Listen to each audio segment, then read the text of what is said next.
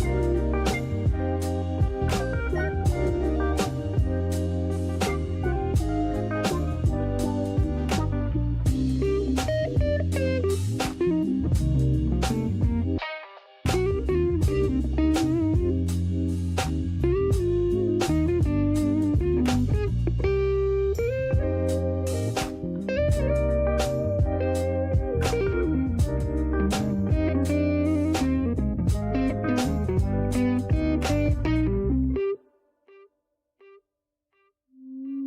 Akami.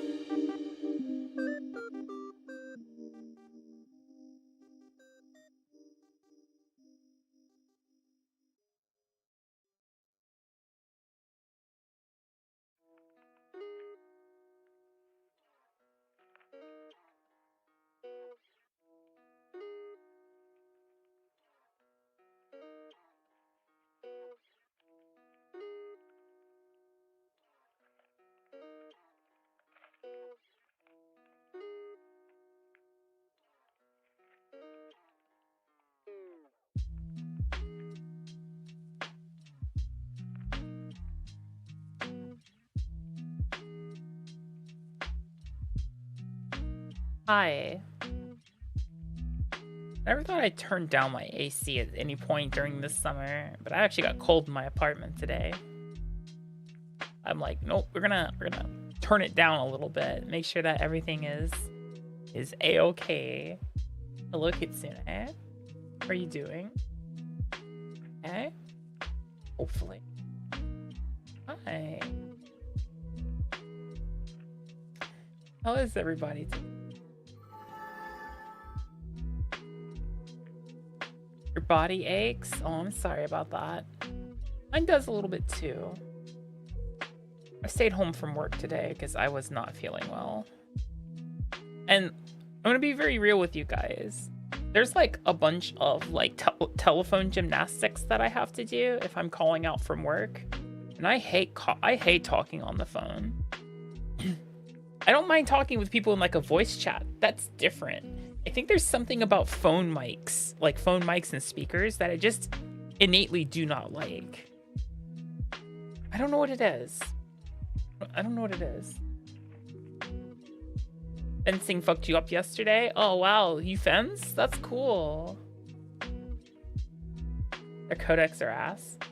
I mean, it's also just sometimes old tech, you know, with telephones in general. There's a little bit of childhood trauma also involved with why I don't like talking on the phone in general. Soda and a chicken sandwich. I ordered some food. Hi, Akami. Little like I laid down prior to the stream, and what felt like 3 hours of nap time was actually only 30 minutes of nap time, and I'm like, what the hell? Partly too, I'm also like, I've been without some of my medication for like a day, and I'm like a little worried about that because normally the Japanese mail service just leaves it in my mailbox, but they were like last night they were like I came home and I'm like, huh, it's not here, and I had a notice and they're like, nope, I can deliver it tomorrow. I'm like, glad to have like one of them in a small abundance. Hi, Bry Guy. Hi, Tatsu. How you guys doing? Welcome to the Vibe Repair game stream. Vibe Repair stream. Hi, Tatsu. Sniffa Master. There you go. I gave you your sniffas. Thank you for the follow. I appreciate it. Your sleep is fucked. Oh, no. You should work on that, actually. No good to have your sleep schedule screwed up like that. Today's been a melt into the chair kind of day. Miss Radish.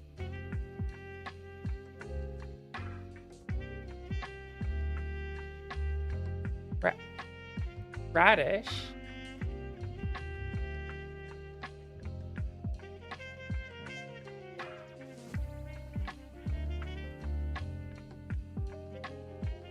I'm confused. A Japanese VTuber. Oh no, I'm very much an American VTuber. I live in Japan though. Maybe because I am so rad. That could make sense. That would also work.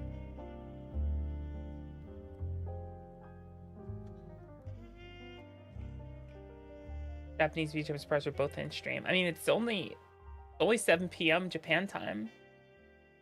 You're just awake early, I suppose. Yes, I do. I work in Japan. I live and work in Japan. Well, I mean, I guess working in Japan also kind of like goes on the base assumption that you also live in Japan, I suppose. On the docket for today. Gonna be real with you. I don't know.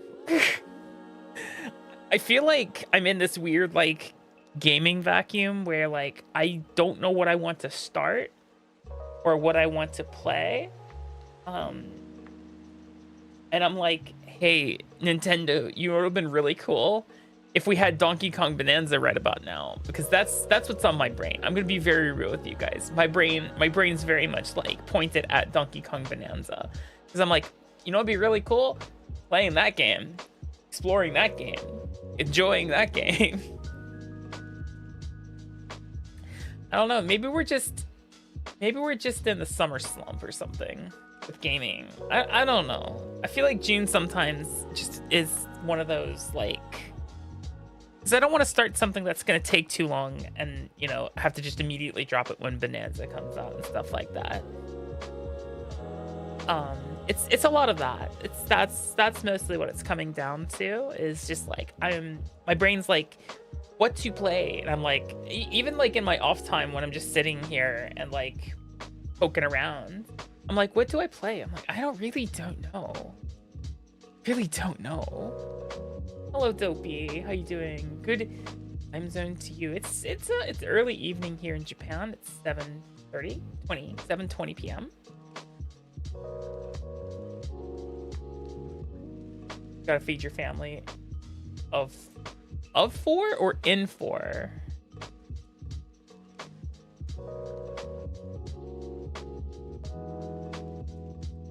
What? I can tell you some small tips about trying to get a job in Japan. The first one's gonna be, if you want a job in Japan, you're as a foreigner, depending on your country, of course, but most countries, if you want like a actual working visa, from most countries, you're gonna need that 4-year degree equivalence. So without a 4-year degree, you're not really able to get a job in Japan, because that's just from like their that's what they require to be able to issue the work visa in the first place.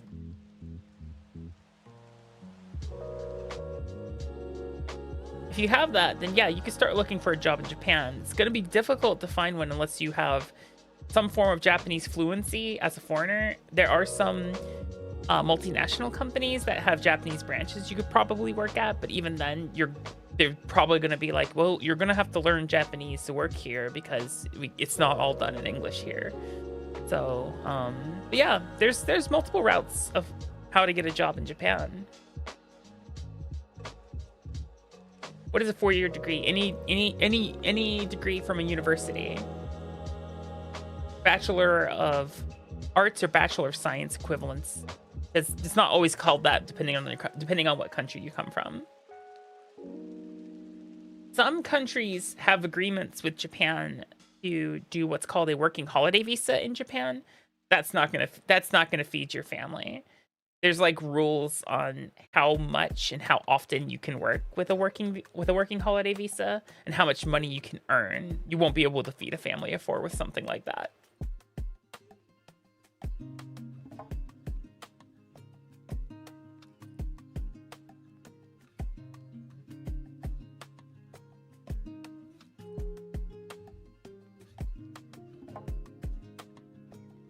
will say working in Japan can be challenging. Can be quite challenging. Lots of different things that they require of you. Lots of different mannerisms and work ethics and stuff like that. It's been a journey so far.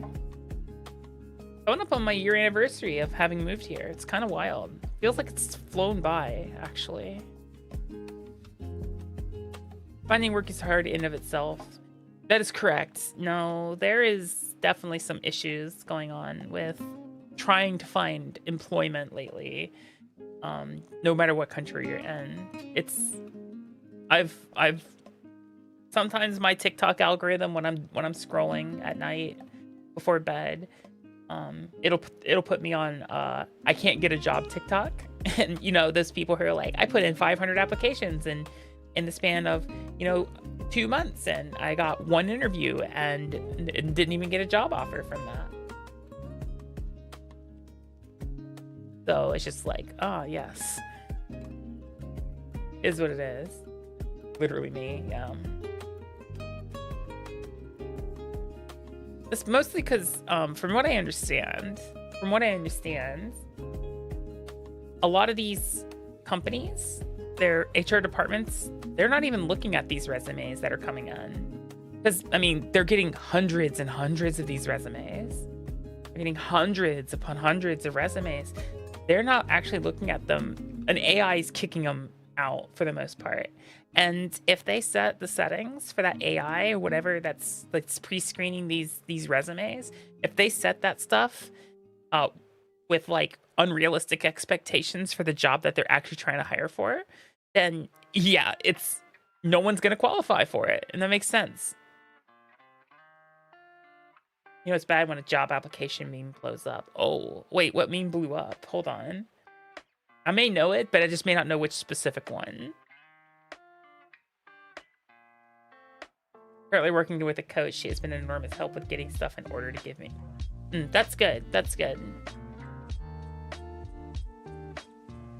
I really wish there was a little bit more regulation of the application. The job application jump scared me. Oh yeah, that one. Yeah. No,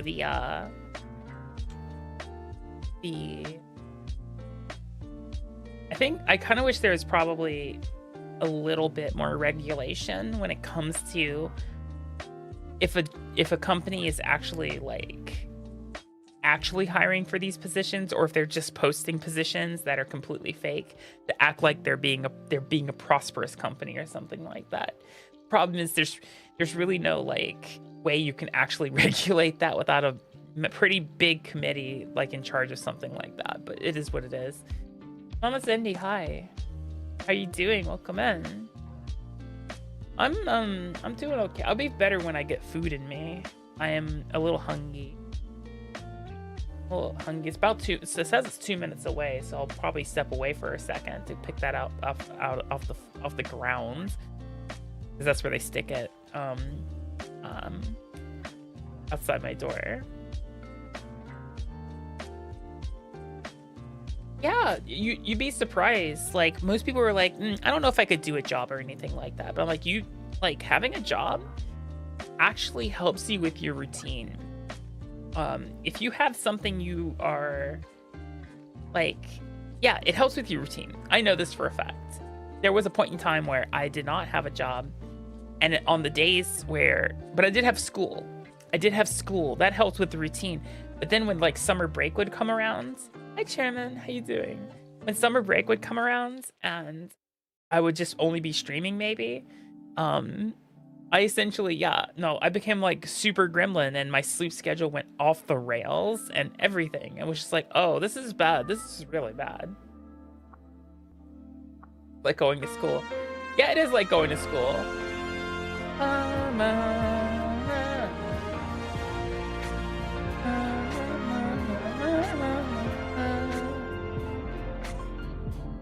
Hello Raiders, welcome in. Hi, my name's Akami. It's very nice to see you guys again. Keyword again, because I was hanging out in chat a little bit earlier. Hello, then I Akami. fell asleep.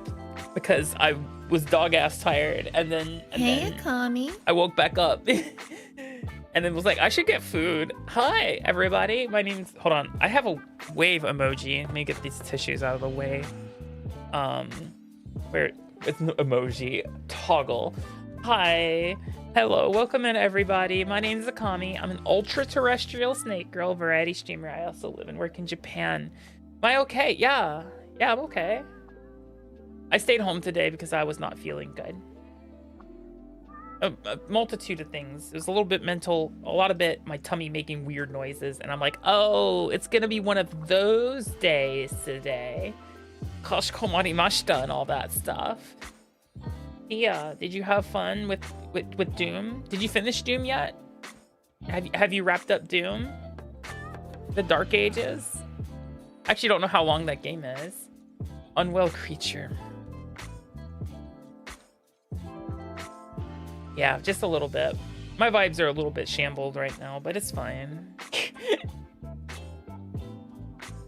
Body betrayal day, yeah. 22 hours was your first run, surprisingly. Oh, okay. Oh, thank you guys. Thank you for the raid, Tia. I appreciate it. You're too kind to me. You're so kind to me.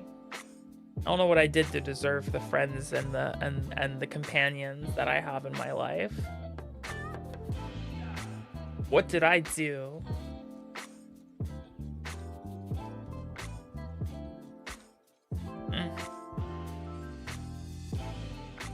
You guys want to see the outfit again? I don't want to show off the outfit again.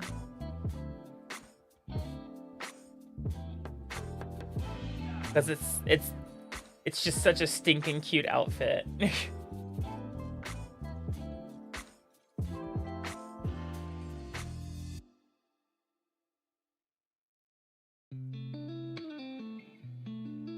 You bought a VCR. I just saw the post you sent me. You bought a VCR. Yeah, give me a second. I gotta figure out who I sent it to last. With the version with the bracelet on it. It has to be the right version, you know? That's the wrong thing, Akami. You need your chat box back. Okay.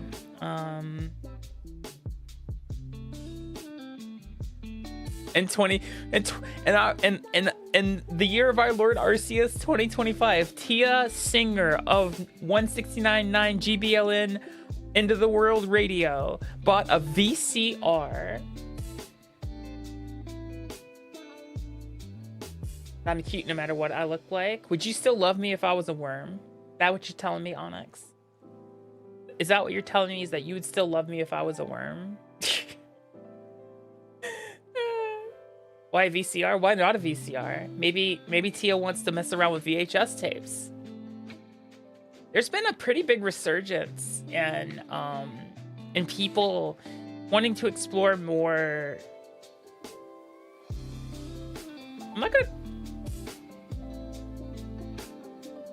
It is kind of analog, isn't it? Because it's magnetic. So yeah, like magnetic analog, you know, media and old tech stuff. People have been having a bit of resurgence on it. And you know what? I'm gonna in this day and age, when the world is doing what the world's doing around people, if they want to tinker with old stuff like that, I'm gonna let them. If that brings them joy and happiness, who am I to judge?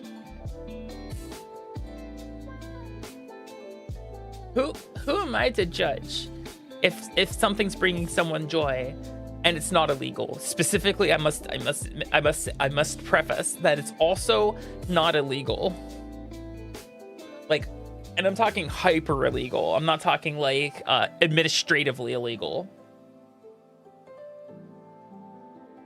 Because like some people are like, oh, I like marijuana stuff, and I'm like, cool, power to you. I know it's illegal in some places and it's legal in others. But if someone's like, I like doing, I can't even say that. I can't even say it out loud. But you know what I'm talking about. Yeah, no, go die in a fire.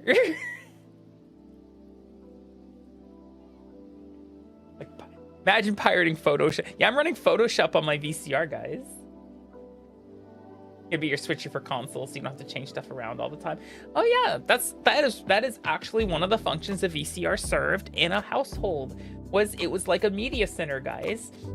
You would actually plug in, like your console or whatever to a VCR, because VCRs did have like inputs on the back, and it would essentially allow you to like use it as a media hub. It's pretty cool. It's pretty neat. You love how asymmetrical all the color.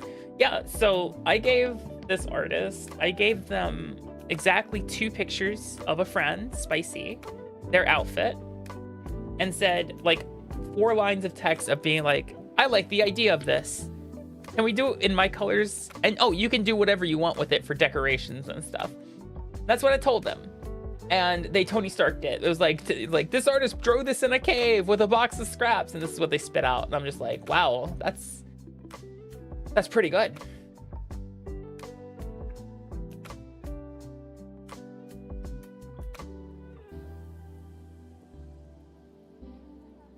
Up its RC. Yeah, exactly. One of these days, there's going to be a boutique company that opens up. That's going to start making CRT TVs again, guys. I've got a feeling some company's going to open up and they're going to start making CRT televisions again. But like they're going to be expensive because they'll be like brand new tubes and all that jazz. And they'll start making them in sizes that were like not available because they're just like, why the fuck not at this point? I'm just like, because they were 500 pounds. That's why the fuck not.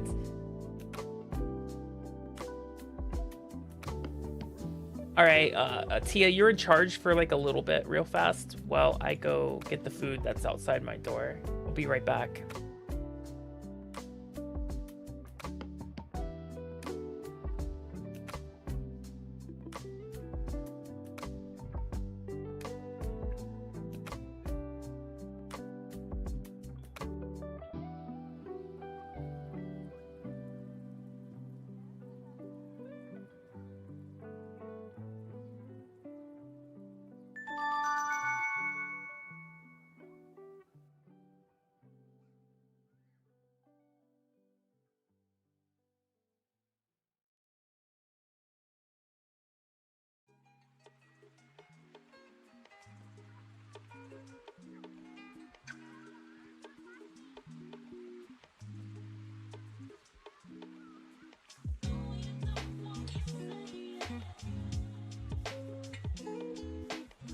How big is the largest CRT ever made? I actually don't know. How big is the largest CRT ever made? I'm actually not even sure.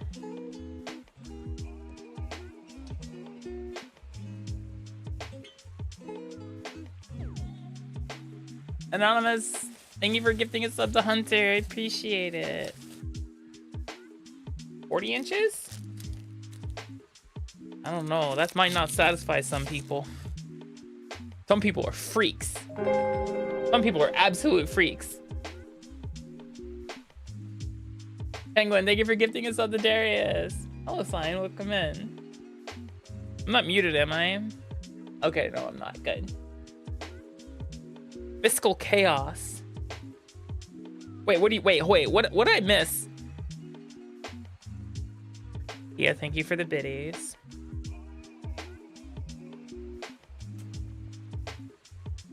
I have a bowl with rice. Get trained. See, there's multiple ways that could go, Tia. You could say get trained, and then we have a hype train going. Then there's another one where you say get trained, and suddenly you pull out the clicker, and I'm just like, whoa, hold on. I need you to calm down. Put that away before you hurt someone.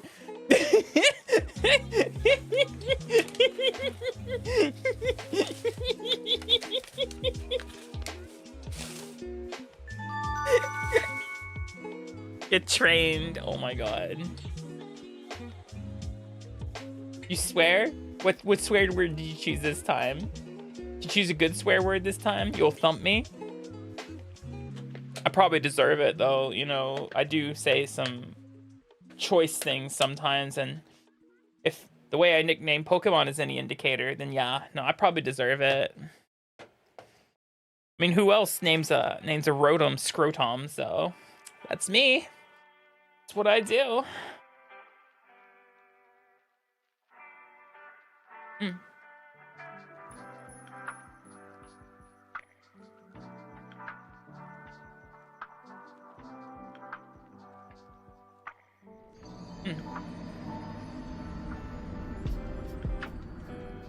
It is actually that time of the year here in Japan that the swamp ass is rampant. That's why I have the AC going in my apartment, so there is no swamp ass here.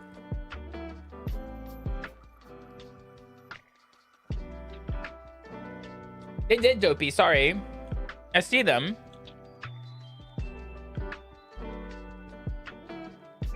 I think it counted as 100? Hold on.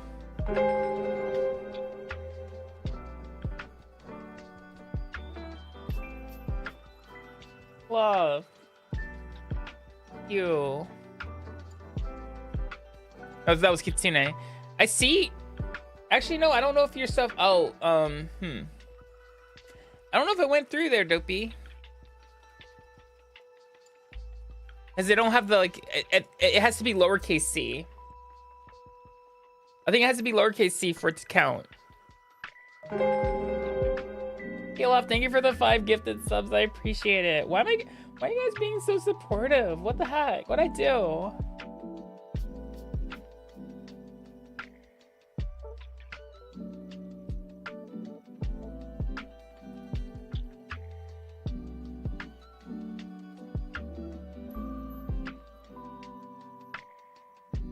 Penguin, thank you for the 5 gifted subs. What the heck? What'd I do?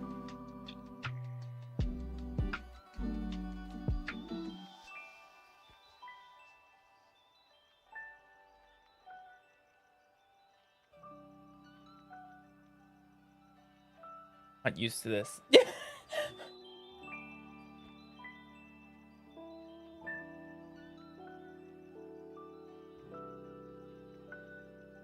It's not like you're a good being and we enjoy your company and we wish you success in your ventures or anything. Baka, you know.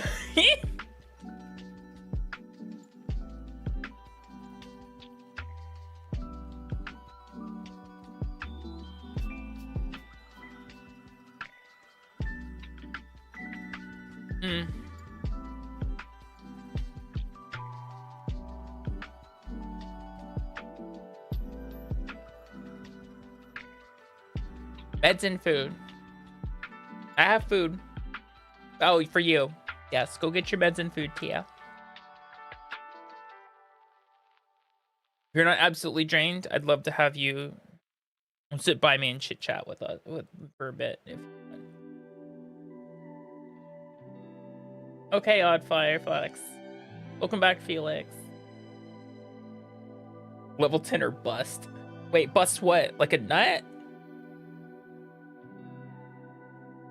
Sorry if I missed any of the contributions. I'm distracted by the meat bowl that's in front of me. I'm hungry.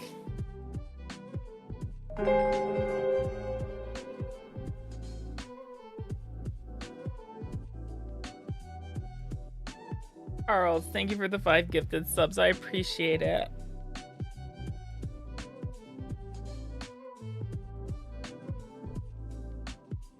Dopey, thank you for the gigantified emote.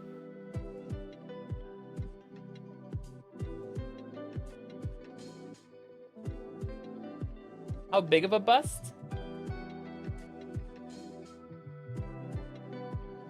I think a resident boob expert once told me that my my character's bra size, Akami's bra size, is like 32J or something like that.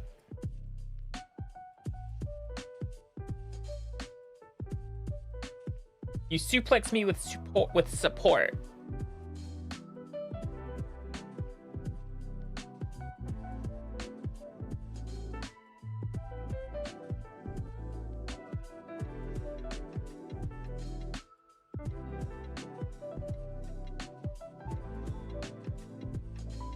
Thank you, Charles.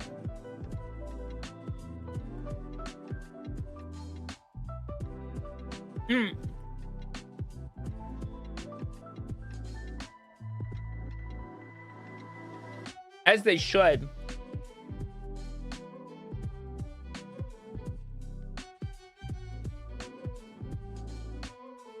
Well, here's the thing. Here's the thing, Kitsune. You have to remember, the cup letter is based on it's based on a difference between like one measurement and another. That's all.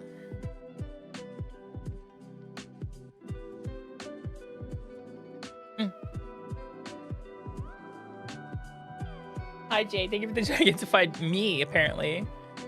Well, there we go. Thank you for the head pads. I appreciate it. Who needs a working spine? I mean, if you do enough like muscle training and stretching, you should be fine, I think.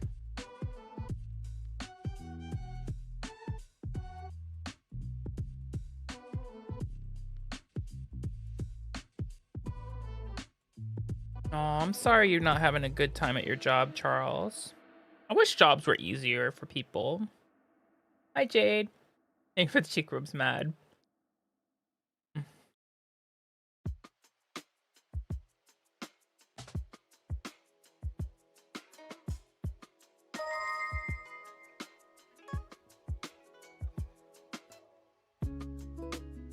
Okay, thank you for the follow. Welcome on.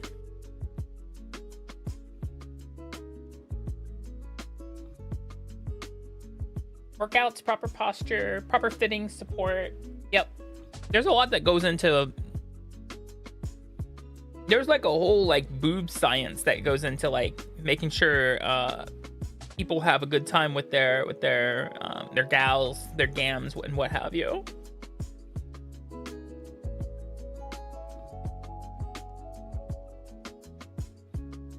I see you over there, Peel Off. Peel Off, thank you so much for all your support. I really appreciate you.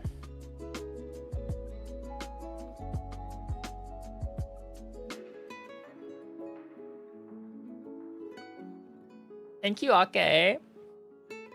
I do my best. It's funny because people are always like, especially with my most recent design here, people are like, why Snake Girl have 4 arms? And I'm like, why don't you have 4 arms? And some people like think about it for a moment and they're like, you know what? Fair. Good argument. And I'm like, yeah, that's what I thought. How does boob science work? Well, first you count to 10. So 1, 2, 3, 4, 5. Okay, then you count to 10. All right? And then just know that it works. That's how boob science works.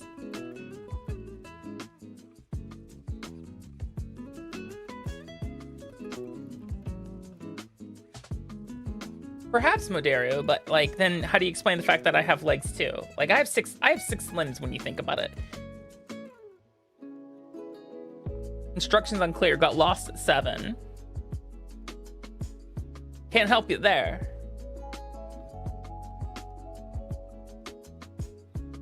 Guys, thank you for the hype train. I appreciate it.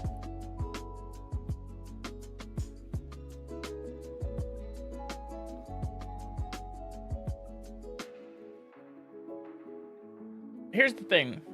Okay.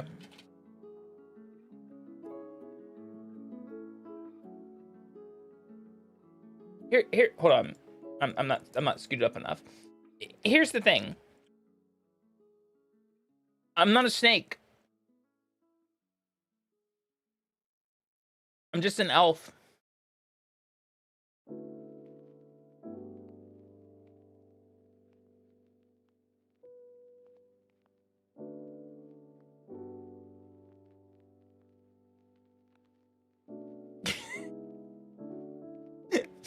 Magic.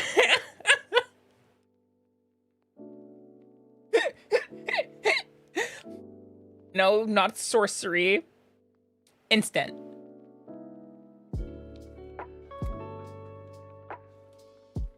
could change her form at will. She's a witch. Yeah, no, it's a ruse. I can't keep that one up today. It's absolutely a ruse.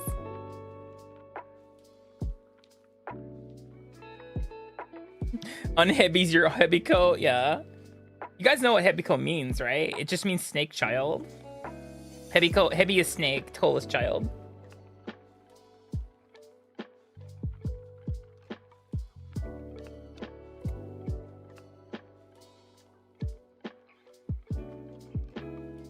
I'm actually warm-blooded. Would you like to know how I know I'm warm-blooded?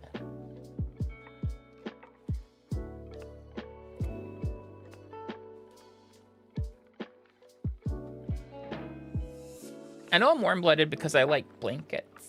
Blankets only work. Blankets only work if you're actually warm-blooded. If you're cold-blooded, blankets don't work. Because the way a blanket works is it insulates your own heat against you.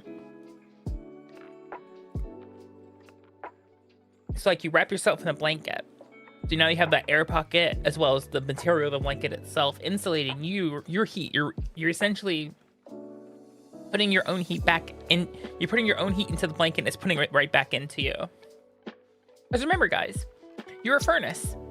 If you're warm-blooded, you're a furnace. You make heat by burning calories, by burning fuel. Your body makes heat. Blankets are the best. Blankets are very comforting. Blankets are very much a comfort object for me.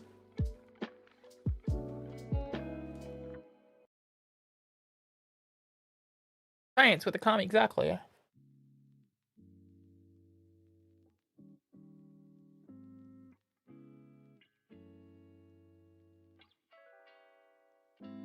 Hey, Akami.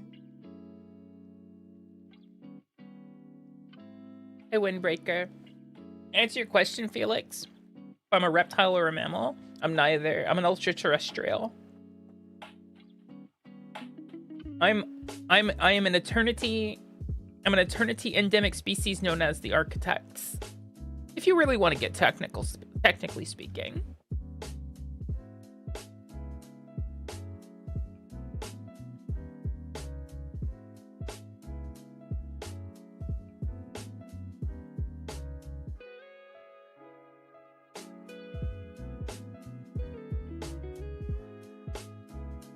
Hey, Akami. Hi, Synaptic.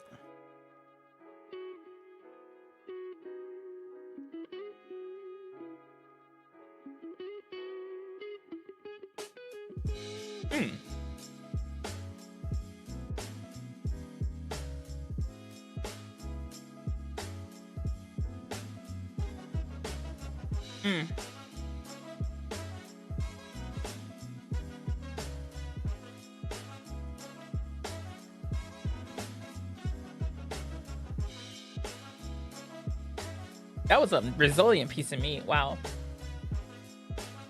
All right, Charles, roll me a d20 and tell me, and add your bonus and tell me your result. I'll tell you if you're insane or not.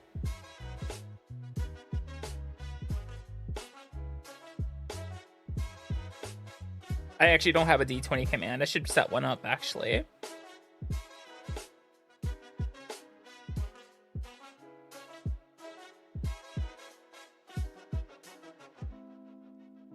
Probably wouldn't be that hard to set up, but...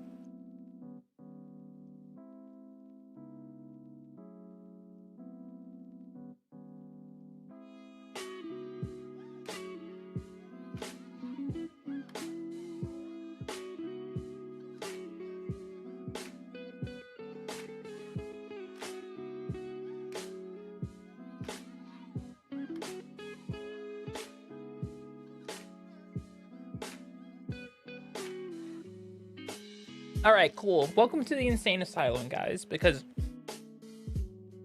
your DC was Infinity +1. Sorry. But it's okay. We got crayons and coloring books here.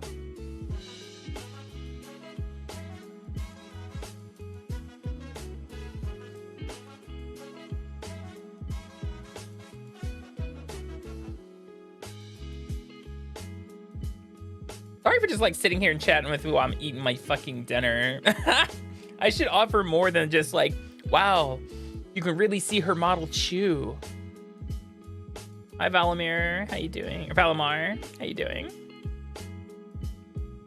Crayons are yummy. Yeah, the red ones taste red and the yellow ones taste yellow.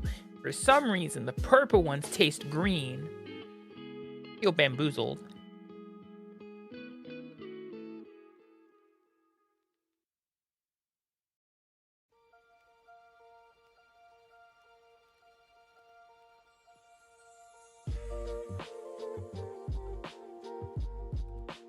Eating the world's longest hot dog.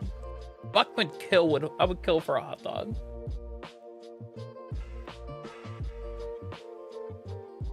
Ah! I just bit my lip. That hurt.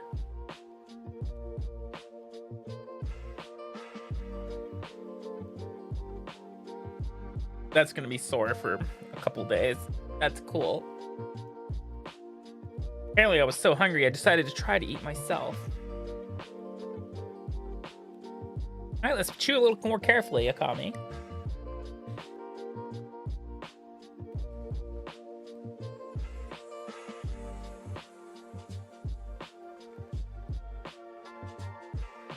No, see, that's still a little too eloquent for someone who's eating the crayons. Their penguin. It would be something along the lines of, "Dear crayon guy, sorry for pencil, no more crayon. Your color and flavor no match. Fix please. Love, Akami." Guys, thank you for the biddies for gigantifying the emotes. Thank you so much. I appreciate you guys.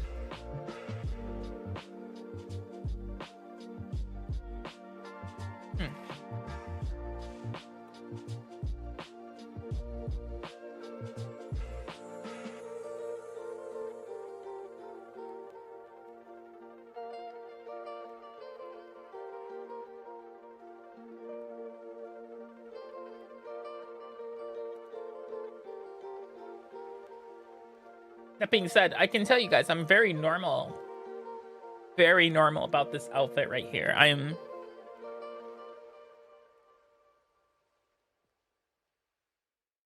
so normal about it. The moment that I got it back from the artist, this is rough, by the way. This is a rough design. This is a rough work in progress. The moment I got this outfit back from the artist, I was immediately in love. Fall over, wait up.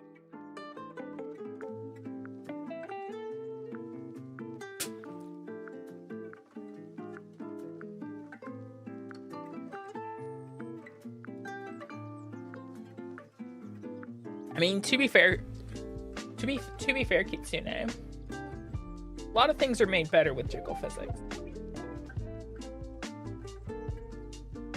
including dessert.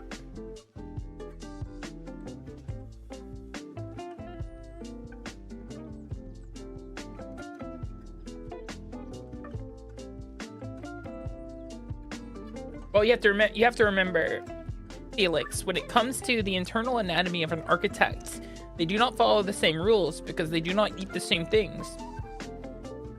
The organs don't make sense for sure. Trust me on that.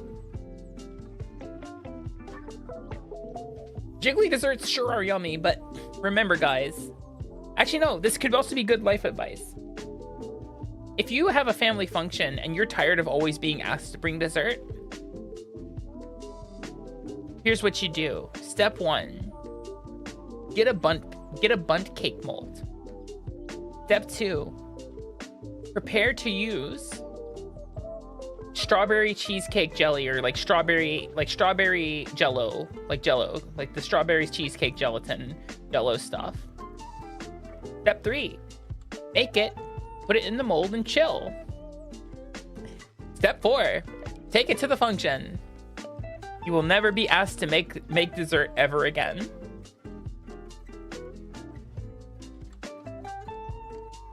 Ever again.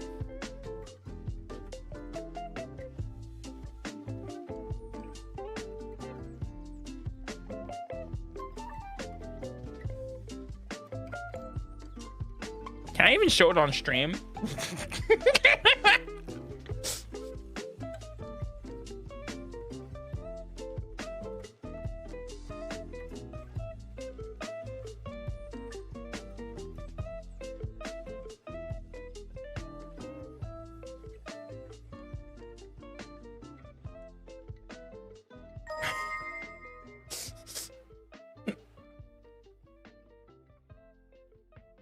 Strawberry and cream jello set in a bunt pan. Yep. Okay, that's amazing. Zozilla, thank you for the follow. Remember, guys, do not put strawberry and cream jello in a bunt pan unless you do want to alienate your entire family, because I mean,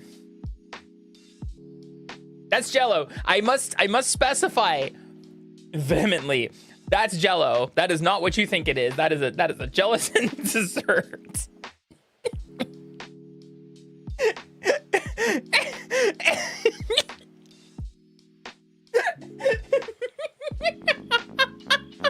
Hey, Akami.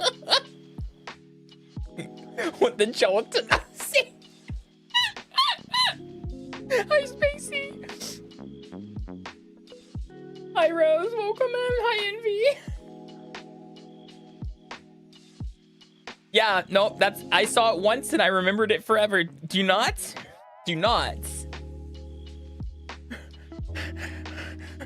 Shy hallude when it's eaten too much spice. It's an asshole. That is what it looks like, Felix, but I assure you that this is strawberry and cream jello set in a bunt pan from r/secret buttholes on Reddit.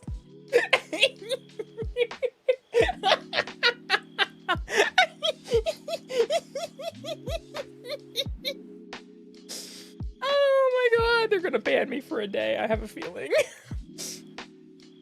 Hi, Be Exciting, welcome in.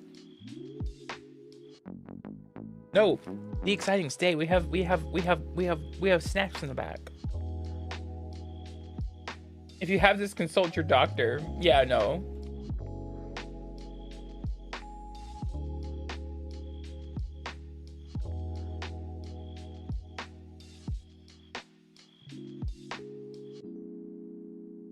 r/what now? You heard me. Did I stutter?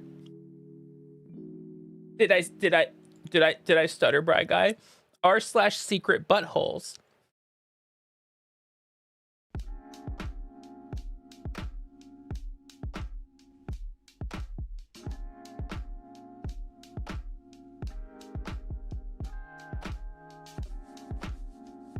I'm aggressively pointing at my screen, but you can't see it. You're onto something there. You're onto something there, Kitsune. Yes, you do serve it with Nutella. Oh, that's diabolical. That's diabolical. No.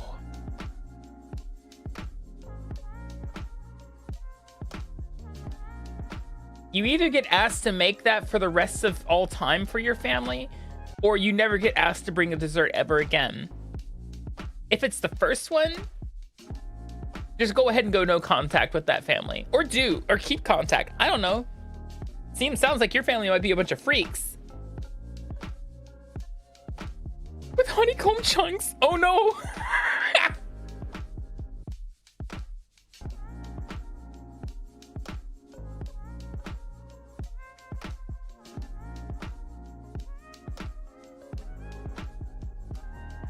This is almost as unhinged when we were naming the Pokemon on Monday.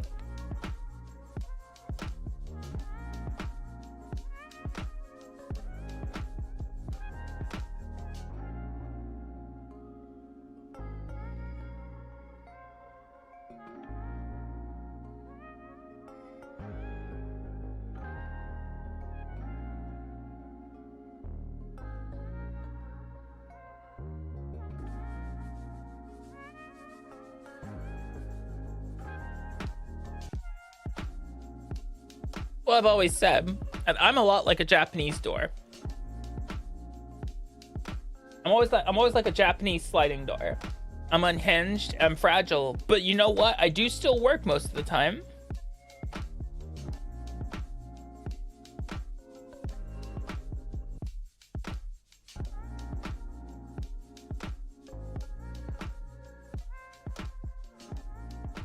No, Dopey. No, Scrotom is not the mascot of Unhinged. The most unhinged Pokemon name I have in my current save is Asprolapse. Oh, thank you, Be Exciting. I do my best. Hi, Connor.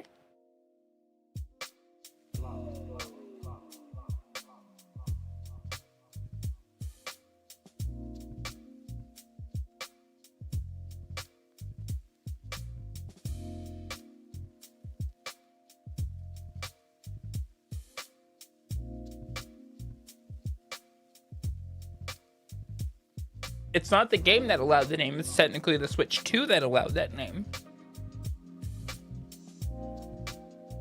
And by proxy, the Switch 1.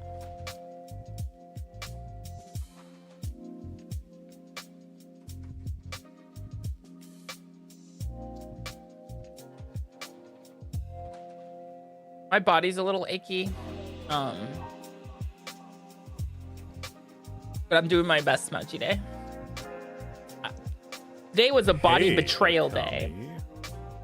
A day when your body betrays you. You know, I should probably go ahead and put some of the other people into the rotation.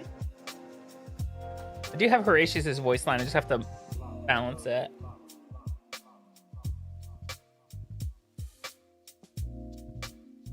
Hi, Mandy.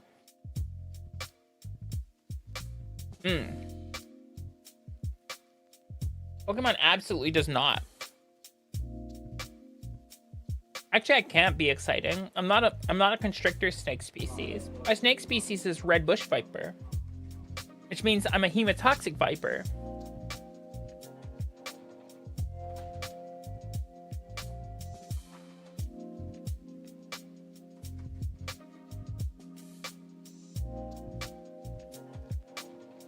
Cool. I can't spell.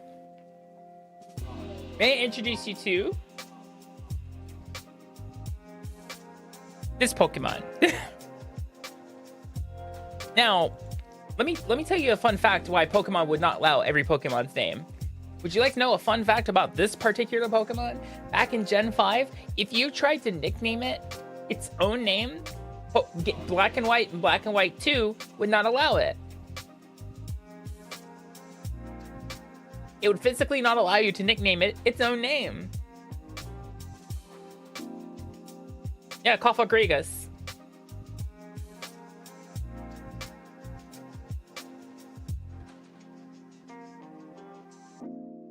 So yeah, Pokemon definitely has a number of bad words back in the older games, for sure. Yes, there is Kitsune. Also, Chatot was banned from competitive play online because Chatot was banned from being used online because people would just yell slurs at it, and then it would repeat that for one of its attacks.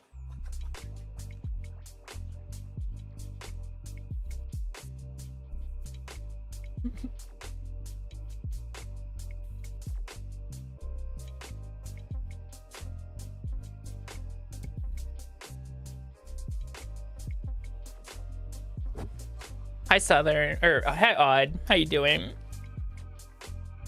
Why are you calling me Stinky? You're the one that was butt in your name.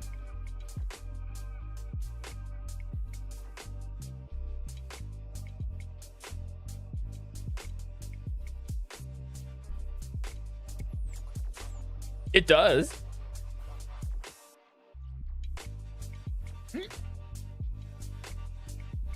You know what? You're not wrong. I can't technically stop you from calling me Stinky.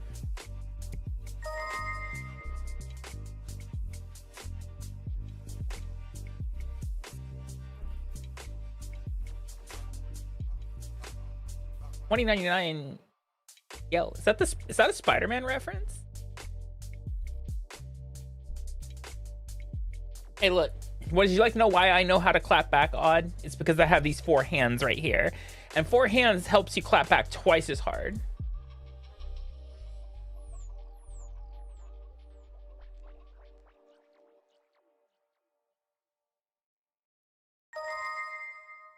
Thank you for the follow, Odd. I appreciate it.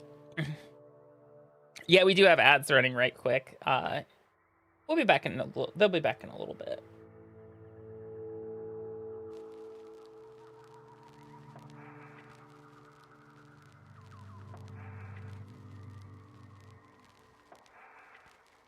You're probably correct on that, Felix. Hey, Akami. Good time zone, Bungo. Good morning to you. Good evening here. The horrible. I don't know if it's really a. Oh my God, is that Shooter McDabbin? Oh my God. I'm being hit with all the references today. Now we got a Happy Gilmore reference in chat. Swear to God. Swear to God, if there's a Billy Madison reference.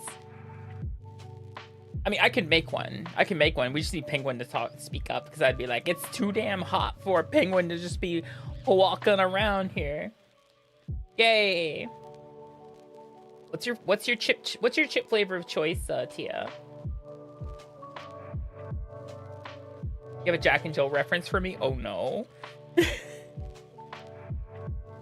Actually, everyone, what is your potato chip flavor of choice? Everyone's got one. Everyone's got that one where they're like, if there's a certain flavor of potato chip, even if it's plain, some people like plain chips.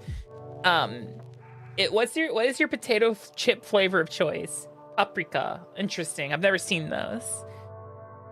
Light and tangy kettle cooked lime and black pepper. That sounds delicious, actually. Salt and vinegar. Grill M basic. Paprika. Dill pickle Lay's chips. These are sea salt ruffles. Ketchup. Okay. I see you're from the Great White North, eh? That's typically, or at least near it, because that's typically the only place you get those.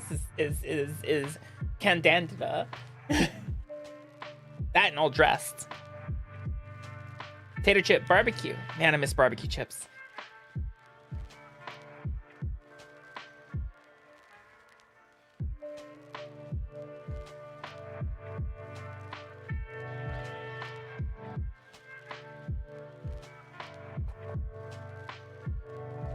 Welcome back, Odd.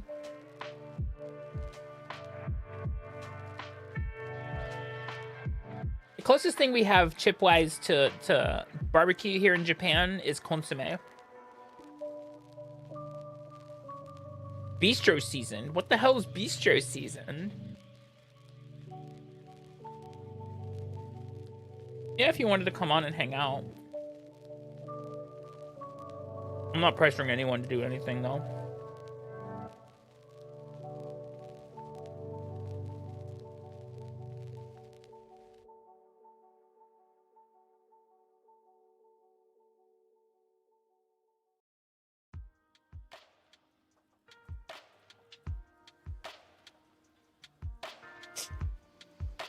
Is that a coffee fountain?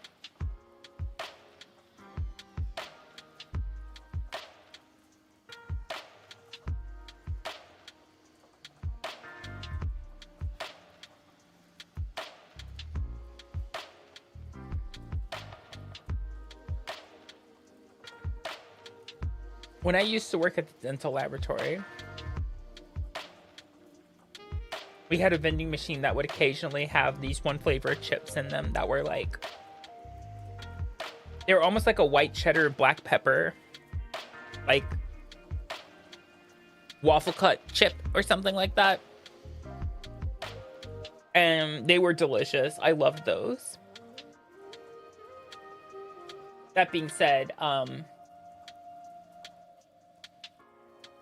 PSA warning for anyone who wants to travel to Japan: do not eat the Cheetos. If you're visiting Japan, do not eat the Cheetos.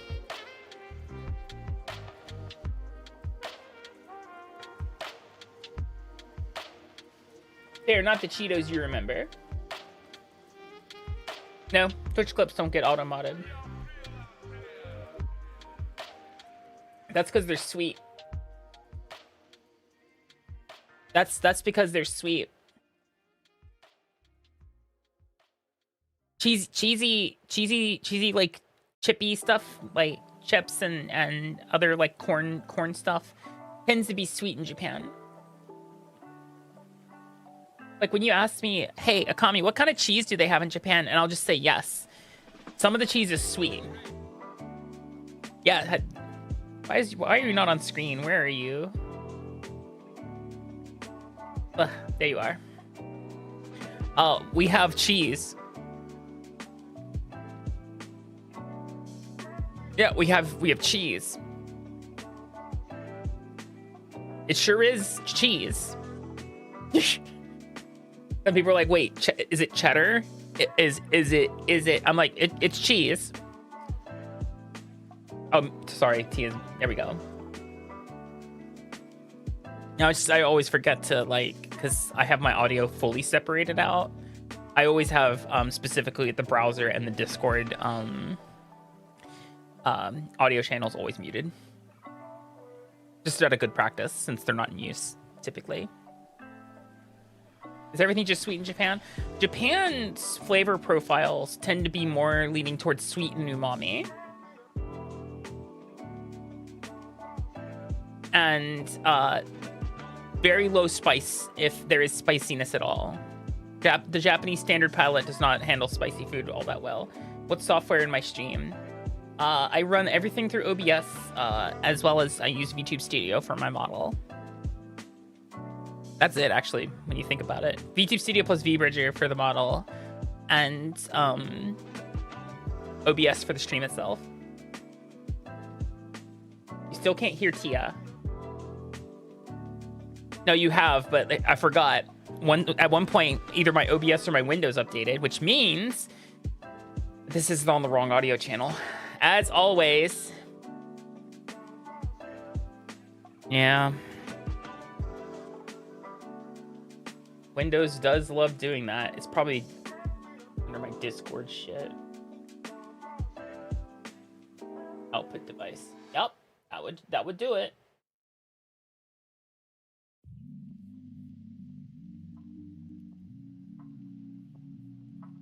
Don't worry, T is just eating chips. There it is. How? Now they can hear you, by the way.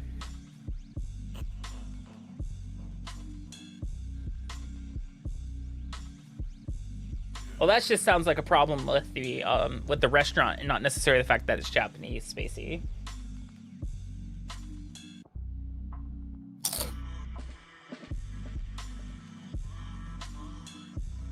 Yeah, because you make cuisine everywhere. Akami. Yeah, you can get, yeah.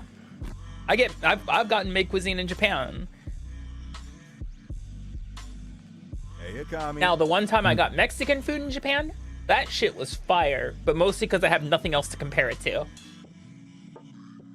Even the most mediocre Mexican restaurant in Japan is 5-star cuisine when you're just like, any Mexican food will do. Yeah, I wouldn't last very long in Japan with no Mexican food. Not gonna lie. If you live near a military base, you'd be fine. Yeah. Businesses tend to crop up near military bases that cater towards Americans. Mm-mm. Now we can hear Tia. Yep, and Did the you hear that? dodgeballs. Yeah, they did. How good that was at them. Oh, okay. For once, it was not aimed at me for naming Pokemon unhinged nicknames. No, you're sick. You don't get hit today. I'm only mildly sick. You get a day off. I did take the day off, which Yeah. I was telling Chad earlier that the amount of telephone gymnastics I have to do to take a day off, like for the call in sick essentially, means I really did not want to go in.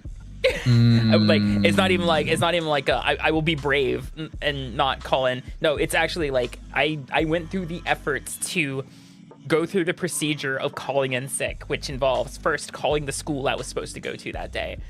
By the way, fun fact, when they answer the phone, it's in Japanese.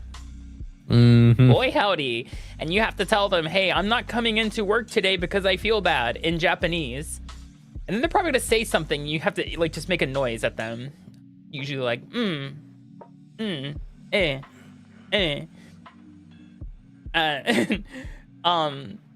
then I have to call my supervisor who's at a completely different location and then let them know.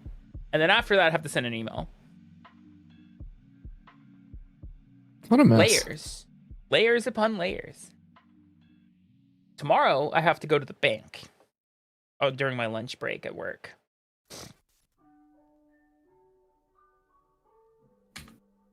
No, they do encourage us that if we're not feeling up to it, like to actually use our PL, our personal leave. If we're really dying, we'll be going to a clinic most likely, because that does not cost 7 arms and a leg here in Japan. Like, I went to the dentist on Monday. I paid 2,180. That was not that bad.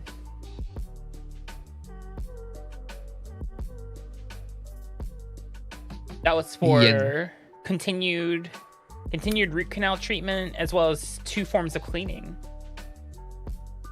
Of course, it's Yenski doodles. Yennies, as I like to call them. Yo. Like Hang on. We'll put the Aussie spin on them. They're Yennery doos. Yennery doos. Oh no.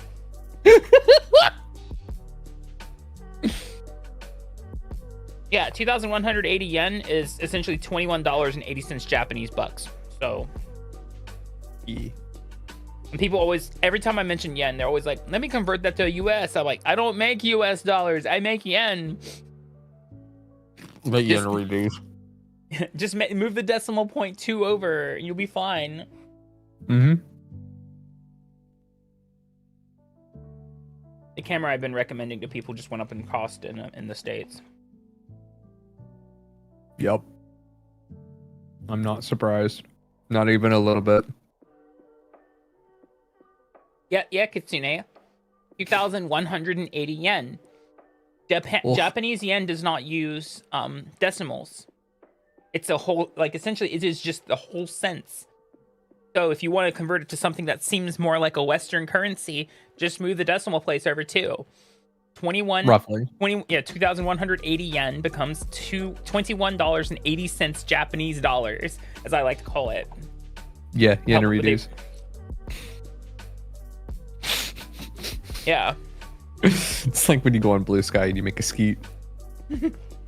Oh, skeet. Anyway. That's right, that is what they're called, aren't they? Yeah. If anybody says no, they're not, I guess they are. Yes, they are.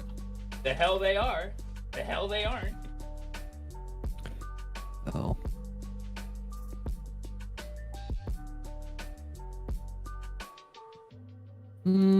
I don't need to see that person on my timeline. Reload. Yes, we love curating timelines around here. Anytime I see retweeted buttholes I didn't consent to on Twitter, I always turn off that person's reposts or mute them entirely.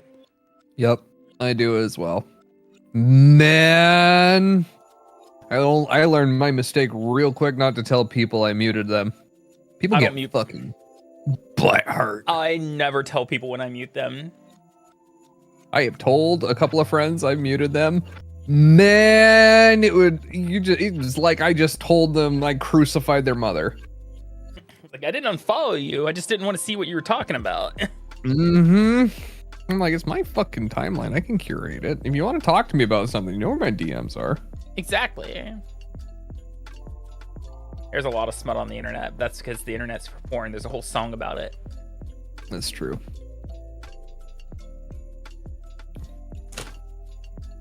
All night long, me yanking me horn to porn.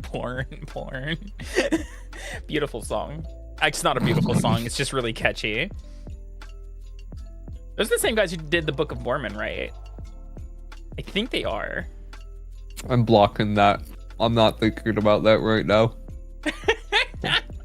I'm not dealing with. I'm not. Yeah. But the moment you said book, I went, I know where this is going. I'm not dealing. That's fair. I'm burying that trauma. I'm not doing this shit today. That's also fair. Someone asked me what my favorite part of Dune was. Someone asked me what my favorite part of Dune was. Asking me about the book/movie, and I said my favorite part is when John Arrakis said, "We're doing this," and then went out into the desert. God.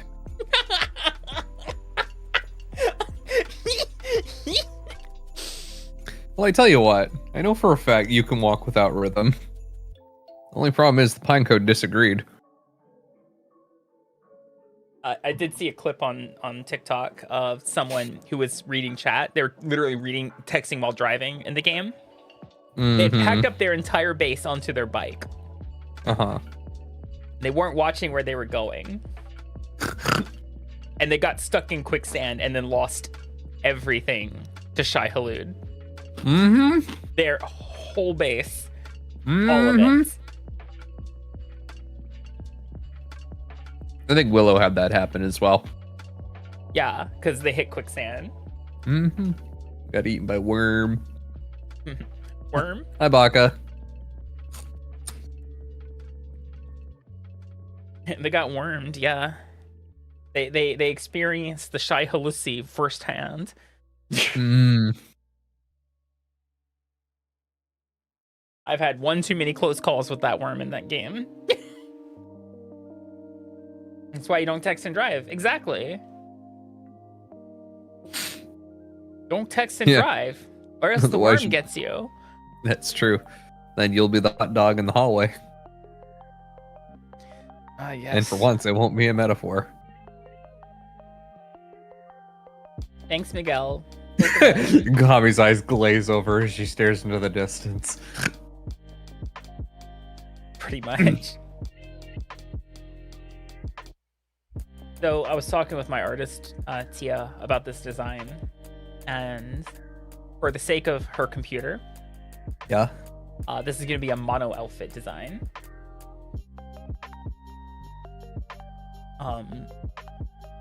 In the sense of, because of the way my model is layered and all that jazz, it LiveTD nearly crashes out her computer every time she opens my file.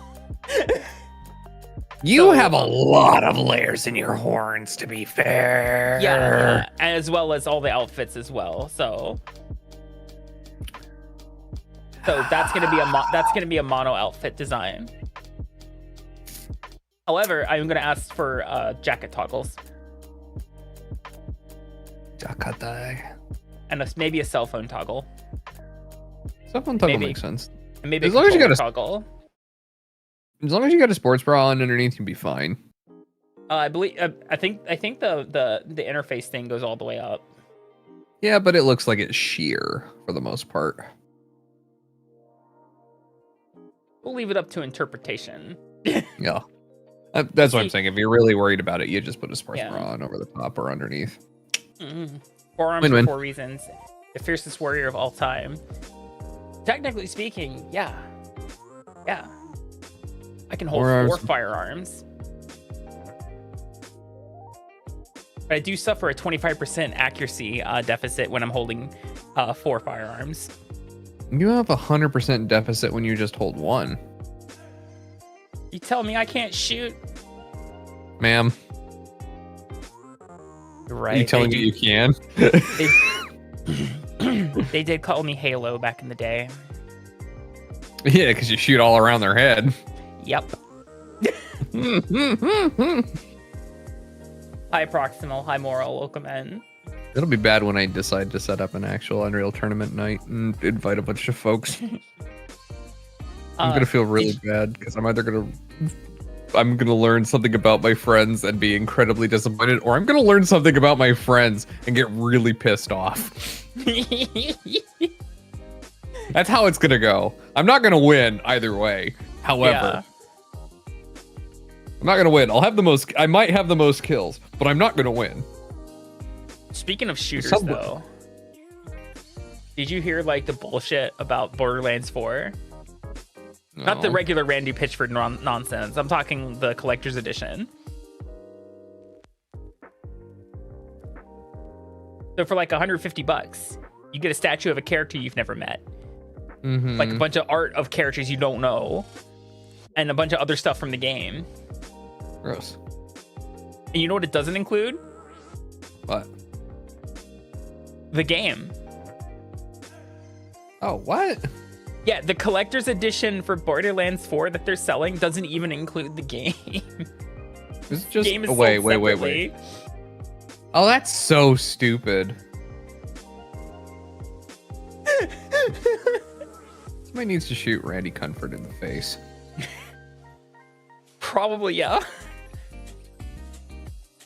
Yeah, it comes without the game, and I'm just like, what the what the fuck? I know a lot of guys like that.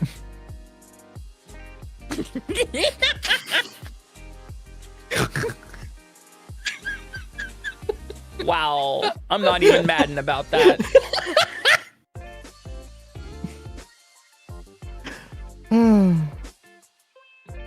Yeah, you get all this stuff with no context about the story, but you don't even get the story.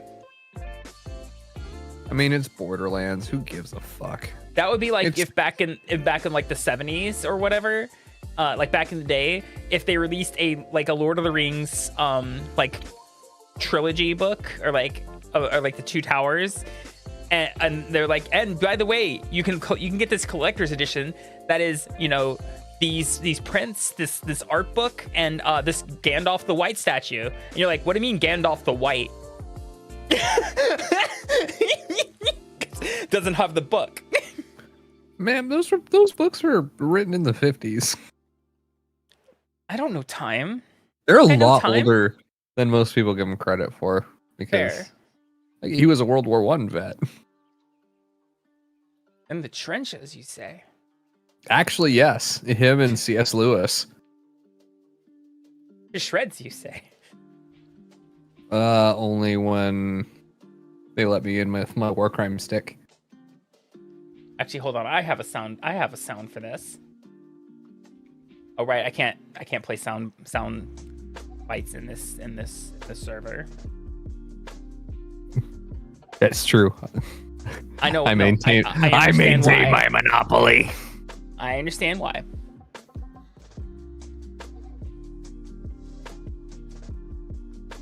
Wait.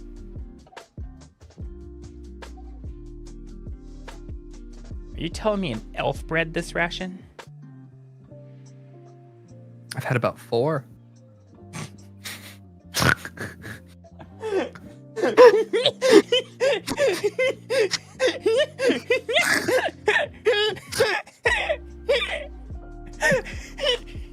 There's layers to that joke. Jesus Christ.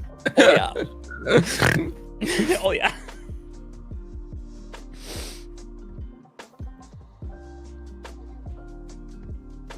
I stand by that one bread joke I made, which was, you tell me a gingerbread this man. Oh, I think you hit me with dodgeballs for that one. You telling me a gingerbread this man? God. I just go, Scotty. Statue isn't even a character. It's not even Claptrap. It's just a random fuck off robot. Yeah. Oh my God, I did such shenanigans earlier. Oh. Yeah. Scotty and I've been dragging people in to play Firebreak with me, right? Scotty being one of them. Scotty was being mouthy, you know, like they do. Yeah. And I was telling him about how the Coast Guard gave in, and how they're acquiescing to, you know, the Tangerine Tyrant's demands involving. Yes, the Mango Mussolini. Yes. And how they've acquiesced to his bullshit involving trans service members. And JB was telling me about this, so the rest of their branches are likely to follow, which would mean July 6th would be their start issuing separation orders with now, like a planned 30-day at most time before full separation. Like, get your shit and get out. I had heard rumor about some of the separation orders that are being given are essentially like the equivalent of like a dishonorable discharge. So I would fight that shit if that's what happens. Oh yeah, no. I know. I'm well aware. We're way on. We're already way on it. That's not. I figured they can't do anything to him immediately anyway, because they owe him 2 more surgeries in writing with recovery time, and then he has to be fit for duty before they can then see about doing anything. So at least a year. Gotcha. Right. All this is in writing. Kashikomarimashita. Omatase shosho omachi kudasai. You know. Yeah.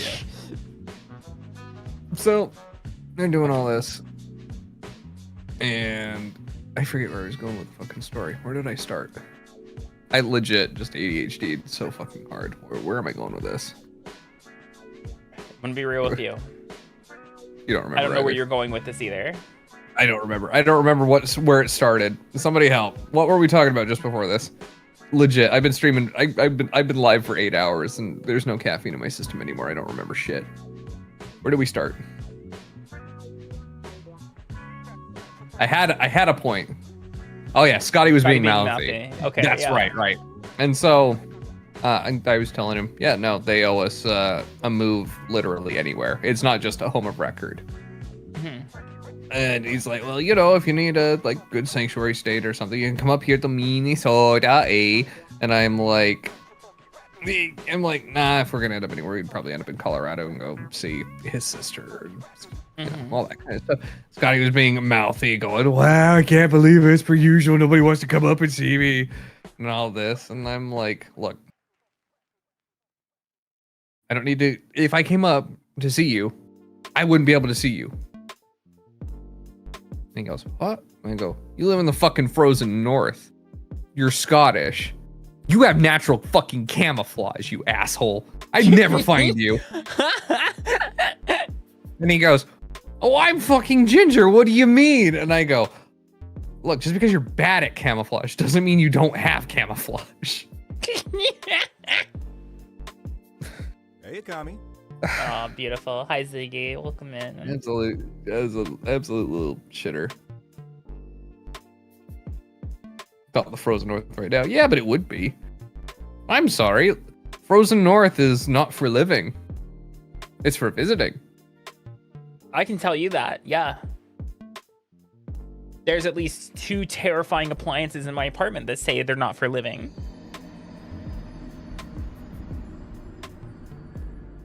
God. I still have not used them. Apparently, I don't have confirmation they even work.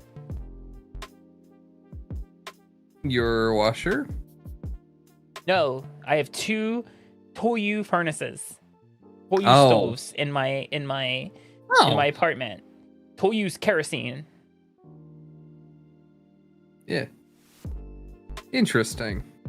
That they've held on to that for so long. I mean, I get that there's no. That's a regular staple up here. Is it really? Yes. That's wild. I haven't thought about one of those in a hot minute. In the winter, all the schools are heated with kerosene. Really? Kerosene is the norm here in Japan for heating. For heating, yeah. I figured they would have gone to propane a long time ago.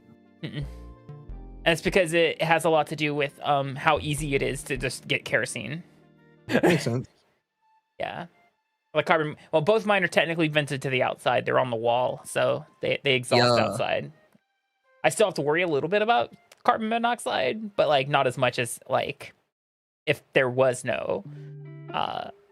If there was no, yeah.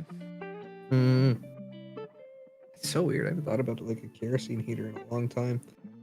Just like I have a couple of like the little Mr. Buddy propane heaters and stuff from. You know, a lot of people probably nowadays use their aircon, but the problem is that last time last winter I was using my aircon as the heater. Yeah. I kept my apartment livable. Then I got my electric bill, and by saying got my electric bill, I mean I looked at my passbook and saw that it was $250, and I was like, nope. And so what I started doing then was I bought like a little portable heater, and whenever I was in a room, whether it was my bedroom or the office where I stream, I would close the door and turn the heater on. You know, it one made of those the room. things that... Yeah. Cool. Yeah. The thing. The one that I need to find again, speaking of heaters like that, which hopefully maybe you'll be able to find if you go to a handoff or whatever the thrift store is. That's hand. You mean something. hard off? Hard off. That's it. Thank you. I was trying not to say hand job. I'm like, that's not it. Rainbow. I don't know that language. If you go in there, maybe you'll be able to find like one of the electric oil radiators. Maybe, but maybe not. Like I said, kerosene's been used forever here. But they're so energy efficient. And they're the gas station that is near my house has a spot where you get kerosene. So Blah blah blah blah blah.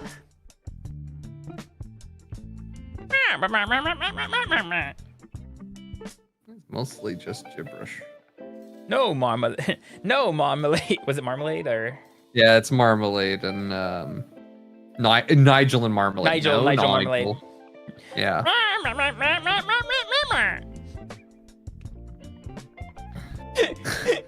I told you, Nigel, that you shouldn't have put the wizard's chocolate in your left hand. What's the name of the pink one? It's an old lady name. Yeah. I'm totally drawing a blank on it. Chocolate's the perfect medium for crime. Yes, that's the one.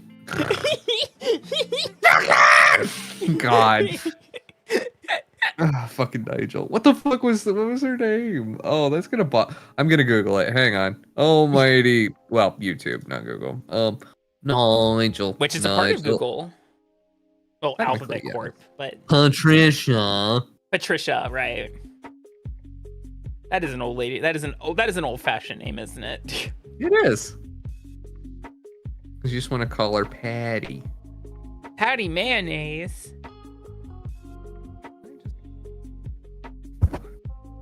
They got away with calling that poor girl in Doug Patty Mayonnaise.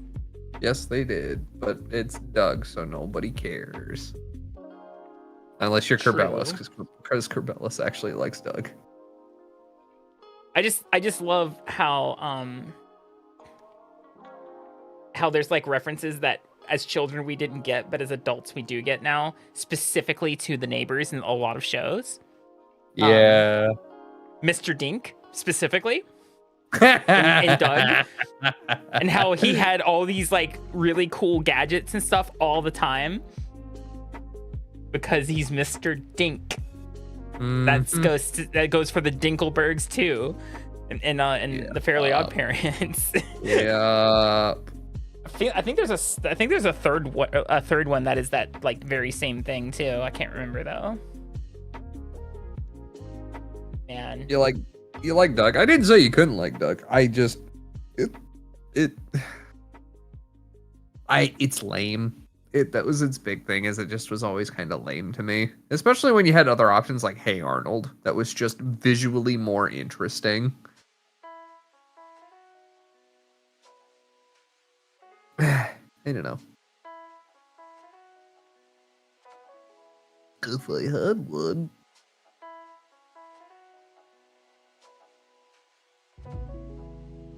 Double income, no kids, Dink.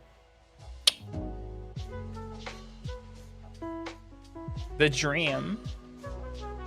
Smiles. So I've been called a nerd. I've been Dink for 11 years. I've been called a nerd by some of my friends because I've been nerding out about camera stuff. And yes, you are a nerd.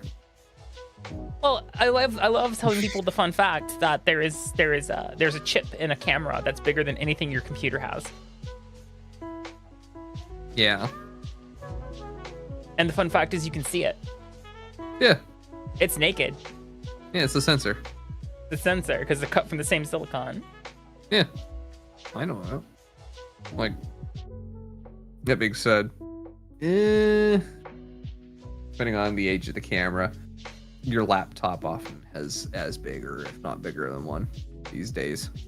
I'm talking like digital SLR. Yeah. And up. They have chips bigger than APS-C side sensors, silicon-wise. Yeah. They're all, in most laptops, they're just delidded chips. So they don't even have heat spreaders. They're just the bare silicon that are then heated to get best amount of thermal transfer. Makes sense, I suppose. Especially in higher end gaming laptops, you know.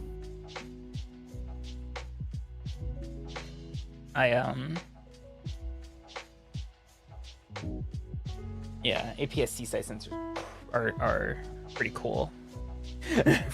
4 kids, no income. It's been a great life. Kink.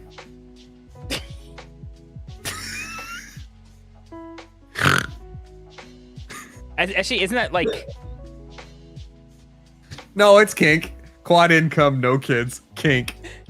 There's no income though. That says no income. Oh, 4 kids, no income. I can read. For some, my brain totally just read that 4 income, no kids. NIFK?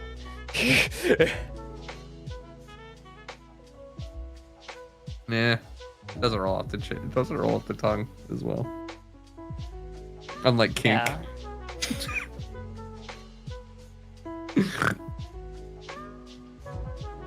Poly relationships be like, ugh.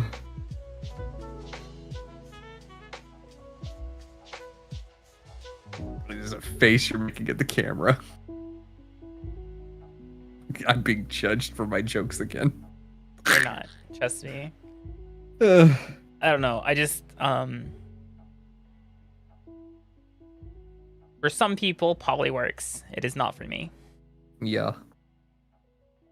I have too many. What's the word I'm looking for? Insecurities. Personal insecurities. Actually, it's personal insecurities of deeply embedded, entrenched trauma with inadequacy and being left out and being forgotten. Akami Yes. grabs microphone, pulls it close. We talk I know. We talk about it a lot. And I don't mean that badly. I'm well aware I'm making jokes. Mm. Come on. You know I would never make digs at you over that. True. There's plenty of other funny things to dig at me for. Yeah, mostly your horns. I think they make great entrenching tools. What horns? Oh god, an elf walked in! No, I still have scales. Yo, okay, so an elf that fell into a nuclear reactor. Or an elf with eczema. Look, I can count the number of times I've been to Chernobyl on one hand. It's 8. Jesus Christ.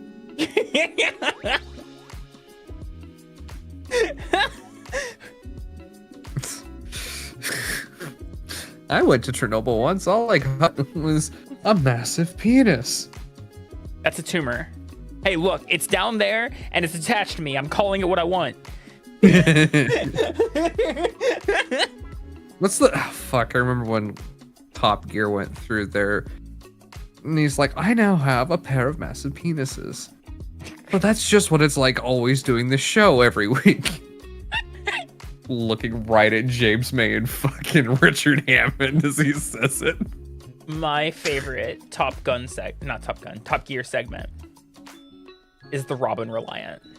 The Robin Reliant's good, however, they No. cheesed and lied through that one so much to get I don't the effect. care. I don't care. It's so fun. I don't care. It's great video. Anytime I'm feeling down, I remember that clip exists and I go watch it and I get an ab workout because I'm laughing so hard. No, I agree. I love that one. Just, I actually know somebody who owns a Reliant Robin. And it's very funny because they're like, yeah, no, they totally had cement bags and stuff and deflated the one tire and actually had to damage the suspension in order to get it to do all that on repeat because they're weirdly stable cars. Like, they will go tippy, but you just let off the gas because you go, oh, it's tippy, and it just settles. But it's so funny. Oh, it's totally hilarious. Like, it's a great time. Ow! No! Let me through! Oh, I made it. No, I didn't. Yes, I did. Yippee!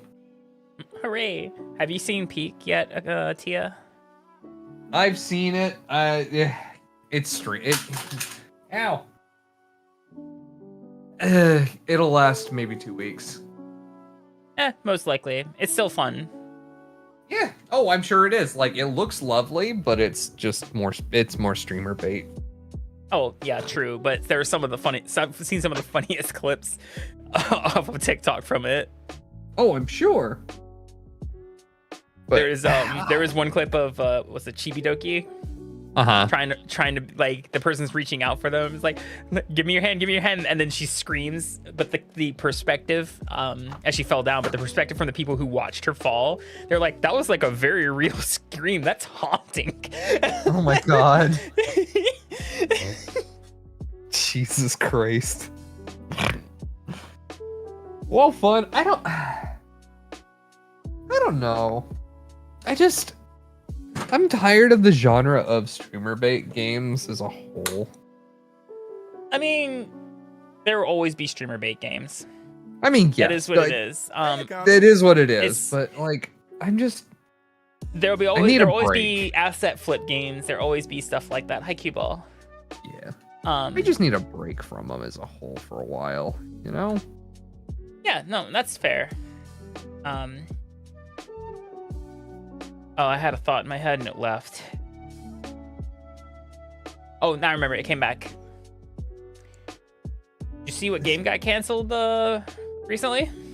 No, what happened? Which one? Hytale. Officially? Officially was canceled. Wow, I never thought they'd do that. Yeah.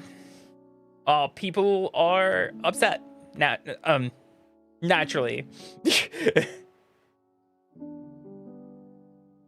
Some of the funniest comments though I read on the post was stuff like, does nothing for 9 years then leaves. Basically, yeah. I was disappointed too. I was looking forward to something coming out of that, but a lot of people had some really good points about how it's just like there was like nothing, not a playable alpha or a beta or anything.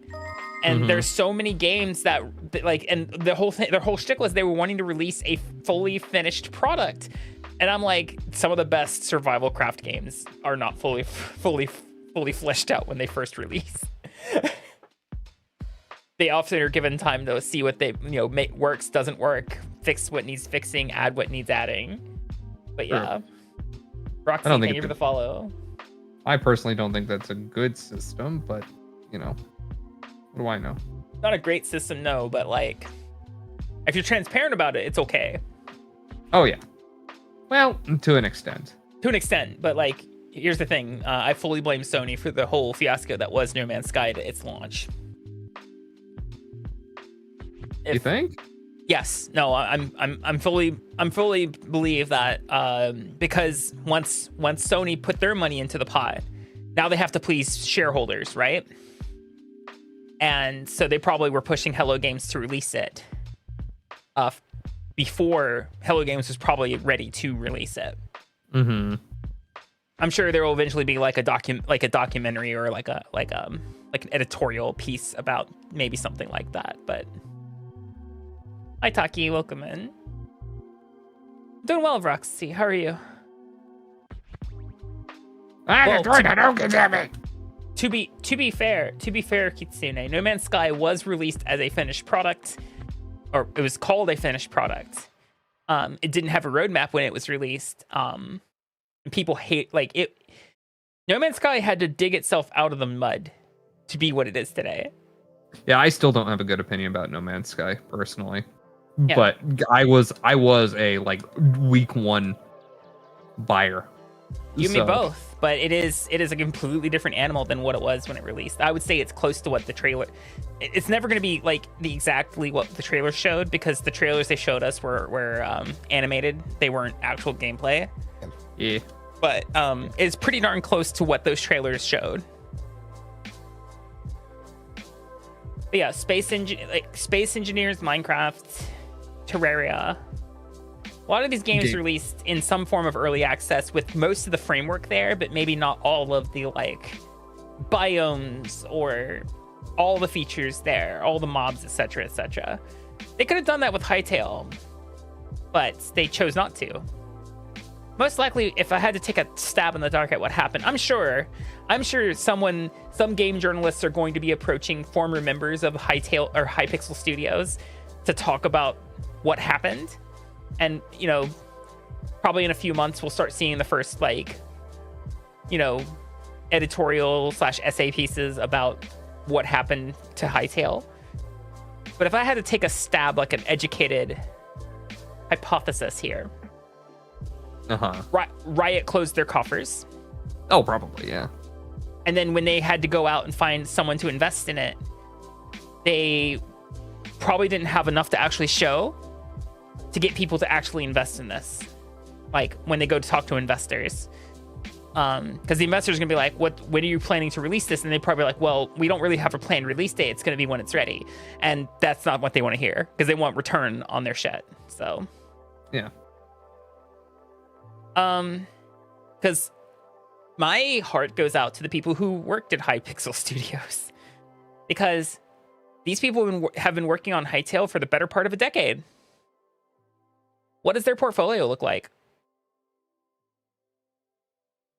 Excellent question. That's a very good question because now there is literally a void where they're like, yeah, I'm a creative. I do programming and art design, et cetera, for gaming. It's like, okay, cool. Can you show us your portfolio? Well, well, there's this like 7-year gap where I was working on Hypixel Studio, you know? Mm-hmm. And just, yep. That's the people I feel the worst for. If they don't outright just get a job at Riot, you know, if I'm sure some members of the team will probably be transferred over to other Riot projects, most likely, because Riot owns Hypixel Studios. Yeah. And other ones will probably be laid off. Also, don't mind me. I play Yoshi's Island in the background. Yes, Yoshi's Island. I am enjoying how much cleaner the video signal is coming to this little the little CRT over composite, going through the composite to the VCR to the TV through RF, rather than just going straight over RF. It's actually going through transfer, and it cleaned up the signal a lot. And I'm like, wow, this looks so much cleaner. Like, hi, Scully. No miss. But as a small child, I threw up playing that game. Really? Yes. Hey, Akami. I got motion sickness from it. Really? Once. Well, I was also not well that day, so like it was kind of like a double-edged sword. Yeah, I got nauseous from playing that game because of the motion. I was running through the game, like I was practically doing like a speed run. And Yoshi's Island is a hell of a game. The pinnacle of Super Nintendo technology. It is. It's 3D. Literally one of my favorites of all time, period. I didn't know you could do that. You can get motion sick from anything. There's actually a way you can build a light that will simulate that can fool your autonomic functions and make you think you're on a boat, and you'll throw up. Can confirm. Bonus challenge. All right, that's 6-2. Oh, it's so pretty. It helps that the TV is good quality. Oh my god, that was 100%. There you go. Got all the stars and the coins and the flowers. Yes. Just, I don't know, like, man. October. I have one. Finish your thought first, and then I'll be a nerd. Nope. Go ahead.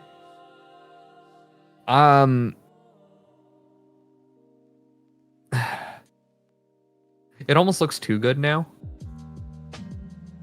There was, like, don't get me wrong, it's not pixel perfect, pixel peeping, you know, by any stretch. It's not HDMI, 1080p, 1440, 4K, whatever. It's never supposed to be. And it never was supposed to be, no. It's still a CRT, and so there's still color blend and all that, but... That's what makes it look good. Yeah. People have shown off that the fact that the CRT is what inspired pixel art in the way it actually is. Yes. For older pixel art, because when you move it up to, like, you know, HD and pixel perfect, it loses a lot of the charm. Agreed. A great example is looking at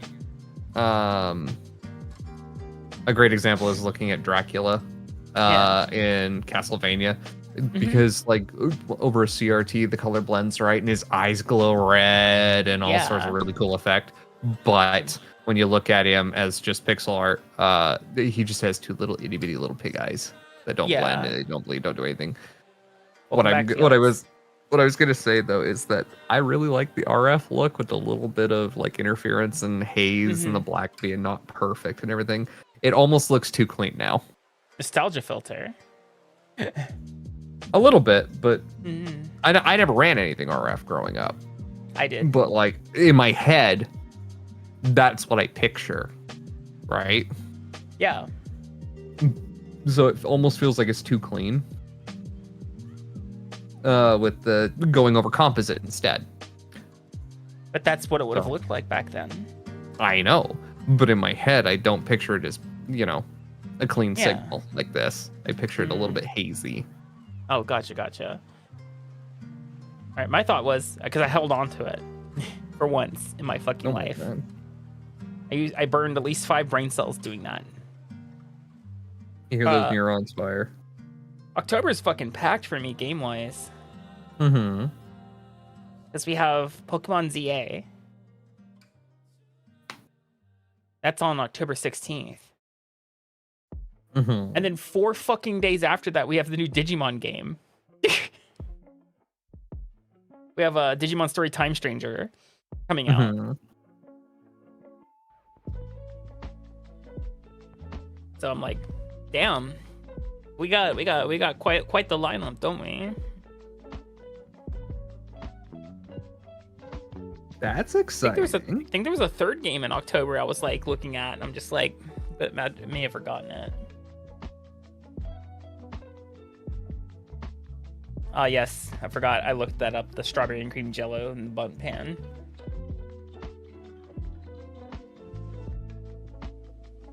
Part of my channel got started off playing Digimon, Felix. I played through Digimon World 2, and I said to myself, probably never again, because that game is abusive. If you ask me how long it took me to beat that game, I couldn't tell you, because the timer in the save file only goes up to 99 minutes and 90 seconds. Oh, no, 99 hours. No, 99 hours and 90 minutes. Ouch. It maxes out, and so I think I calculated it based on how many streams I had of it and how long my streams were, and I played it for around 150 hours. Yeah, it sounds about right from everything I've heard about the game. Not as abusive as Digimon World 3. That is correct. The biggest problem with Digimon World 2 is the fact that no matter what you do to your emulation, because heaven forbid you play that on actual hardware. Mm-hmm. Even if you play it on emulation, you speed it the hell up, it still takes forever to load into the battles because that shit's hard coded. You can't speed up those load times. It's impossible. It's actually impossible. That makes sense, because it's definitely tied for physics reasons. There is no physics in that game though. It's an RPG. It's a turn-based RPG. And is it only sprite? I thought that one had 3D. It's 3D, but there's no physics on those 3D. It's a PlayStation 1. Yeah, a lot of PlayStation games still use that too, because there are physics, just not sophisticated ones. Gotcha. It's more like, hey, keep the character on the ground levels of physics. Damn, that music is quite nostalgic. Why did you send me the bunt? Why did you send me the bunt, man? Why did you? Ma'am. You know the Reddit it comes from, right? r/curse food. No, r/secret buttholes. I hate it here.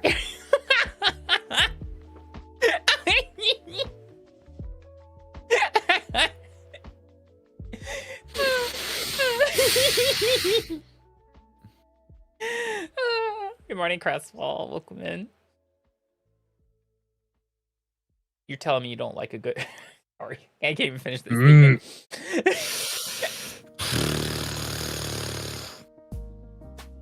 Goodness. What in the 9 hells did you wake up to? So you never make strawberries and cream jello in a bundt cake pan. Awful. Unless you that don't shit. want, unless you never want to be invited back to those dinner parties. Why do my meds make me have to pee? Because I gotta I pee do. again. I do that all the time. All the time. I know yours do. I don't usually have that problem though. For me. 1 sec. Ugh. Grumbles and growls and.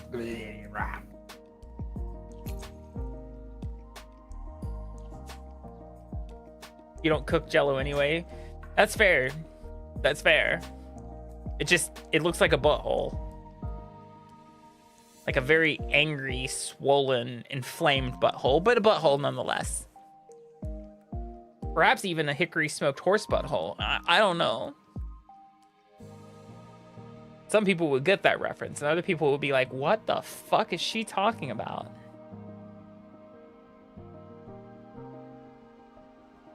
I didn't use a bundt cake pan, but someone else did.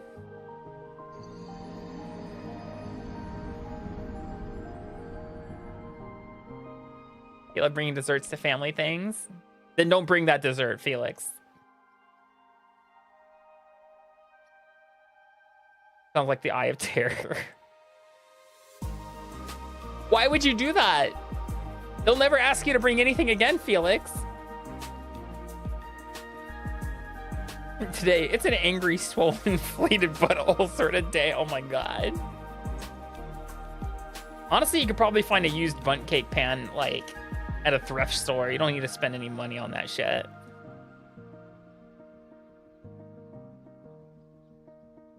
There's probably at least 10 people named Martha who passed away in the last month who probably have had their bundt cake pans given to the thrift store, so... Make sure to, like, clean it. Underestimate your family's humor. Fair.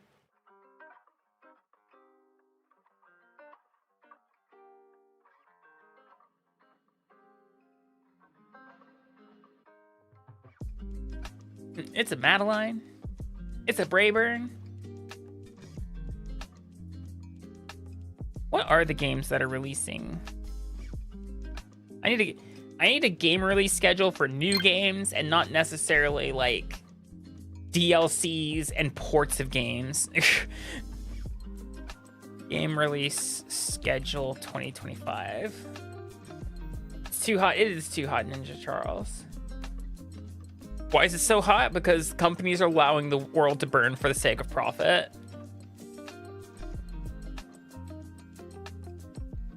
What month is it? It's end of June, right?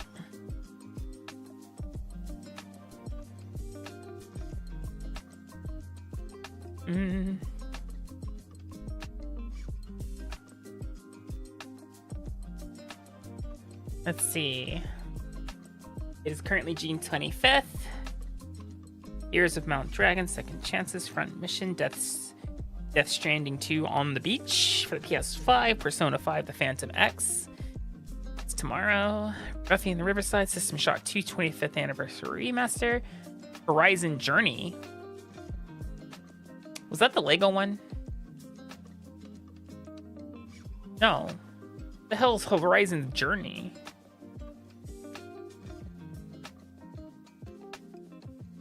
Does it even have a Steam page?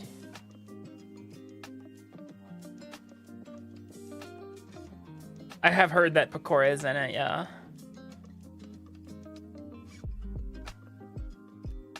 Horizon Journey. An open world survival game that blends colonization, terraforming, and exploration in both single player and multiplayer. On Mars. Okay. So basic survivacraftums. Gotcha. Oh, I already know about DK Bonanza. I'm looking forward to that. So. Oh shit. Okay. Elia has lots of stuff too. Hell yeah. Oh my. Yeah, it is Scully.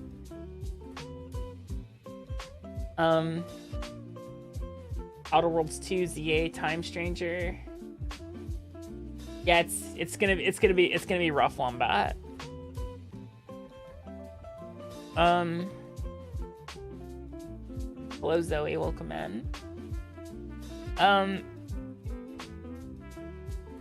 July 11th. July 11th, we have Patapon.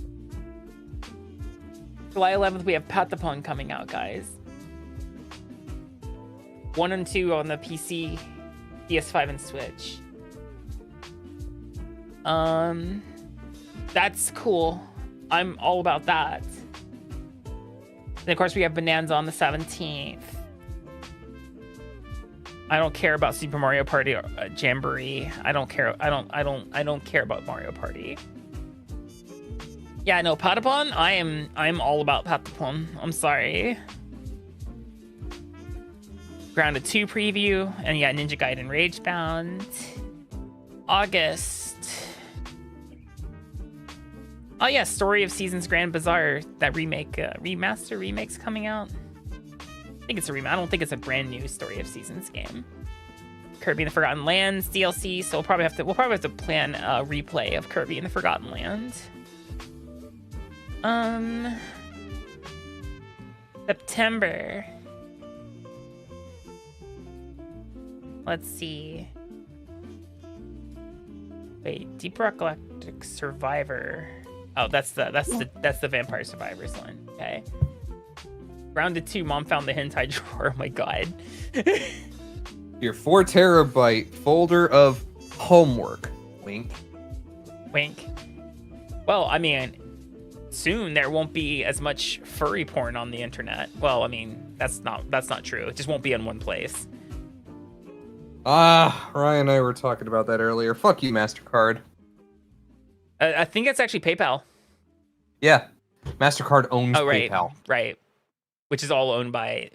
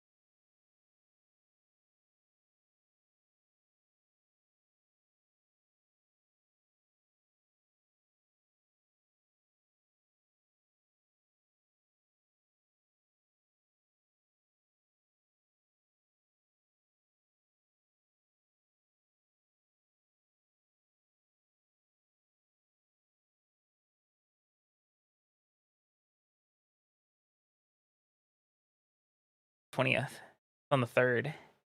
Cool. Digimon Story Time Stranger, then Pokemon Legends ZA. Wait. I'm a dumb. Outer Worlds 2. I forgot some important things.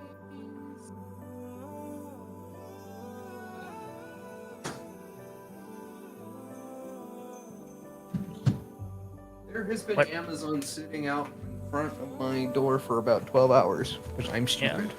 Let's see. November doesn't have much because no one's actually in like dated stuff for like November and December. So. Yeah, Kari and I suffer for Well, it November. hasn't been dated yet, so like, because there's a lot of to be announced right now. So, I'm more. I mean, it's our birthdays. That's what I'm saying. Oh yeah, that's fair. Yeah. Fun fact: she and I are only 3 days apart. Oh, that's cool. Hers is the 15th. Mine's the 12th. Actually, Steve's is also the 12th. Is PvP in a survival crafting game more acceptable if there are gameplay reasons beyond for the lulz and steal stuff? What? Involving what? That's what someone's saying. It's just, for survival crafting games, it's PvP more acceptable if there's a gameplay reason for it, besides just, hee, I'm griefing you. Yeah, and like hee, if you I'm had just stealing your shit. Yeah, if you had like an experience and rank system specifically, I feel like that would be a good reason to have it, where you only get certain items based on like a bounty system. Yeah, or I've played a few games like that. Yeah, like an NPC somewhere in the world that rewards you for taking that's- out players. That's entirely how Sea of Thieves works. That's the whole like middle faction that's right in the very middle of the map is the Reapers. That's their whole shtick. And you build rep with them mostly through PvP. It was one of the dueling systems where you can wager items with other players.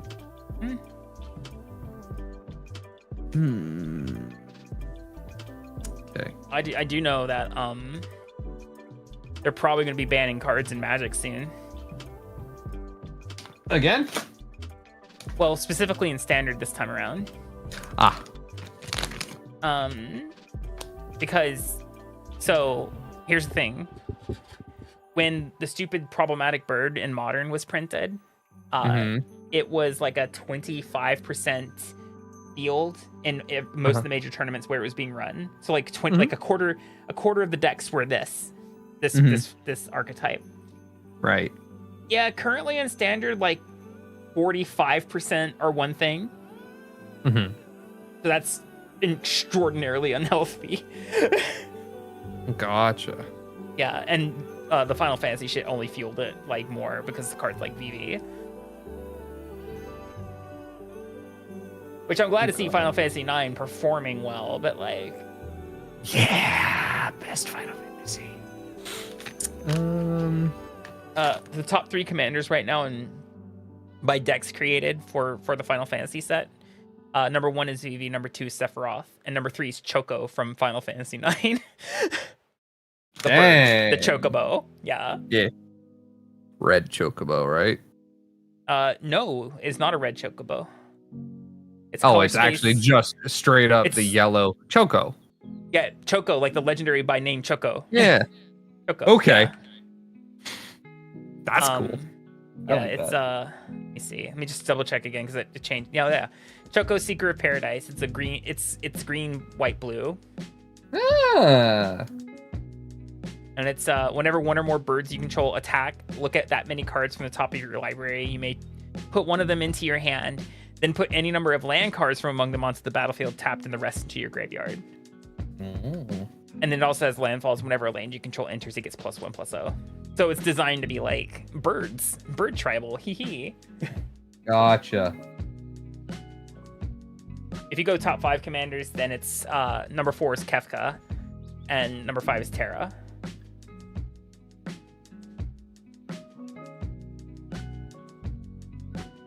I thought about buying a box of collector boosters, even in Japanese, but then I looked at the price and I was like, no, I'm good.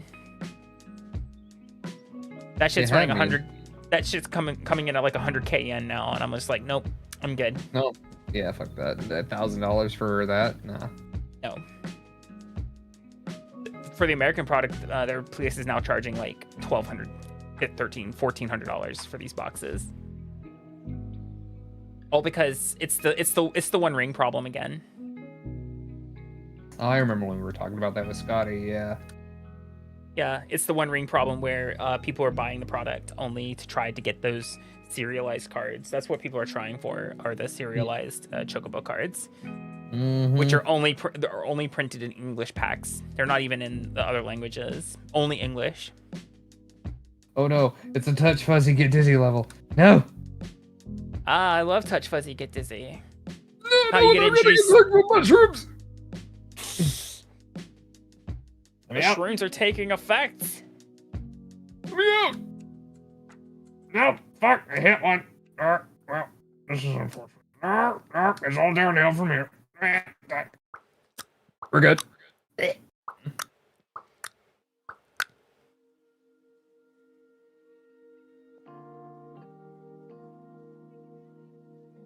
I'm just gonna wait for the prices to crash and then I'll buy a VV card, like, separate. That's what I'm gonna do. Makes sense to me. Yeah. Because the printing I want is, that's probably what I'm gonna do.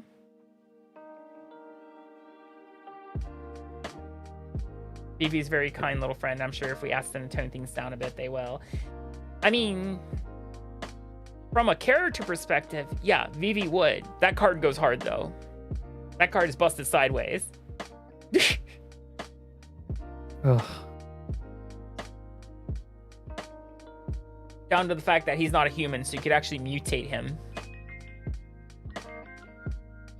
Oh, shit.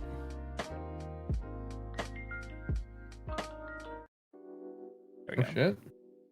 Sorry, one of my playlists for music for the stream is only like 2 hours long, and because it's the spot, I have to change it manually. Otherwise, it'll just keep playing whatever the fuck it wants after it's over. Yeah. Because that's what I mean. I probably could dig in the settings to find the thing to turn that shit off, but Yeah. because I'm only allowed to play certain kinds of music over on YouTube. Because YouTube does not have audio track separation. Like they don't have VOD track like Twitch does. Yeah. And do I love VOD track? That shit is magical.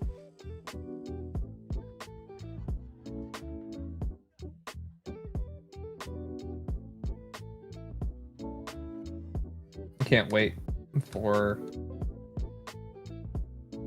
AV1 encoding to finally come to Twitch nicely. Is that the one where your graphics card handles all the encoding for Twitch? No. Well, I mean, no, that's what they call their enhanced broadcaster program. Which I refuse to do. I'm going to be honest with you. You and me are partners. That's not something we need to really worry about. True, but it's the partners who have access to it. Partners do, affiliates do. Okay. Yeah. I don't see a reason to do that because, quite frankly, Twitch has... if you wanted to stream at 1440p, right, which is what it does, nobody watches Twitch at 1440p because their infrastructure sucks and half the time it can barely manage 720. B, the mobile viewers can't watch that. No. C, they don't give you enough bandwidth to actually run it. They give you 2 additional megabits of bandwidth to work with. So you go from 6 maximum to 8 maximum. Yeah, there's absolutely no way. That's not enough to drive 1440 at 60 in H.264 or H.265. In AV1 encoding, that's severely overkill. Okay. It is about... It takes your encoding size and roughly cuts it in half. It is like 100% efficient over NVENC. Like it's an efficiency gain of about 100%. Oh, so when they start supporting that, I can switch my graphics card over to that, and it'll stop being a furnace. Then cool. Yeah, you know what's fucked up? YouTube supports it natively. Oh, that makes sense. So so if you were only streaming to YouTube right now, you could be using AV1 encoding. And just that's fair. Literally, for context, you could do 1080p 60 at crystal clear, no tunnel of bitrate doom at about 3 megabits a second. But on Twitch, they have a beta AV1 program, which is only for people with NVIDIA 4070s to 4090s. They don't even have 50 series listed for it. That's wild. I could technically participate in that if I looked for the beta invite or whatever. You could, yeah. It was on Twitch's blog. It's apparently a beta thing that you can just enable if you have the card. Which I have a 4090, so I should be able to enable it. You do. You shouldn't, because who knows how stable it actually is with Twitch. Wait for it to be yeah. fully fleshed out. Yeah, especially where you are in Oceania. That probably just either is it enabled because of server region, or B, again, stability is an issue. But like for me, who has AMD's last generation, 4080 equivalent, their 7900 XTX, I also have AV1 inbuilt. I'm not allowed. I can't use it because Twitch refuses flatly. They go like, no, you don't. We only support this because we partnered with NVIDIA specifically to do this. I'm like, why does that message not show up on my chat? Oh, I know why. YouTube settings. There we go.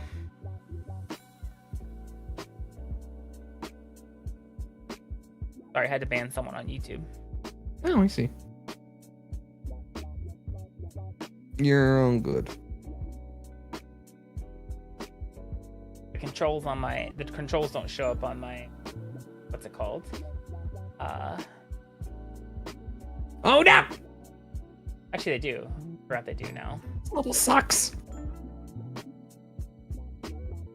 NVIDIA stopped doing shady shit challenge pops. That's all companies though. Back on no. All the companies doing shady shit now because of AI. Oh, yeah. Well, to an extent, yes. NVIDIA is literally of them. NVIDIA is literally the worst of the worst of the worst of the worst of the worst. Period. They are Sauron at the top of the tower, evil, glaring eye, staring down, but with Jensen's smug face and a shiny leather alligator jacket. Yeah, because they're the ones enabling all the AI shit for the most part. Yeah, no, they are. NVIDIA actually is pure evil. Mm-hmm. Don't buy NVIDIA cards. Flatly, do not buy NVIDIA anytime soon. They're not as good as they were. Their drivers are purportedly written by AI right now, which is why AMD is kicking the ever-loving crap out of them in reliability ratings right now. Like, hand over fist, for the first time in 20 years, AMD drivers are better than NVIDIA drivers. Me staring at the backdrop, again, all AMD system going, what the fuck? This is weird. Yeah, pretty much. I have my 4090. That's what I got to work with right now. Yep, yours is fine. Like I say, yeah. It's the 5000 series that are the ones that are not performing as well as the old 4000 series because they're relying too heavily on DLSS for the most part. DLSS 3.0 to boost extra frames, but otherwise raw horsepower numbers, it's a 10 to 15% increase in power, which isn't worth the extra double of cost, in my opinion. My mom did mail me something, though. I have it in a box sitting next to me. The problem is the drivers affect you within the 4000 series as well. I know. I just have to live with it. Unfortunately, yes. That's why, honestly, I'm of the opinion that unless you buy a brand new game right now and it requires you to update your drivers, you should wait about a month. Mm-hmm. I always wait. I often, mostly because I just forget. I don't update immediately. Yeah. My mom sent me from my old rig, actually. It's sitting in a box next to me, my 3090. Nice. Not worth putting in anything right now, but nice that you have it as a backup. I could also just build a little media center PC for the living room. That's so overkill for it. You could. I mean, it's what I have. I already own it, so it's not like. Let me put it this way, though. You could build a very, very over-the-top media center PC if you were to sell that and build a whole computer out of the profits with like a 3070 and all the rest, because you could totally do that with the money you would get from that card. That's fair, but I mean, here's the thing: just owning the card, is the most the cost of an actual like computer that I could just play any game at once for the most part right now. Yeah, but again, like the CPU, the motherboard, and all the other residuals are a non-issue cost-wise when the majority of the cost is the GPU. No, not necessarily. That's what I'm trying to say is it's not necessarily the case. It is a big part of it, yes, but you have such a parts mismatch with trying to put something like that with a CPU that can actually utilize it to its fullest potential that you are still upward spending by the time you're done. Versus if you were to sell that, get a mid-range GPU and build a mid-range system out of the proceeds, which would have a better fit and run stuff probably better overall because you could actually use the whole GPU rather than only part of it. The biggest issue though is how am I going to sell it? Yeah. Well, again, how are you going to get the rest of the parts right now too? Oh, Yodobashi or something like that. Fair enough. There's like Yodobashi and big camera. Like I can just go down to like either Sendai or Tokyo and buy parts there. All like Micro Center. The biggest challenge would be getting a keyboard. Yeah. Because I am not suffering the Japanese keyboard layout.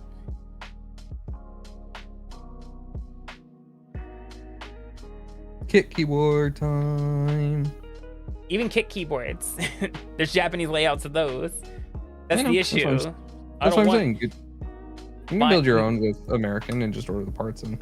My enter key needs to be sideways, not vertical.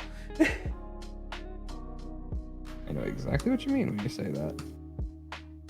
My backspace needs to be longer than one key length, please, so I can hit it.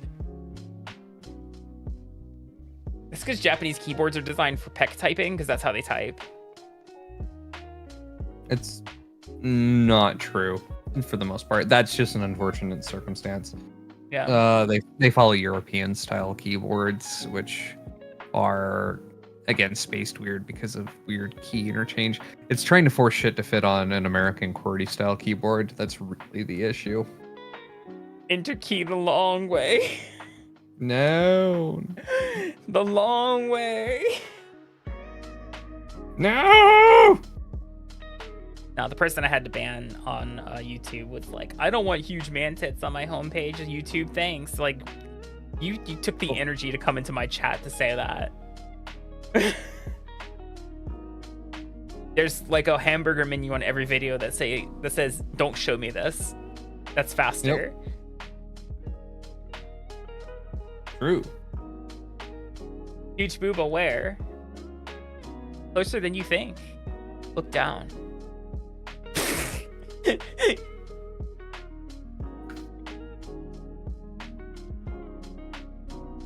Yeah, fuck it. I'm out.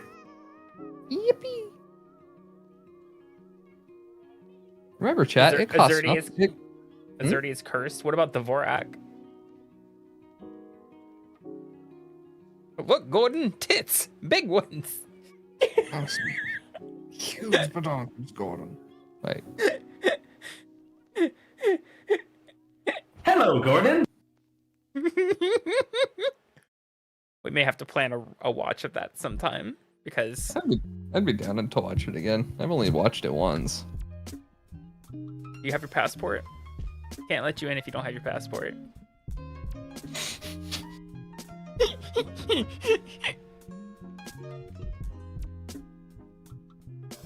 Fun.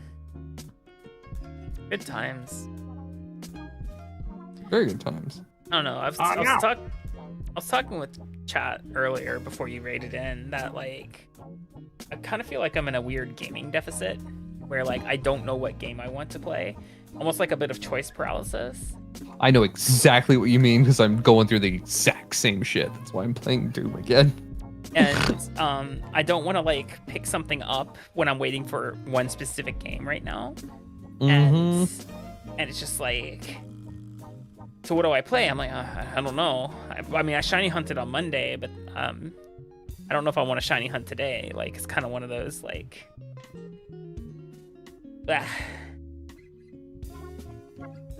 What about Dwarf Fortress? Dwarf Fortress requires a lot of reading. Yes, it does. In fact, the best part about Dwarf Fortress is actually the reviews. The reviews are the best part about Dwarf Fortress. True. They're hands down some of the funniest things. Maybe... Fun. I mean, you have Nintendo Switch Online and stuff, right? Why not play something a little classic? Good. Well, I'm pulling up the Dwarf Fortress reviews real fast because they are an absolute riot. The Dwartress reviews. What time is it? Oh, it's 5:30. Okay. I'll have to wrap soon. Fair. Let's see.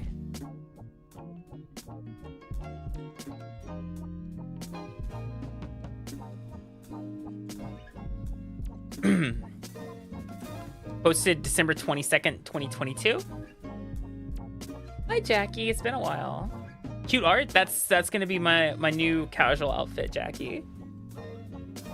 That's an outfit design. I'm excited. In my current fortress, it was the year 102. With a stable food supply, access to water, and trained guards, I felt proud that I had no casualties so far in this fortress. I noticed an alert pop up on the side of my screen. Thief! Child stealer. This is the first test of my defenses. The doors are ready. The goblin child-stealing thief came with 2 goblin lackeys. They quickly headed towards the front gate of my fortress. I rang the alarm and called all the dwarves inside my gate and raised my drawbridge. A couple dwarves, along with the gate guards, were left outside. They had the overwatch of the Marks dwarves in the gate towers. It's more important to protect the children. In the end, the militia of Kolshirik made short work of the 3 goblin thieves. We lowered the drawbridge to let the remaining dwarves back in to celebrate it. A few days passed, and the dwarves noticed that someone is missing. A baby named Aben Stigazum. She was 1 year old, and no one had seen her since the attack. I looked up and down over the defenses, but I couldn't figure out what happened. Could have sworn there were only 3 thieves that had killed them all. I knew where the bodies were buried. 6 months later, the dwarves and I had moved on. One night while looking over the guard towers, I noticed an extra naked green dwarf standing next to the regular guards. I hovered over it. It was Aben. She was back as a ghost to exact her dwarf baby revenge on the ones who had let her get stolen. Aben liked to silently float up and down the guard towers between the floors and through the walls, occasionally haunting the guards at the front gate as well. Maybe she blamed them for the lapse in security. Eventually, after a few more months of harmless but disturbing hauntings, I had finally found time to build a tomb. I didn't have a body for a proper burial, but creating a personally etched memorial slab to commemorate Aben should lay her to rest and help my guards rest a little easier. They've learned from this, Aben. They won't let a thief into the fortress ever again. I placed the slab and Aben is satisfied, laid to rest. I read the slab to see what my engraver wrote about Aben.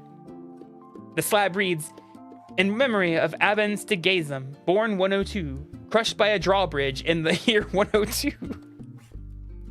I guess I know where to find the remains. 10 out of 10. Oh my god. Murder mystery solved. It's so dumb. I love it. 2 giant boars wandered in and ate a bunch of children. They then also killed and ate 3 dwarves who attempted to help the children. My mayor then walked up to the giant boars and killed them both with her bare hands. She has now won 6 straight elections in a row."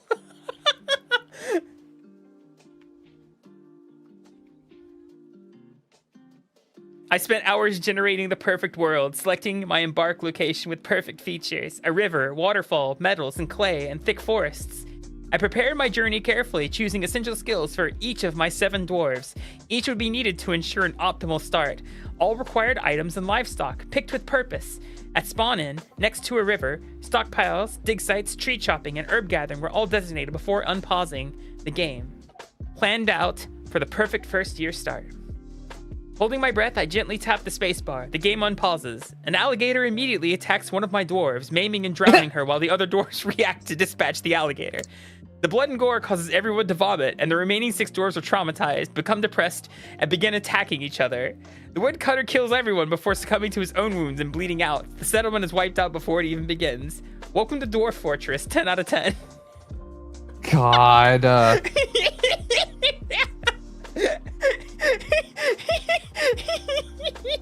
Dwarf Fortress certainly do be a game of all time.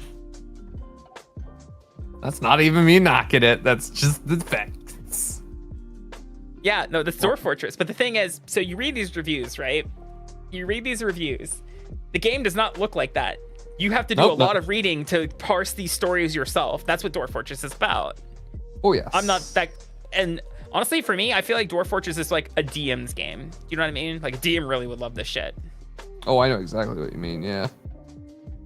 But I sometimes struggle with, like, paying attention to the little, like, history bits that pop up to tell the story of the dwarves in the Dwarf Fortress. Mm-hmm. Oh, it's fire! Yeah, you play this game and the stories form in your head. It's great. Exactly. Similar to, like, RimWorld in a way. I feel like RimWorld is very much Dwarf Fortress, but, like, slightly simpler. The interface is a little more forgiving. Yeah, I would agree with that. Yeah. Got better world gen than 90.9. It does. It does. Hey. I don't even pay attention to the story. I just do city building, wonder why everything's on fire. I love good city builder. That's why I said one of the best parts about Dwarf Fortress is actually the reviews of Dwarf Fortress. It's true. Absolutely true. Where does this go? Hello. RimWorld was inspired by Dwarf Fortress. Yeah. The biggest difference between like RimWorld and like Dwarf Fortress is the fact that RimWorld is only on one level. There's no multi-level like there is in Dwarf Fortress. You can't dig down. Or No Moria. Yeah. Yeah, No Moria.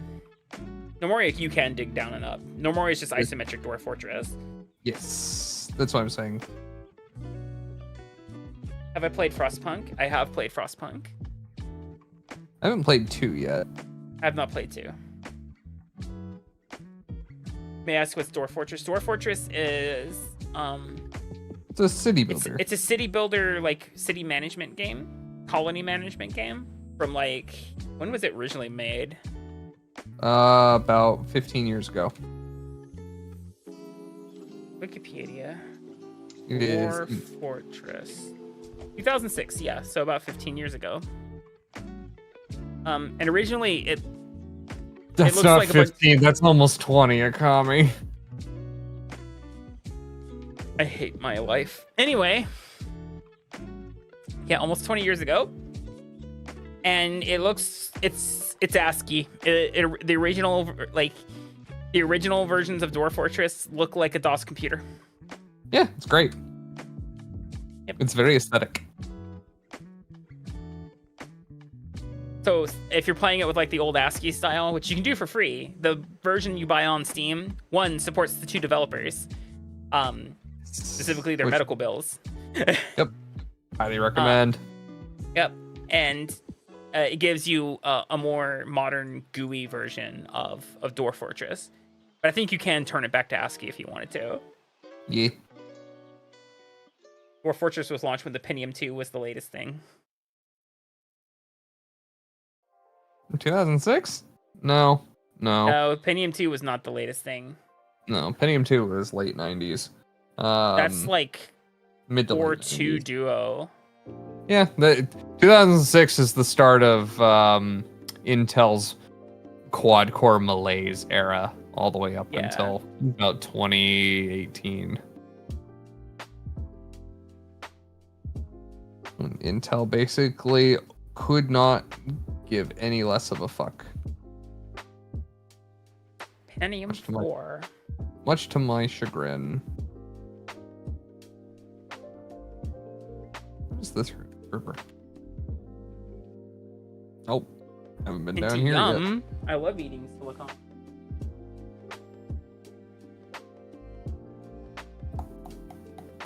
It's delicious. And they call them chips for a reason. They put salt on them. They do, actually. They do run them through a salt bath. I know they do. I just don't think it's sodium chloride. I think it's some other kind of salt. Like me. I'm a salty. Like, you're a giant slime! Go away! Be gone, foul demon! A Slussy. League player salt. League was not out. Then? Or was it? Oh, he's got the fucking. Oh, I know where. How old is League of Legends? Oh no. Let me put it this way. I got my. Oh fuck! Yeah, that was 2010 that I got my first round of CompTIA A+ certifications. And we were talking about smashing towers in League then because it was a new free-to-play game. So it's about 16, 17 years old. 2009. Yeah. Ooh, oh. That makes my spleen hurt. Yeah. I just had a horrible thought. Oh. We'll save that thought for later. We'll tell it to you later. Xbox 360 is retro, guys. Yes, it is. It's not that old. Except it is. Except it is.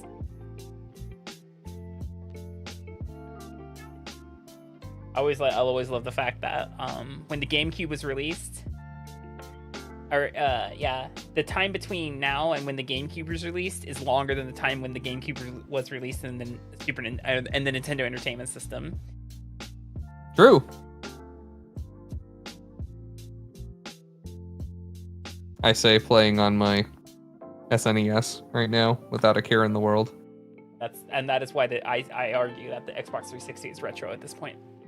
It is. It doesn't matter though. Doesn't matter. At this point, it's probably better to say that retro is more of an aesthetic, maybe. I don't know. Retro does have a date on it though. Does? Mm-hmm. Is it not always moving?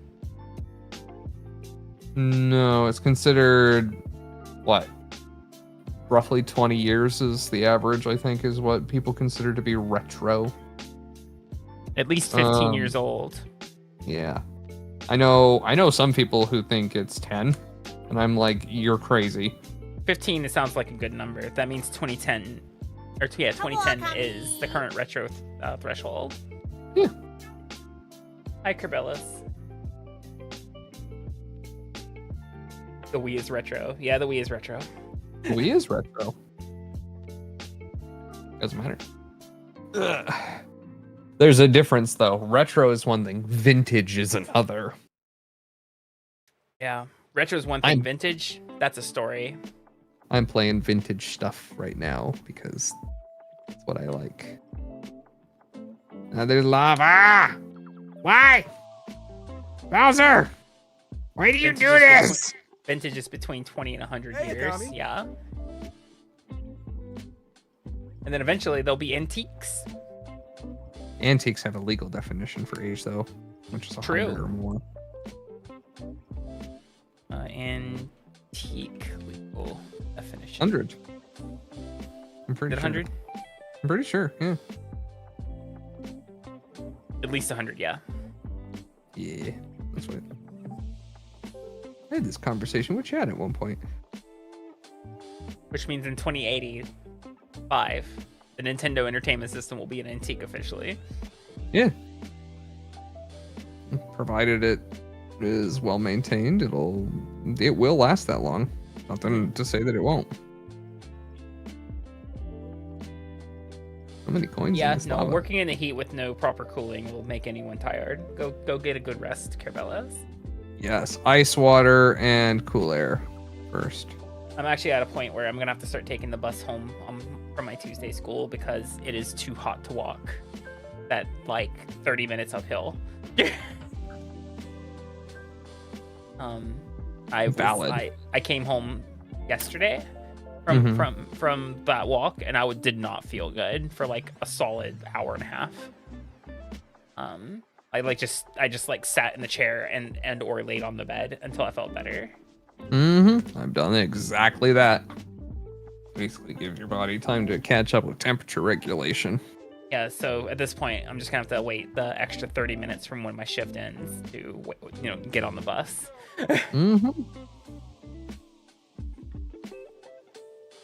Nintendo's classical entertainment system computer series.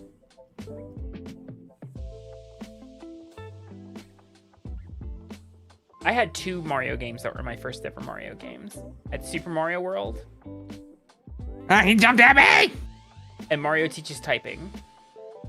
Never had Mario Teaches Typing, but it was not on Nintendo. It was I'm willing to bet it wasn't even like an actual licensed Nintendo product. Mario Teaches Typing? No, that was real. It's real. I know it was real, but was it a real Nintendo product? That's the thing. Or I vaguely remember it being so, but yeah.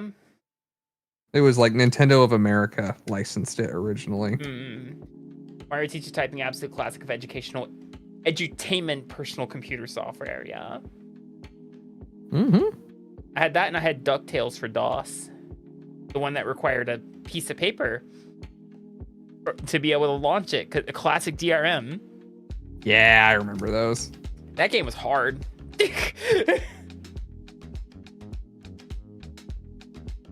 Oh, I can't use any of these? Really? It was a PC game. Yeah, edutainment. Edutainment games are notorious for doing what they do. Magic School Bus and Math Blaster. Putt. Actually, you know what? SimCity was also notorious for that too. Technically, SimCity is a bit of was originally kind of an edutainment game. Yeah, a lot of the sim games were. Sim Ant and like Sim Life and stuff like that. Those are kind of somewhat educational, and then they stopped being. Mario Teaches Typing was not licensed by Nintendo. Oh.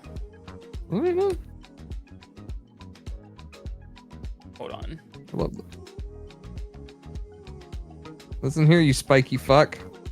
Yeah, fall in the lava. And this is fucking middle level of World 6, where it like looks like fucking Atari Breakout. So no, it was licensed. Wikipedia, according to Wikipedia, I'm not saying this is for sure, but because you always check sources, and I don't feel like checking it past this. The game uses the Mario character licensed from Nintendo, so they licensed the Mario characters for the game. Yeah. But it wasn't like they licensed other bits, so that's why the turtles look like turtles and not Koopas. That makes sense. Well, do I like dolphins? No. Eh? I don't.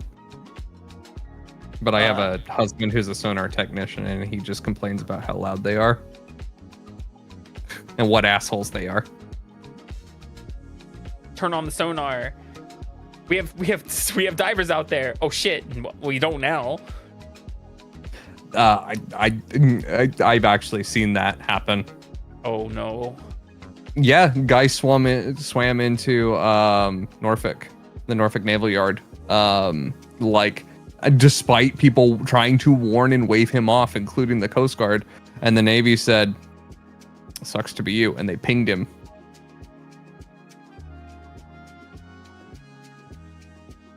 And yeah, you get hit with radio frequency that hard, it would just melt your insides. It just killed him instantly.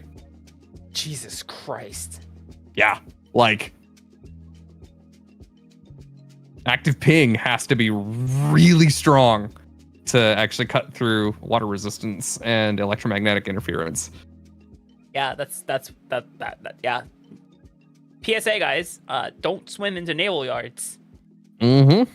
Because you might accidentally get pinged. Yeah, you don't want to be pinged. It's a bad. You don't want that. Nope. Closed casket. Yeah, nothing quite like your brain bleeding out through your sinuses and out your ears. To shreds, you say? To goo, you say. What about his wife? To goo, you say? To There goon, you you say. Oh, Jesus Christ.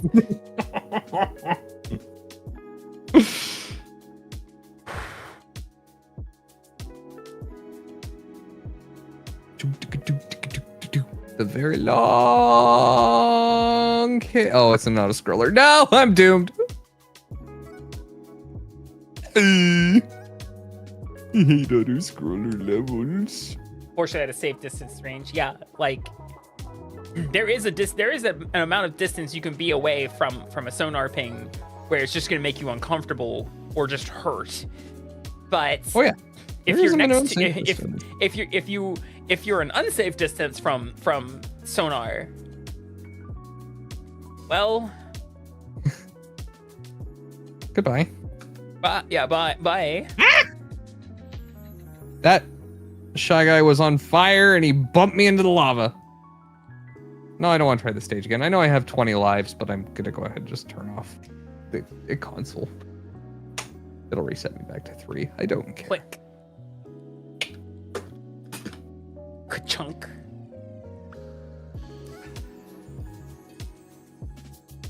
It didn't blow up the microphone, so you assume it was just loud. No, like when you are, but like you I can imagine there's an amount of fish and other marine wildlife that are just liquefied when they're near a fucking active sonar. So there's some stuff with that. Yeah, so you can actually sine waves and cosine and stuff, all with trigonometry. All of that has to actually do with how you direct your sound waves. So you can actually focus your ping into tight wave bursts and hit small targets. That's actually a thing to get big bounce versus doing a general area ping and just getting a broad spectrum scan, which is lower detail, but obviously less power, but can reveal a much larger area versus high intensity ping on a small point. Wow. So that guy that was swimming, they didn't just local area ping, they targeted him and then fried him directly. I mean, technically it's a national security risk, so. Oh yeah. No, like, again, they tried to warn him off and get him out. He kept going. But he kept going. Yeah, guys, don't enter a military base without permission. Yeah, They're authorized to shoot you or kill you. Again, it's a fiefdom for all intents and purposes. Yeah. Hi, Dragon. I was literally picking up Jamie from his ship one day because he just pulled in after a month long and I was picking him up, and he went, yeah, no, sorry for the delay. They pinged a guy to death and had to deal with that.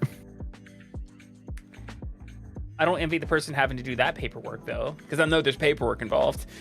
Oh yeah, but again, there's a lot of paperwork, but it also comes down to it's a fiefdom.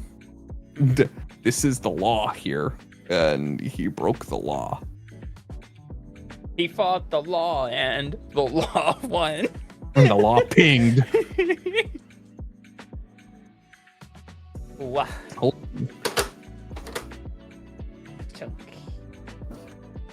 I got a new 67 pin slot coming for it because mine's worn out. It can't play, like, I know Rare doesn't exactly make the best quality games, but even their fucking PCBs and stuff for Donkey Kong Country suck. They're a little bit thin compared to other Nintendo cartridges, and the slot is just worn out enough that it doesn't make good contact. Oh no. And so I go to start Donkey Kong Country 2, and it starts slow, loads the Rare logo, and then just goes blank because it loses continuity. So I'm going to preface this next thing, and I'm going to say that I understand that you don't care. Mm-hmm. But I'm looking forward to Bonanza. We need a Donkey Kong game again. Bring Donkey Kong back. Look, I'm not saying I don't care about Donkey Kong. I'm saying that I'm not going to go out of my way to deliberately look at this stage. Yeah. I can't. But also, I do love Donkey Kong, right? Like, I literally went out of my way and bought Donkey Kong Country 1, 2, and 3 all at the same time when I went to the fucking retro store. I own all 3 now. Again. We love our silly banana himbo. We do. He's way more himbo now too because of the new design. Oh yes. He's way more expressive too, thank God. Also true.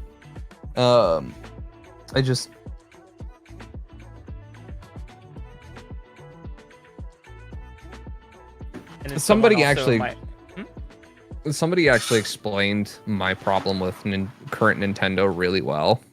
Yeah? When they explained that with Nishigawa gone, it's not... Nintendo is fundamentally different. And that's a big problem. Yeah. Because it means that Nishigawa-san was literally a gamer at heart. And his whole thing was innovation above performance. Yeah. At the end of the day. We saw that every time. Anything he got his hands on directly was innovative. Nintendo DS, the Wii, the Nintendo Switch. Yeah. Every time he would come back and he would work on those. And they stepped down, and now we have the Switch 2. And now we have the Switch 2 because the current 2 big guys that are in charge don't care. They are entirely focused on money instead. And it shows because they don't interact with Nintendo Direct. They don't talk to people.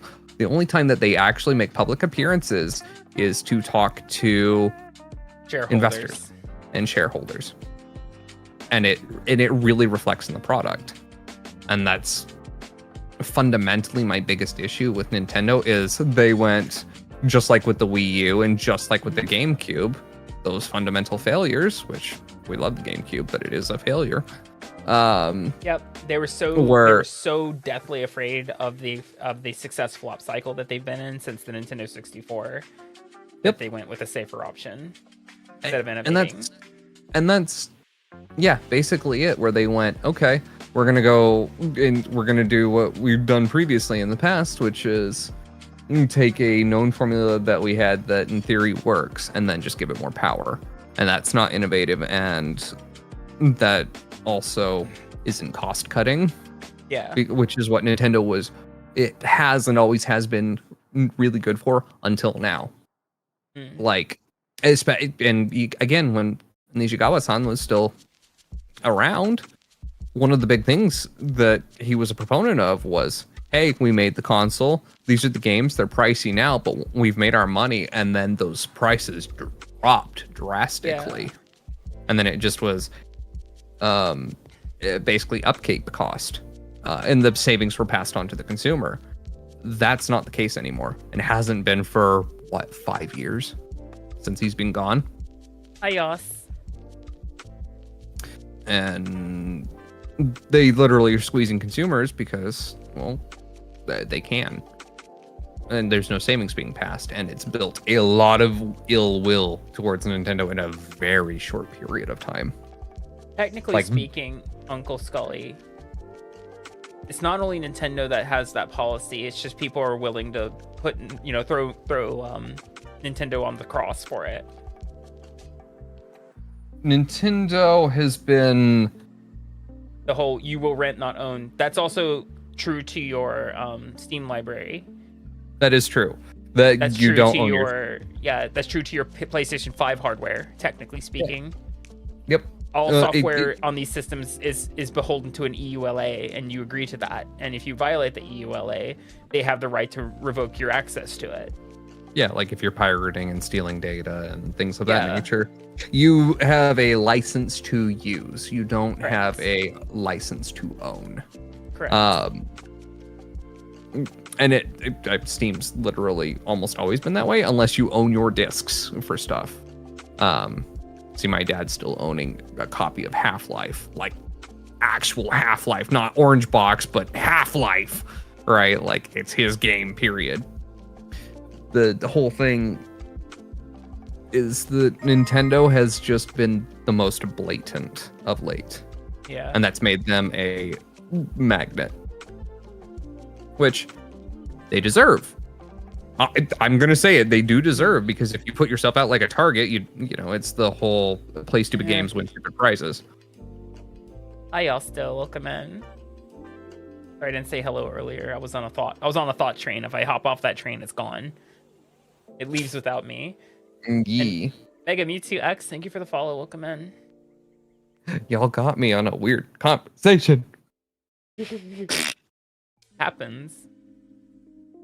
Right now, It's something that I've had a lot of time to sit and think about since Switch 2 announcement and everybody buying and formulating my thoughts at this stage. Here's my thoughts on the Switch 2 as a person who owns it, right? Mm-hmm.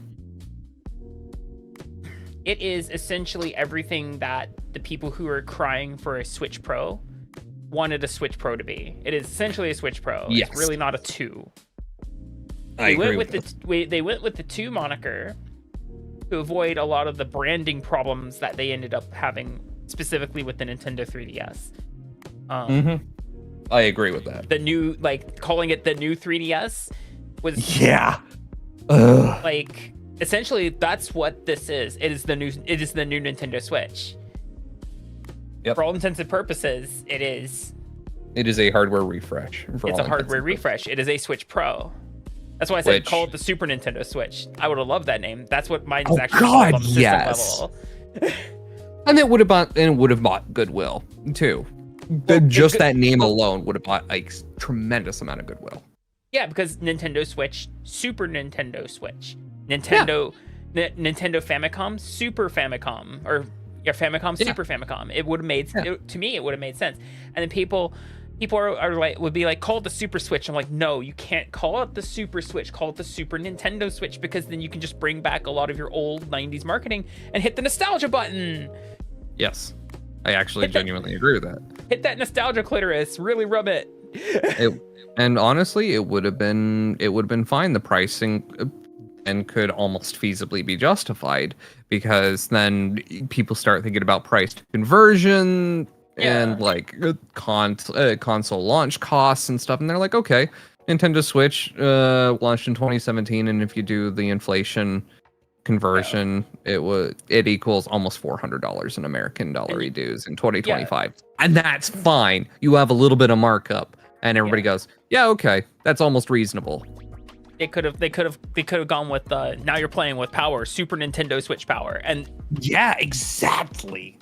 I mean, they even brought back Paul Rudd to do the Nintendo Switch 2 commercials, and I'm just like, they missed every mark on that. They missed so many marks by just calling it the Switch 2. I would have preferred the Super Nintendo Switch. Yeah, I genuinely agree with this, which is why I'm not going to be buying a Switch 2 anytime soon. I'm going to take my Switch, and allegedly, I'm going to modify it. That being allegedly. Other thoughts I have on the system right now is it plays all the Switch 1 games I cared about at a fidelity now that's no longer frustrating.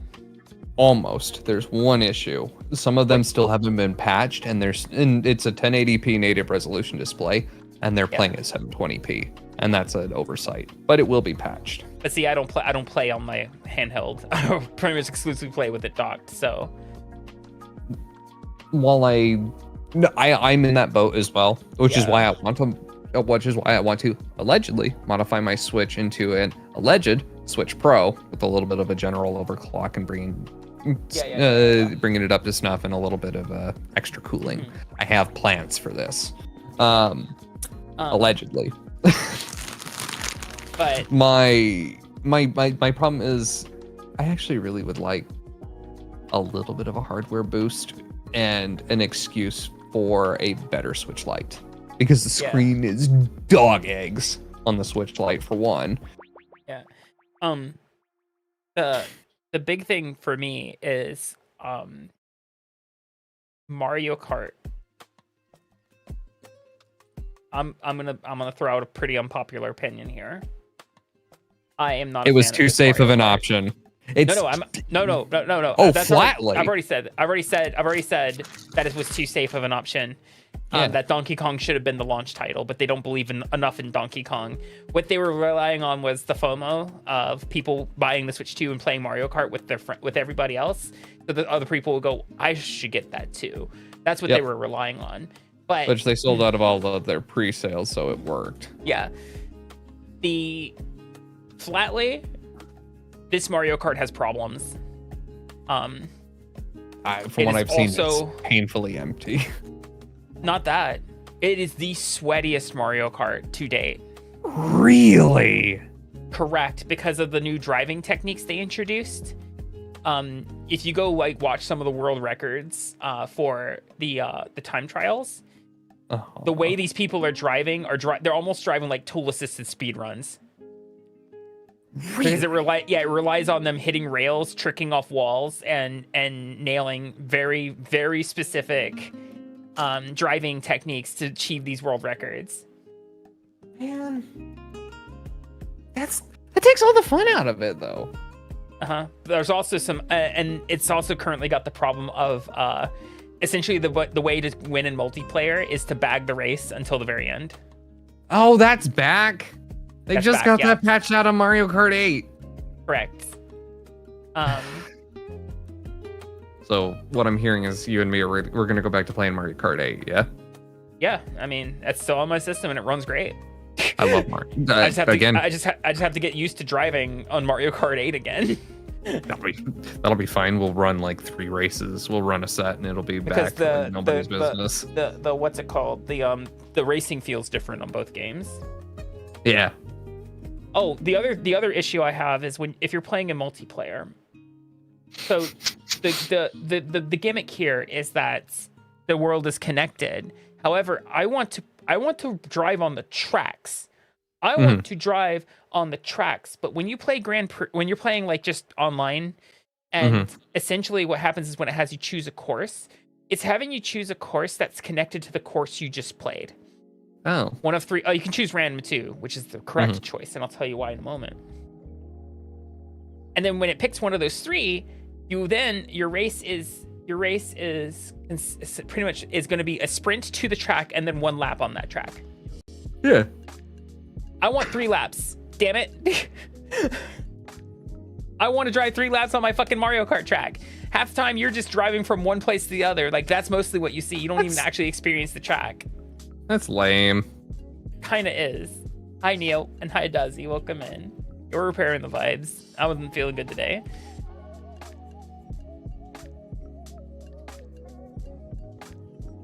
So the reason why random is the correct choice when you're playing online or in any kind of multiplayer lobbies is because when you choose random, it literally picks any random track. Oh, if it's an unconnected track, I believe, and maybe even if it is a connected track, it gives you the standard three lap race.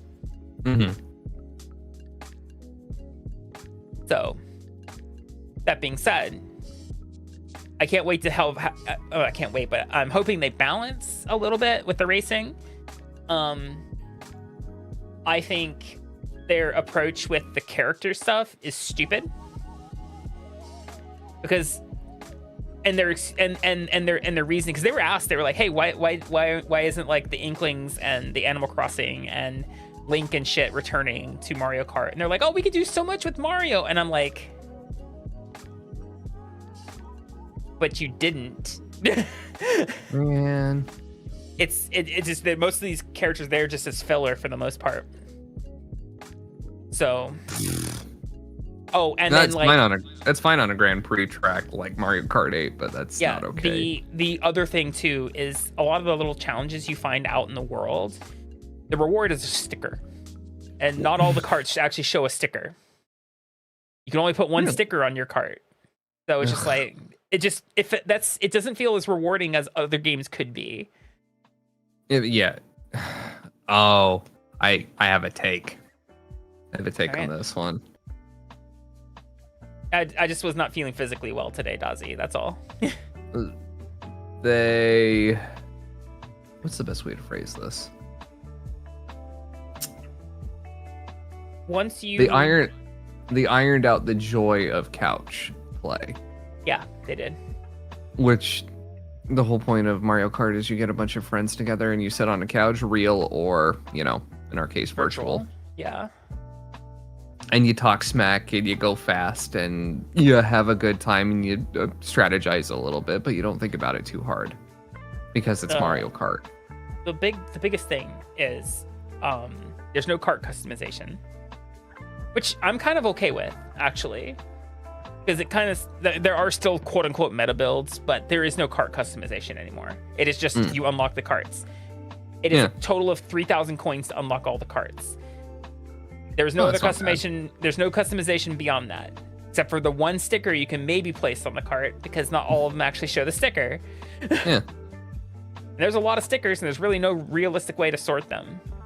The other customization you have is you can unlock the outfits for the characters, but there's a wild imbalance of outfits to some characters. Like Mario, of course, naturally has the most because it's Mario Kart. Yeah. But Donkey Kong has one. Donkey Kong has one outfit. Pauline has one outfit. Like Rosalina has like 4 outfits. Daisy has a little more, and then Peach has the most out of the women. Not surprised. I'm hoping they add more outfits, like over time. And honestly, I'll probably just go back to playing Mario Kart 8. If the next thing they say is like, here's a paid DLC for Mario Kart 8 or Mario Kart World, I'm like, this game was $80 goddamn guys. Oh, they're going to. Oh, there are, but it's just like we can live in copium, but it is gonna happen. And if that DLC isn't just we put Mario Kart 8, all the Mario Kart 8 tracks into it, as playable tracks in Mario Kart World, I'll just be like, okay.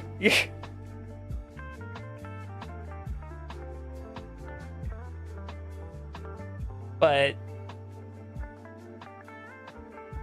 also, some of the items just don't feel as good as they used to. Bullet Bill sucks now. Again, they had items. They've had items tuned in Mario Kart games since Mario Kart DS. Yeah. And they were phenomenal. Like, everything felt right and had a purpose and things. Bullet Bill is super rare, and it's also super short. And it also does not auto, fuck people over when you run through them. That's dumb. Yeah, Bullet Bill is treated more like a car object in the game, where if you bump up against the side of it, you just bump up and you go on 2 tires. Oh. Yeah. It doesn't spin you out. That's dumb. The whole point of it is to give you ground gain, but also stun lock enemies so that you have time to recover. Knockout Tour is pretty fun, but here's the thing too. Lucky 2 is the biggest asshole of that game. Hi, Nightmare. Because when he rescues you off the track, he takes your items. Oh, that blows. He takes 3 coins and both your items if you had 2. That's so messed up. It is like getting hit with a blue shell in the air is the biggest dick move. Getting hit with any shell in the air removes that person's items if they had any. So that being said, I'll still play Mario Kart World with people who have Mario Kart World, but I don't find it as enjoyable as Mario Kart 8 was. Time to go back to playing 8 and being funny. We are overdue for a Mario Kart night again, though. I may have to see I'm waiting for Bonanza. We have Patapon coming out before Bonanza. Can't believe we have Patapon finally coming out. I know they announced it forever ago. Which makes me wonder about that one spiritual successor to Patapon. Mm-hmm. Was it called Ratatan, I believe? Yeah. When is that coming out? No idea. Did pray for my beloved. I can't wait for you to be able to play in mouse and keyboard mode, only for it to have horrific input lag. Because everything I've seen with the Switch is that the mouse mode sucks. Well, shit. So July, we have Patapon 1 and 2, then Bonanza, and then Rataton at the end of the month.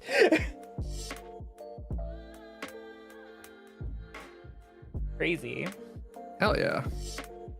According to the British subway, apparently Metroid Prime 4 is out. They put up an ad in the tunnel, and they accidentally stuck the sticker of "out now" on it. It's not out now. That's Hi, funny. Steez. Good morning. Oh yeah, we're getting a Pokemon Direct next month too. Steez, reset the counter to 0. After you laughed last night at a fucking new chatter comment and be like, "Oh, I hope Goblin Slayer isn't around." Ah! The counter's back to 0. If Goblin Slayer was here, it won't end well. We're back to 0. It's only been 3 months. There's probably a chance I'll start buying non-Nintendo games for my Switch too, only for taking it on trips when I go like traveling around Japan. Here's my one issue with non-Nintendo games on the Switch now. Or on the Switch 2 now. I just feel like the entire allure of having the Switch is Nintendo's, like, gated garden. We love Nintendo, and everything that's Nintendo should be flawless on a Switch, right? Yeah. Now that there's a lot of off Nintendo software coming to Switch and Switch 2, it's like, well, for the price you're spending, maybe get a Steam Deck instead. Fair. And you'll probably have a better experience overall. Fair. I actually need to start setting aside yennies for a VR headset. I've been thinking about the same thing. Yenna reduce. The thing is, I can't buy an Index. I wouldn't want one right now anyway. I'd rather get a big screen beyond. A what? Oh, go look up big screen. A much smaller headset. It's basically like actually just like glasses, and they're coming out with their number 2 version. They have custom fitted like silicon things for your face, and for the price, they're competitive with the Index. Gotcha. I was looking at the Vive. Because that shouldn't be too hard to get here. From HTC? Yeah, probably. Yeah. Hi, Hordian. Hi, Horatius. Hi, Steve. Hey, Hora. Hora's good people. I appreciate Hora. Oh, coffee. I do have a huge... Right there.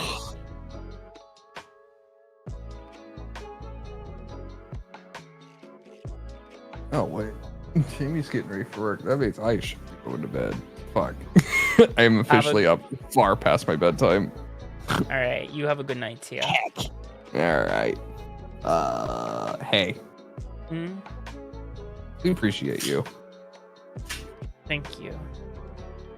I appreciate you too. $1. What? It's about 140 yen. Oh, Welcome chat, in, spend guy. 140 yen on Akami 3 times. Get another train going. Anyway, kid, thanks, bye. Night. It's one less goblin. Tia's gotta go bed. It's past their bedtime. You got the joke? Wait. What was the joke? Even I may not know the joke. Yeah, Tia likes running trains on me or something like that. Oh, it's because of the YouTube chat. YouTube chat, Yuki. Someone said $1. Someone named Guy. Hi, Guy.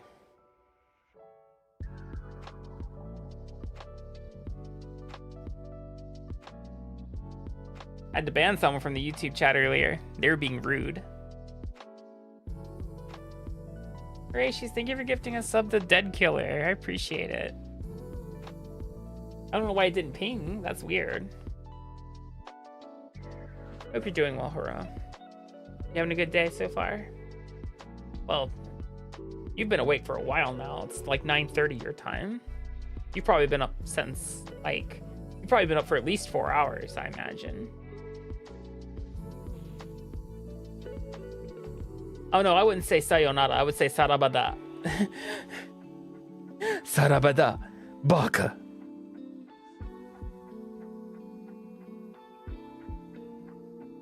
Yeah, no, this one...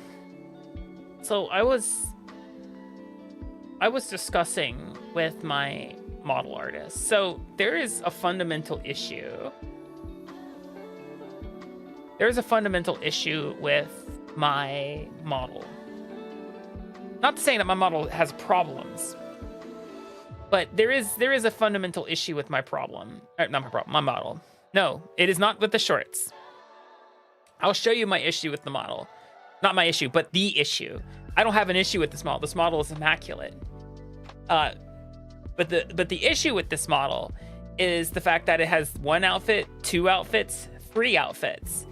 And that is a multitude of toggles. That in of itself is stressful to a live 2D file when it has to be opened and worked on. I do have 4 arms, yeah.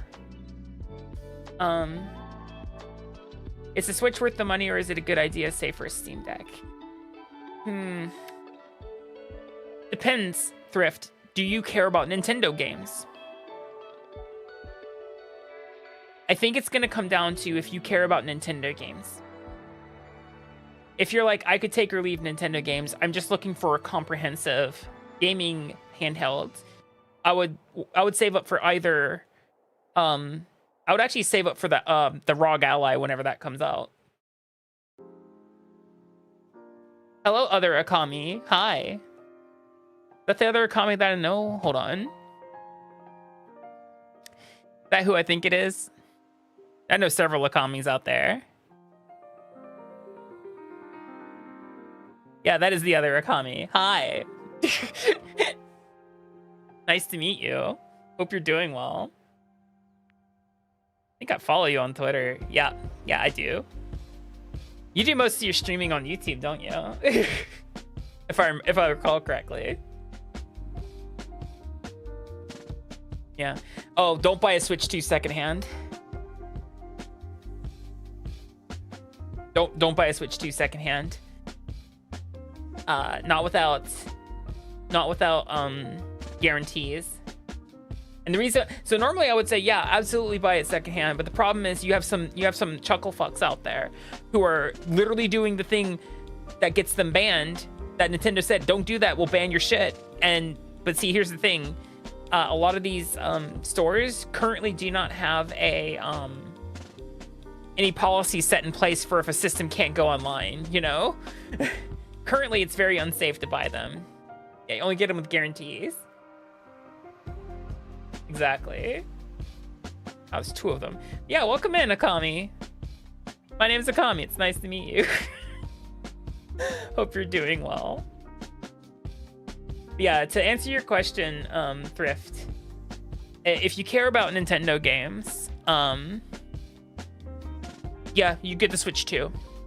However, if you're like, I'm not really keen on Nintendo games, I just want something that plays games, like lots of games, then buy a Steam Deck or save up for like one of the ROG Allies or something like that.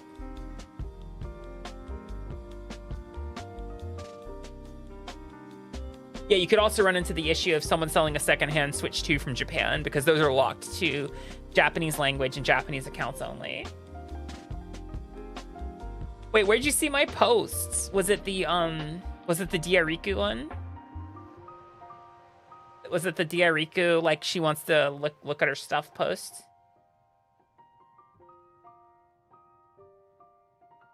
I'm a cute Akami. Yeah, you're also a cute Akami. And then this outfit is going to be worked on too. I'm excited for this one. This one is, but yeah, the fact that my model has 3 baked-in outfits is somewhat problematic. It makes this live 2D plus the horns that are the biggest like thing that make it a little bit of pain in the ass.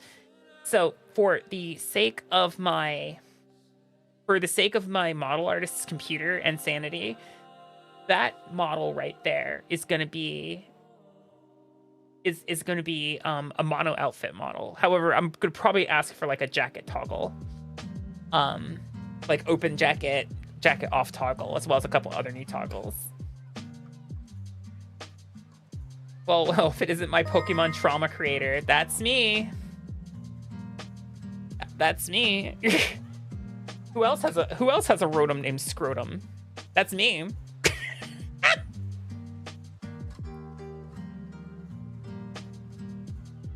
I woke up this morning with my guts making weird noises and lots of cramping. Oh, thank you, Akami. It's very nice to meet you. You still remember what I called my Glamora? Yeah, ass prolapse.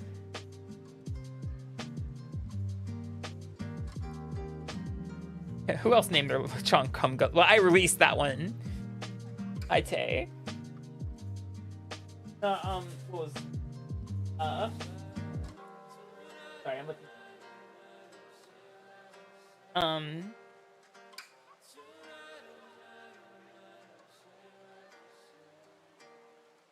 There goes that train of thought.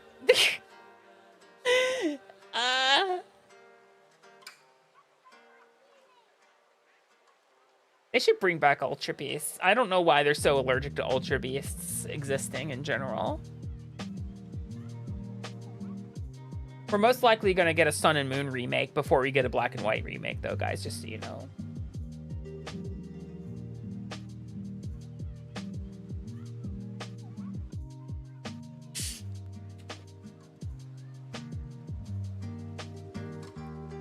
If you're getting more into PC and indie games, yeah, go for a Steam Deck or a ROG Ally.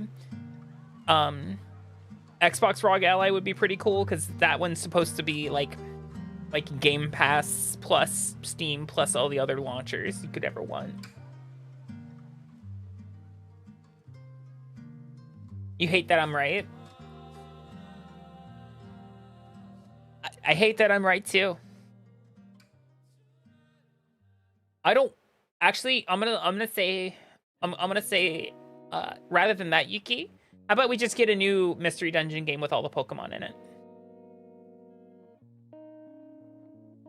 How about we get a new mystery dungeon game with all the Pokemon in it? What if, hear me out, we stop remaking stuff? I mean, remakes are cool. I love remakes. But what if we just get a new one? Well, what if we just get a new one?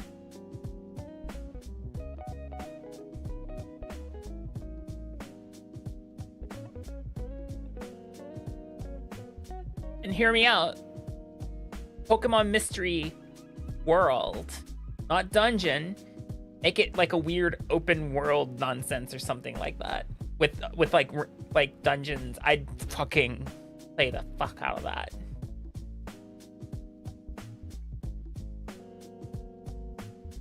That would be a game.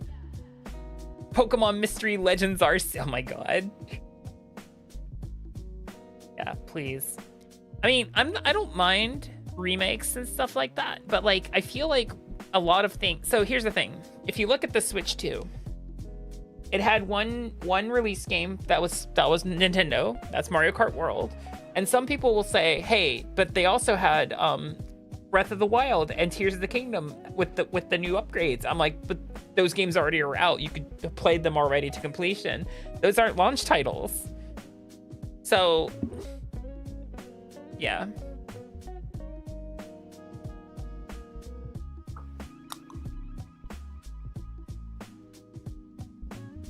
Shin Megami Tensei 6. But if we are going to be talking about remake / remaster,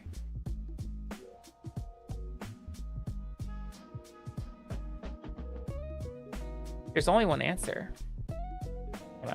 I'm too zoomed in. we go. There's only one answer here, guys.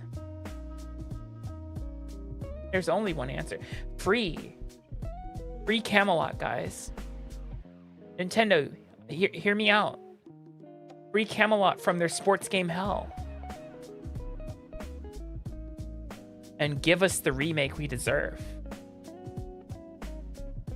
That's right, baby. I'm talking Golden Sun. I'm talking Golden Sun, baby. Give me that Golden Sun. Because Link's Awakening / Echoes of Wisdom art style, Golden Sun, it's perfect. It would make the perfect remake for Golden Sun specifically. Wow, that's unfortunate because every konbini around me, Yuki, is a fucking Lawson. I have to go out of my way to go to a Family Mart.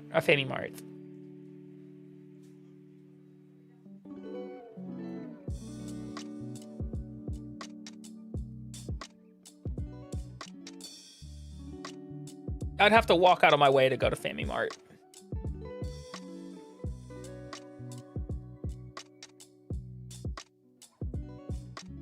They could do a Golden Sun remake and just put all 3 games into one game easily.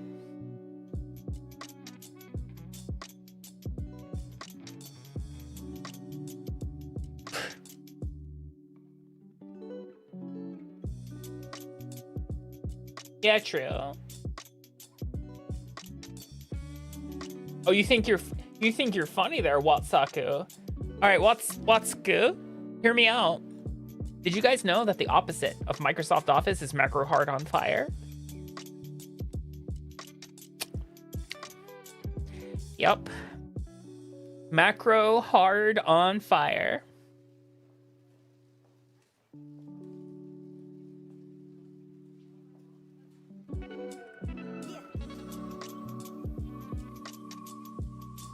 Do not let Akami cook. You should let me cook.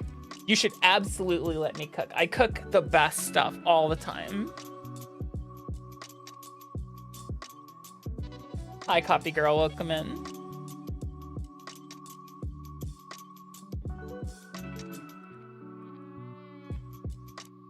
You'll cook? Okay, what are you cooking?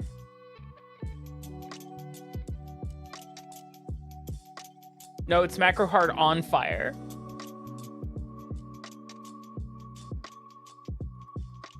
I want tacos.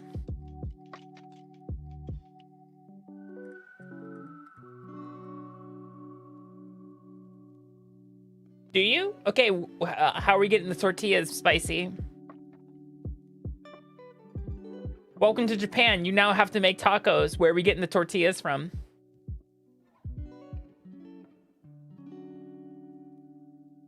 Closest Costco, Sendai, Yuki. Try again.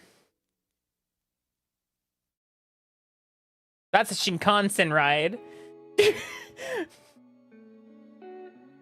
Lucky. Actually, no. Ours has hard shell tacos too. I have seen the old El Paso taco kit in my grocery store here.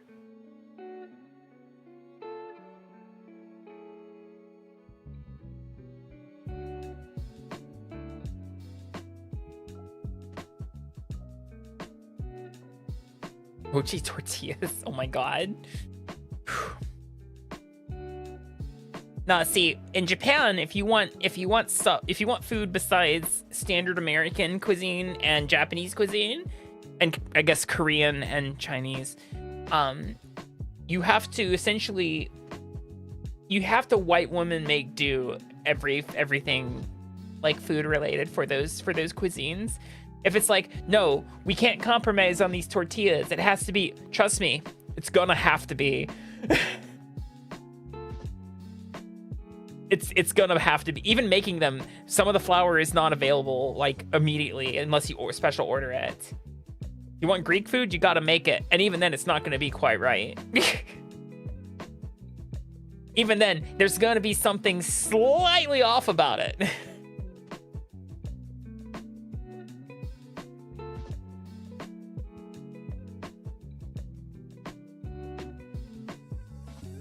Yeah, you are below the Sendai line. I'm above the Sendai line, as I like to call it. The Sendai line of no return of wild fuck ass west.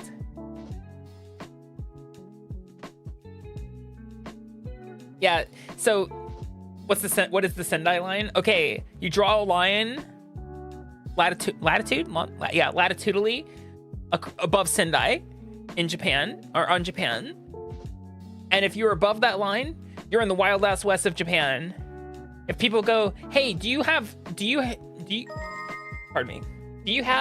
this in Japan?" And I'll be like, "Maybe in Tokyo or below or Sendai and south." But up here, it's a different fucking country.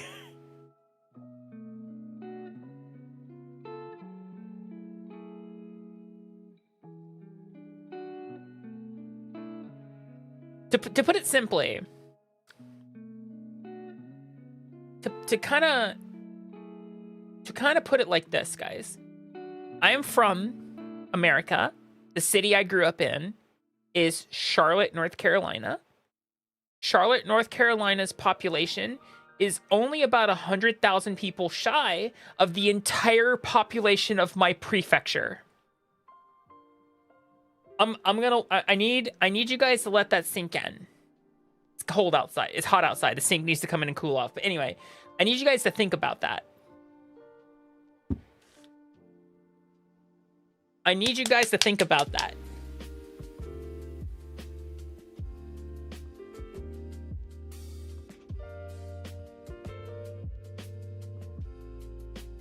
My one city that I grew up around, population is not that far off from the whole population of essentially what is this state of Japan.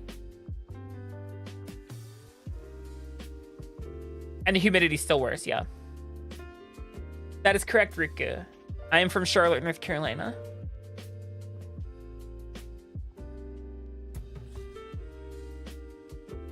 What the fuck is Wanfu? Hi, Broth. How you doing?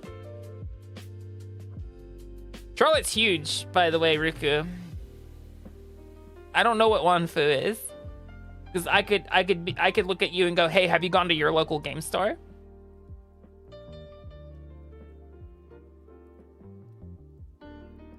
No, I haven't been there. But have you been to your local game store?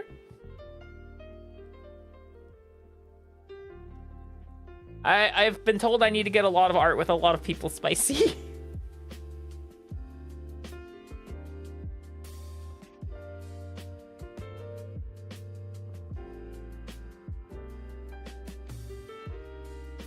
Guam is that small, yeah. No, spicy. Don't. No. Come here. Come here. Spicy, get over here.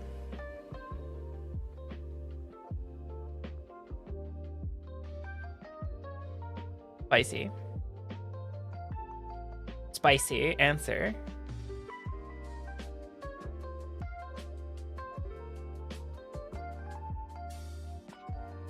That is not a rejection statement.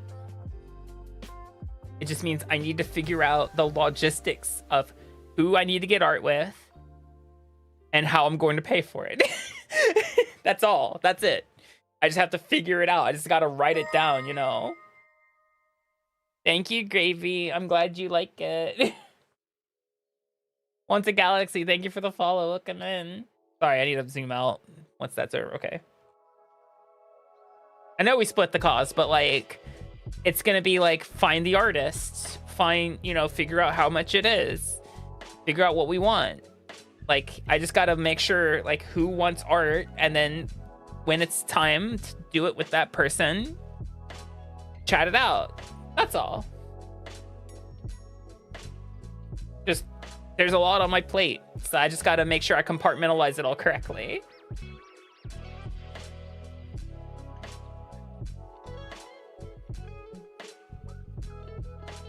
The gag alarm clock? What's the gag alarm clock? Does it gag? You've always wanted to go to Hokkaido, Felix? Me too. I would love to go to Hakodate. Hakodate seems really cool. There's like a lot of cool places to take photos there. That and Sapporo. I'd love to go to Sapporo and Asahikawa.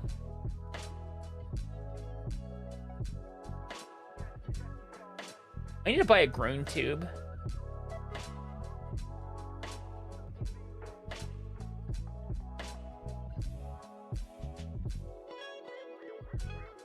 You know how to feel about it?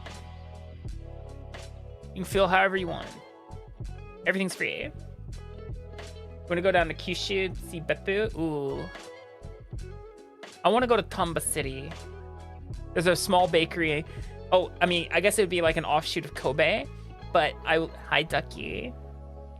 I want to see let's like go to Kobe, but then like for like part of a day, one day, go up to Tamba City. To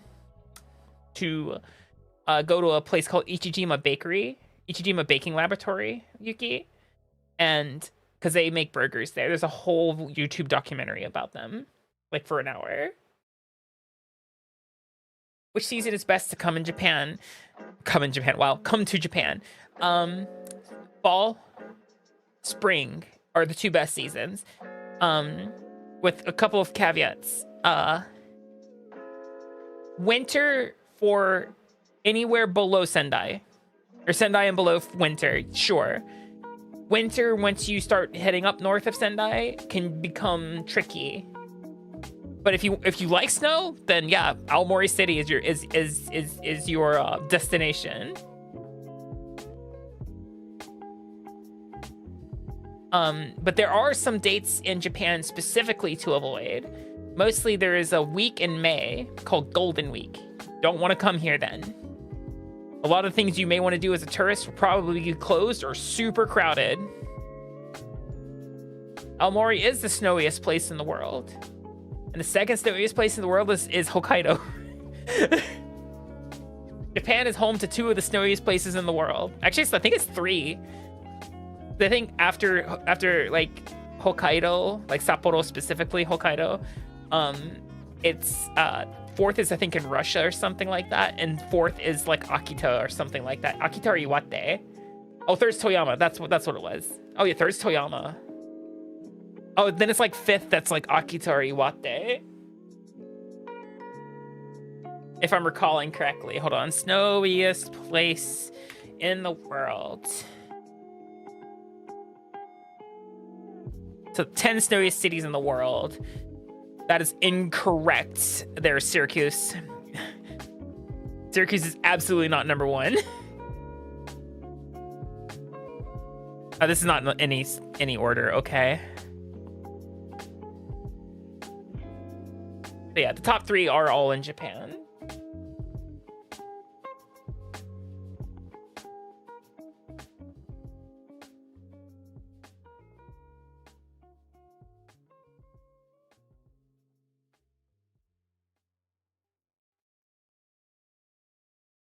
Oh yeah, you can. Yeah, broth. You don't have to drink. There's actually like wait. So broth, are you a teetotaler like me? Do you not drink? Curious. I'm just asking because I also don't drink.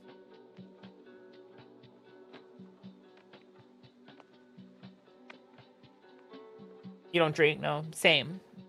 That's why I have a little bit of hard time socializing with my coworkers. Because they'll oftentimes invite me to a nomikai. Well, they haven't done that now because they realize I don't drink. They're like, well, the whole purpose of a nomikai is to fucking drink and get smashed.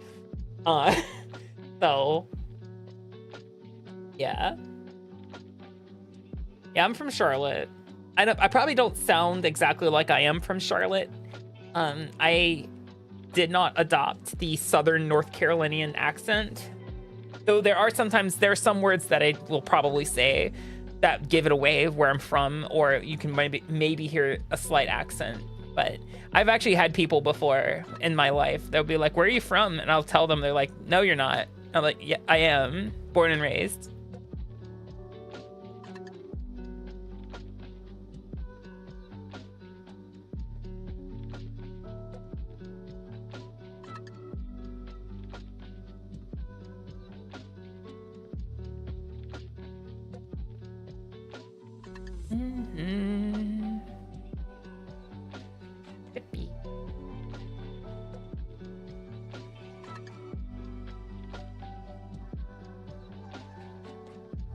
Oh, Yuki, you weren't here for this earlier. Hold on. I'm cursing your feed, Yuki. Before I go to the bathroom real fast.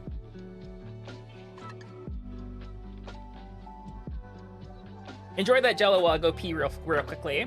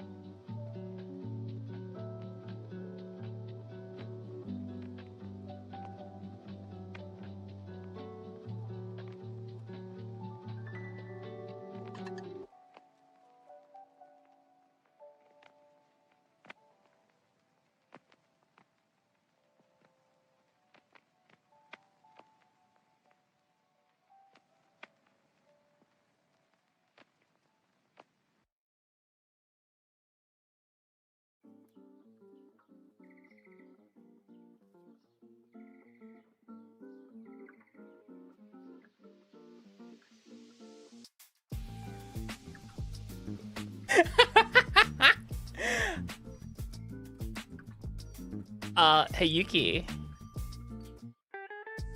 Hey Yuki. That's a gelatin dessert. What's wrong with the gelatin dessert?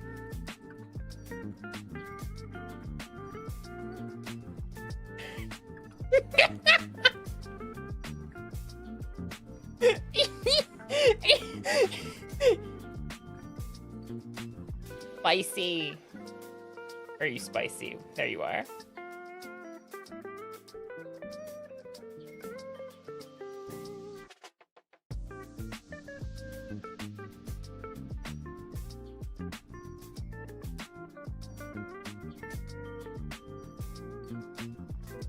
Have a go in spicy.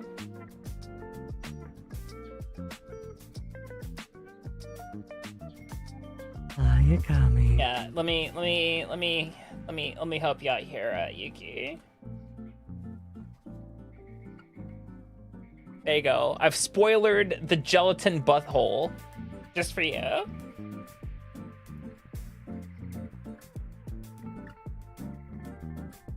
No, okay, so what we showed off was from r/secret buttholes, and it was gelatin dessert, and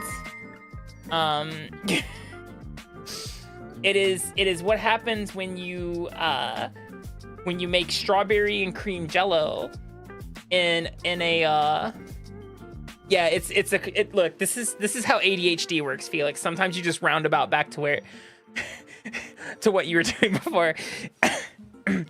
And so if you make strawberry and cream jello into a butt cake mold, yeah, it just looks like a butthole.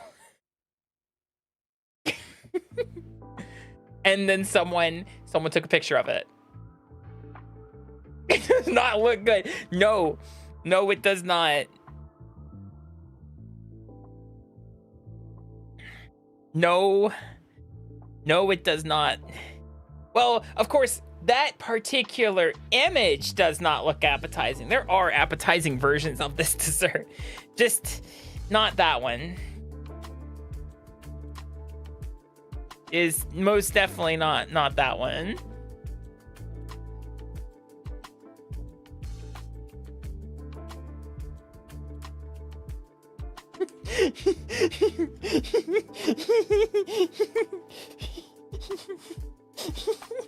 That's a different picture. Hold on. No, never mind. It's the same picture. ADHD minus nonlinear. Yeah, nah. Anyway, so that's what it that's what it looks like. That is Jello.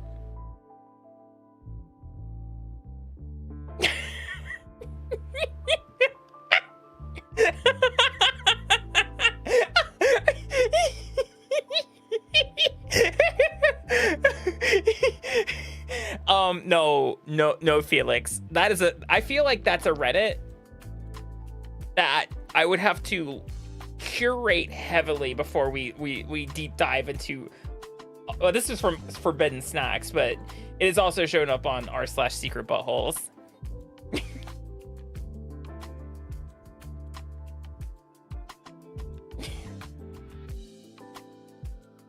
Wait, what? Akami got banned on Twitch. Anyway, you asked me why I'm in Japan, Ruku. It's I teach English to children. That's what I do. I'm an English teacher at an elementary school and a junior high school.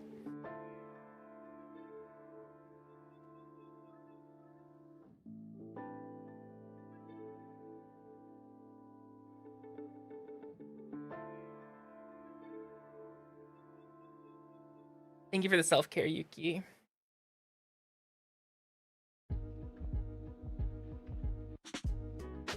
Oh, because you get me unfiltered and unmasked mostly in the streams, Rico.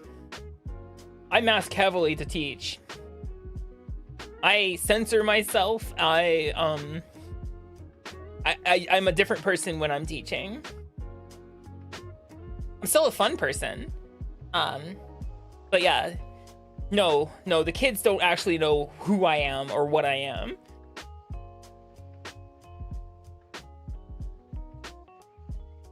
Yeah. No, I've seen my coworkers before when they've unmasked at Nomikai. Specifically, when they start drinking, they're different people.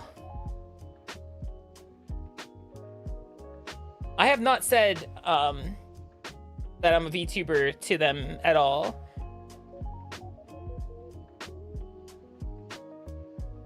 If they found my stream, they would never find my stream.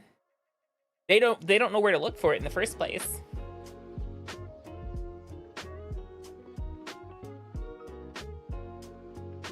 When she's on stream, she's wholesome without the H. That's wholesome, Bakanando. You Baka fucking Nando. Did you just make a callback? Did you just make a callback to one of the stupidest things I said on stream? Did you? When I said I swear to God. I swear to God.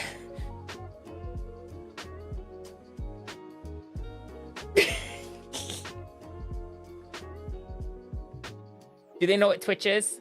No, so Japan is mostly YouTube, is a mostly YouTube community.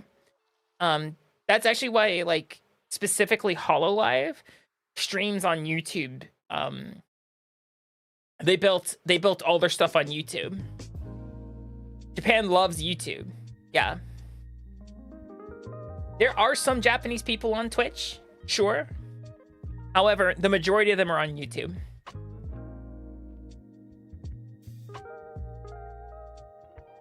Secret Life. I mean, here's the thing. That's actually a little bit about that's Grift. You actually kind of like touched on how like idol culture is generally in Japan.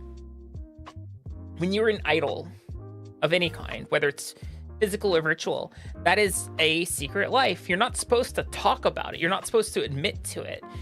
So like that's why I don't talk about being a VTuber to the people, like Japanese people at all. I don't tell them.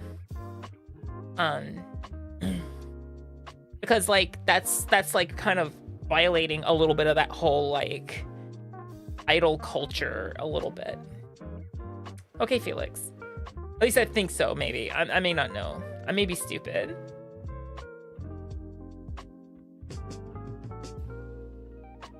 Yeah. Hi, Passive. Thank you. Hope you're doing well.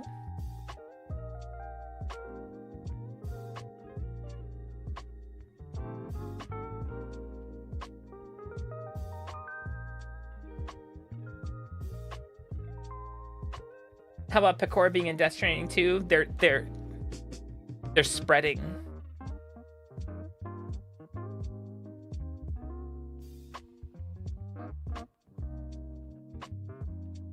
Speaking of idol culture, does Oshinoko actually have like a grasp on how that is just for entertainment. I think it's just for entertainment. I'm not sure.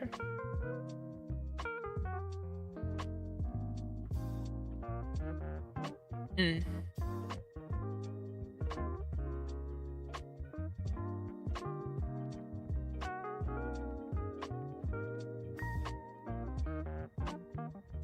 That's actually part of the reason, like, why I began streaming on YouTube is a greater audience reach, as well as diversifying my monetization options in case something happened to Twitch.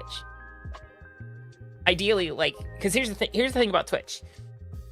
If they shuttered in Korea, they could shutter in Japan too. That would be terrifying.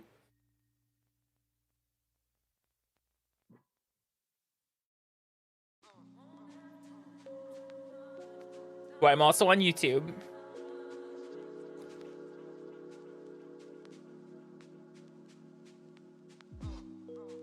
Yeah.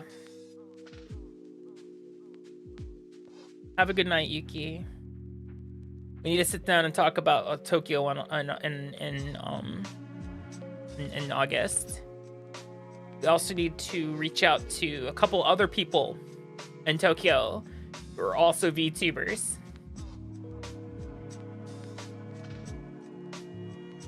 I'm sure they would like to hang out with us. We can have our own little off-kai with blackjack and hookers.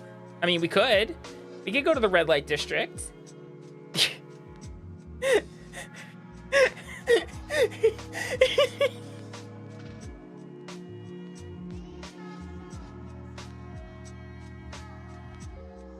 No one's good. They're gonna know. Hello, Luna. Welcome in.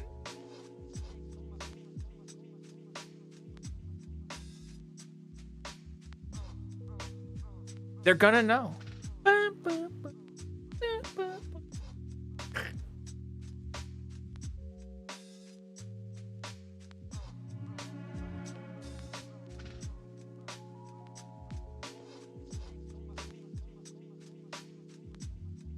Good.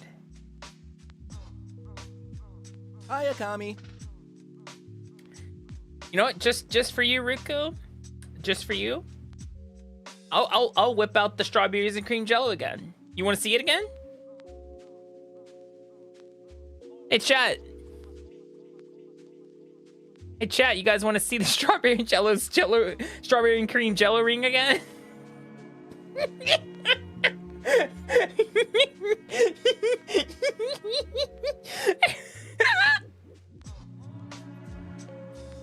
Hell yeah.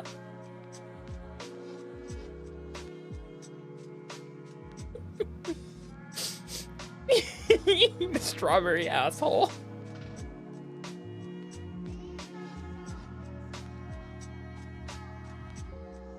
You're impartial to that dessert.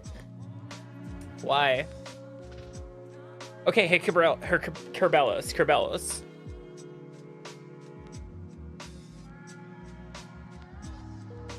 What if we add like a sauce to it in the middle ring part? What if we put Nutella there? Now it's a strawberry cream and Nutella jello ring.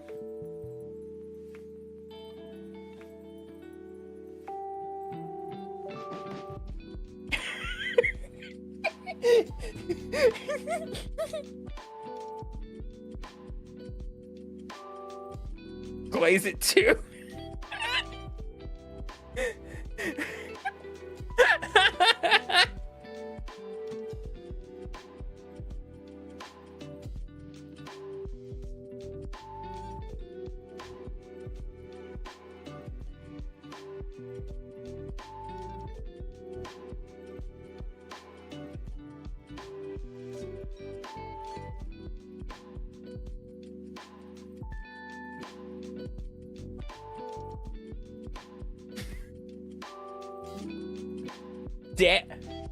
Damn, Kerbelos, what a picture. I didn't know you could fit that many sausages in your hole.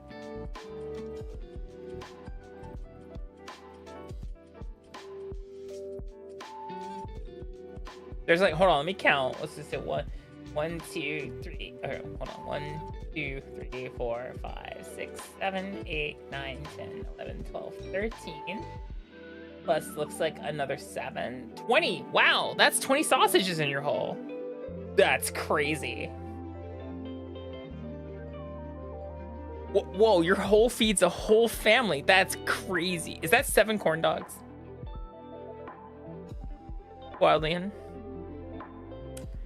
Did you just put 7 corn dogs on my screen? Try 7 corn dogs.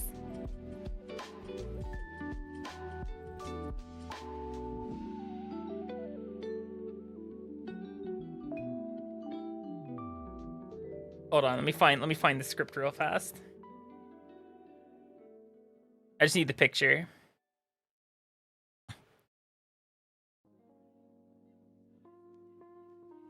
Open image in new tab. Perfect. Off work late? Hungry but too tired to cook? Try 7 corn dogs. 7 corn dogs back to back. No mustard, no ketchup, just dog. Eat the stick too. You will certainly not regret eating 7 corn dogs. There, you happy? I did the bit.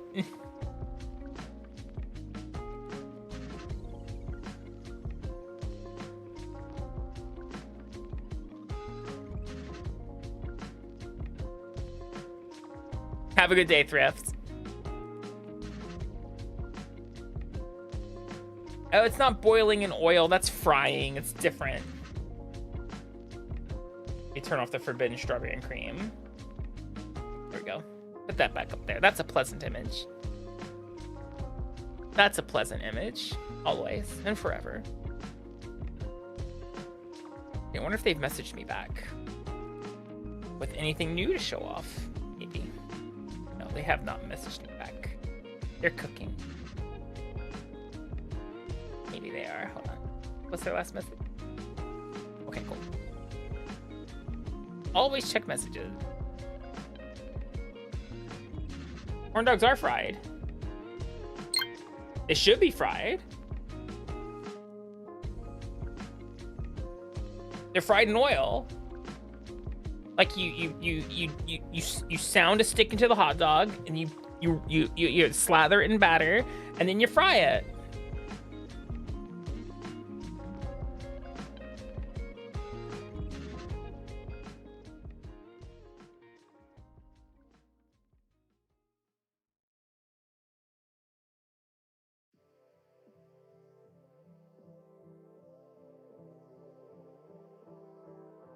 Oh, good. No one caught what I said.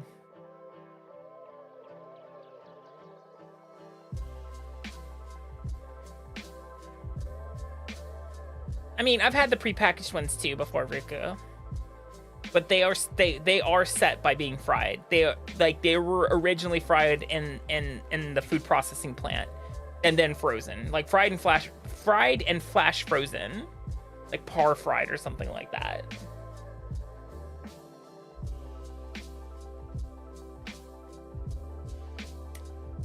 Oh, so you did catch what I said, Darius.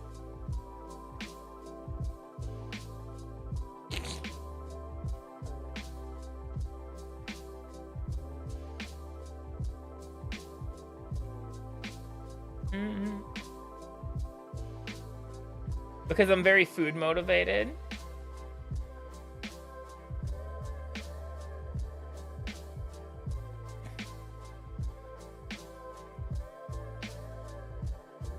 I like food like the next girl. No one knows sounding. Oh, they do. They just didn't catch it, Envy. Bailiff, circumcise his hot dog. Oh, gross. Oh no, absolutely not.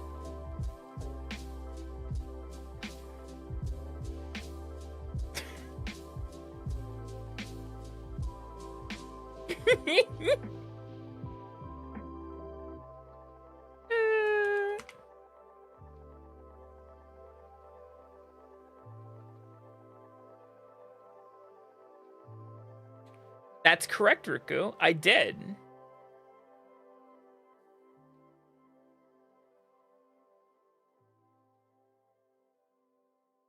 I'm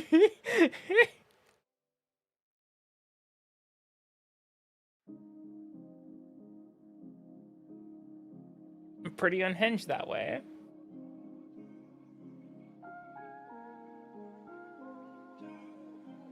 Yes, I am a girl. Thank you for reaffirming my gender.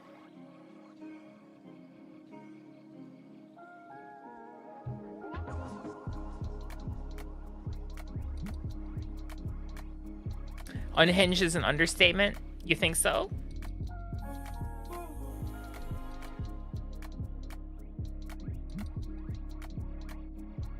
Born without hinges.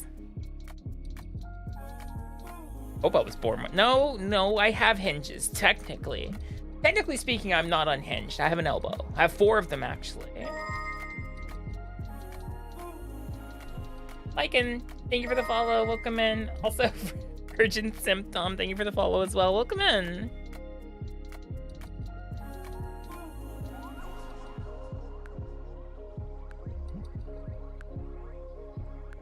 Welcome to eternity.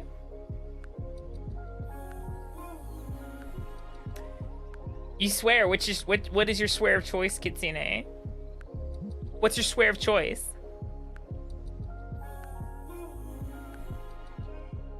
A good F-bomb usually gets the job done for me.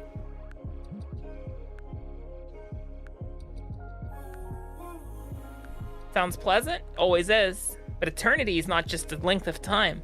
It's the actual place. Eternity is the space between spaces. The space between all realities. Where the architects are. The people who forge realities.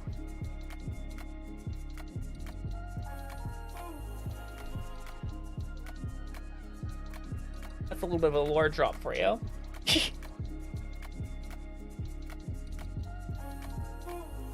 Any horrors in eternity too? Technically, the whole thing's a horror.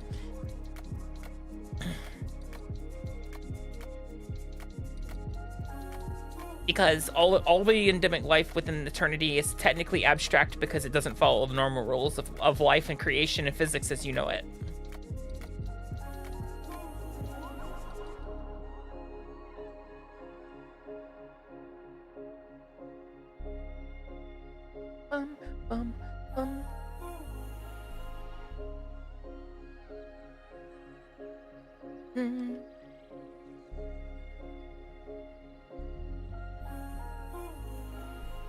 I think there's a deer eating glass for breakfast in eternity somewhere.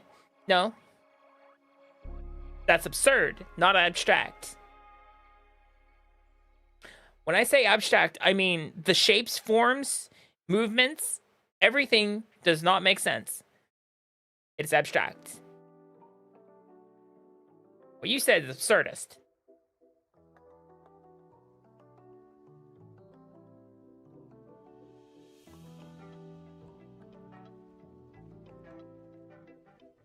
Technically speaking, Xandar. You know Xandar, guys. Xandar is from eternity. Xandar is a liminal being. Or liminal entity, as we call them. They eat the connections between realities and liminal spaces. Non-Euclidean liminal space. That's a good way to describe it.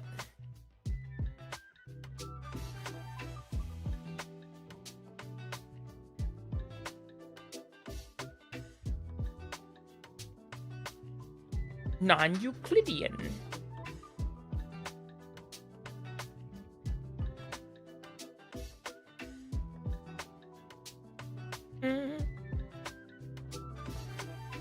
My favorite geometry word, Euclidean.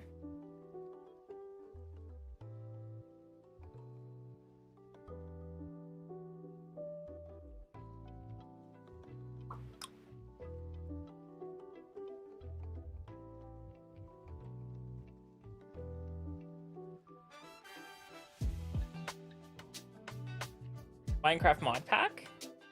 But with the backrooms in it or something? Am I the ruler of eternity? How's that work? No. I am merely a reincarnation of one of the architects of eternity. There is no one single ruler of eternity. Eternity just is. Eternity is. It has always been and always will be. Technically speaking, if you want to talk about lore jobs, I am the reincarnation of the architect Primarch, as given by the name of Primarch, who was named Primarch by the people who study the architects as part of a trans reality research coalition. By nature, the architects themselves don't actually have names, genders, etc.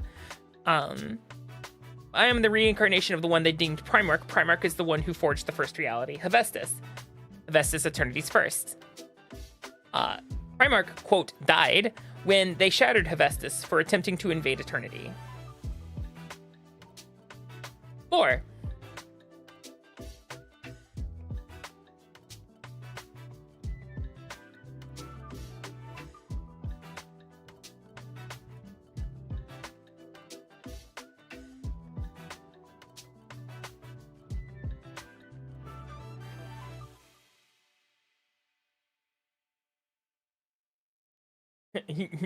Liminality, non-Euclidean fuckery. Hello, Hexbox. Welcome in.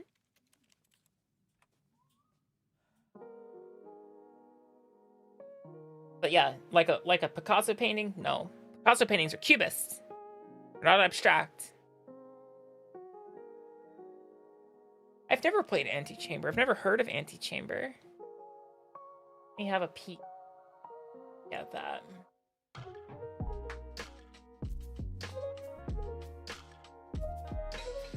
Yeah, is it on Steam?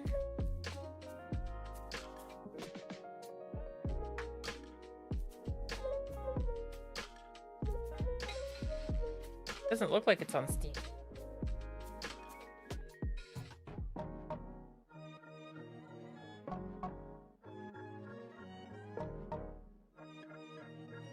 I don't see it. I typed Antechamber, it doesn't pop up.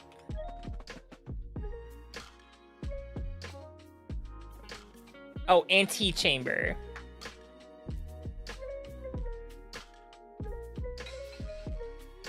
The difference between antechamber and antechamber. Antechamber is a mind-bending psychological exploration game where nothing can be taken for granted. Discover an Escher-like world where hallways wrap around upon each other, spaces reconfigure themselves, and accomplishing the impossible may be the only way forward. Oh, I've seen clips of this game. This game seems intense. Yeah, we could probably look into doing that one. I could throw that in there. It's only 20 bucks.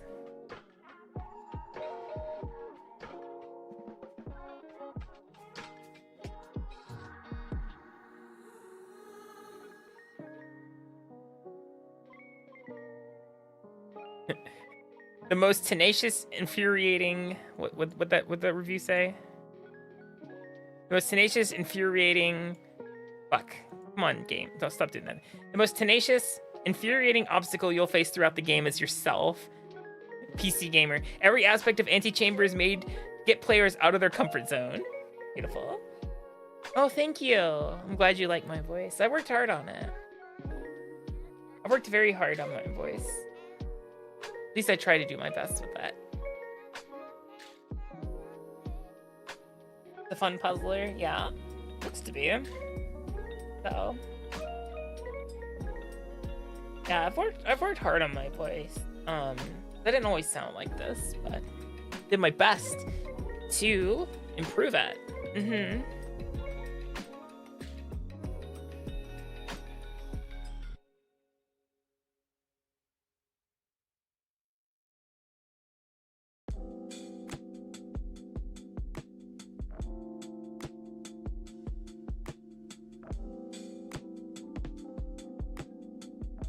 Somebody teaches people English, how does it work?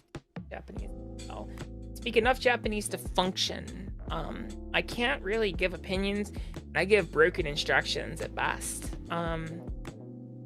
So when I teach, I don't teach by myself. I'm usually teaching alongside of another teacher. Either the teacher's leading the lesson and I'm assisting, or it sometimes reverses the other way around, where I'm leading and the other teacher is assisting. So when it comes to the Japanese instruction sets, the Japanese teacher handles that.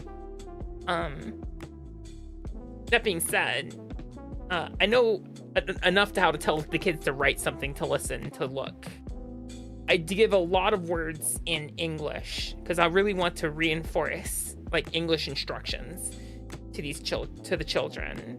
It's important because they need to know English essentially to for their what is it called? For high school entrance exams when they finally get to them. English education begins in the 3rd grade in Japan. 3rd grade and 4th grade, they have 1 lesson per week, and that's honestly not enough. It needs to be 2, but the problem is the book's not long enough for that. Grade 5 and 6 has 2 classes per week, and then once they hit junior high school, it can be 3 to 4 lessons per week. I'm still getting better, yeah. I'm still slowly improving my Japanese as I move and like learn words and stuff like that.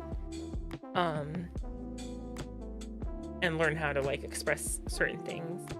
I know how to ask for stuff at stores, which is pretty handy. I know how to ask about like if they have stuff. I know how to order stuff. I know how to order stuff at restaurants. I know how to say takeout, but like the Japanese way to say takeout, not like the takeout. Takeout. Like you can get away with takeout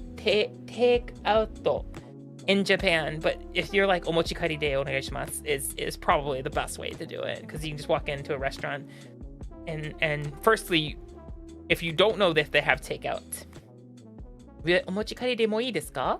And which is like, hey, do you guys do takeout okay? And they'll be like yes or no, and then you'll understand if you can get takeout or not. If they're like, oh, hey, daijoubu desu, hi, so omochikari de onegaishimasu, hi. And usually in Japan, if a restaurant does offer takeout, it's usually a limited menu. Takeout in like the West and like especially America, takeout is essentially the full menu. Just you can take it home, but that's not the case in Japan. In Japan, takeout tends to be a very limited menu to what they offer at the restaurant, because not everything packages well as a takeout option. As example, there's a Japanese family restaurant not too far from my apartment, and their menu is huge. It's enormous. It has, you know, all kinds of Japanese staples and stuff like that. But if you look at their takeout menu, it's 6 dishes. So how does a restaurant with like 20 plus dishes go down to 6 dishes for takeout? And it comes down to the takeout containers they have. They don't all support the stuff that they sell. Not everything takes out as well. Like the standard takeout fare there is like curry and rice, katsu curry. I think mapo tofu's on there too, because that one's easy to package. Teriyaki chicken. There's a few things. But the thing is, there's also these businesses in Japan called they're essentially obento restaurants. There's nowhere to eat inside them, but they sell as prepackaged like lunches. Like obento, so like rice with like a entree and vegetables and stuff like that. So you can get obento like already made up and stuff like that. Optimal, my beloved. Yeah, we have those here. There's ramen places that give you it complete with bowl. Yeah. Actually, do you have to return the bowl if they do that to you? I've never ordered ramen to go. But like, I'm not sure how that works.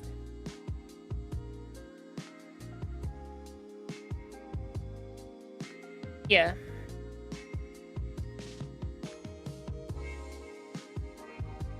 There's also, depends on the store, yeah.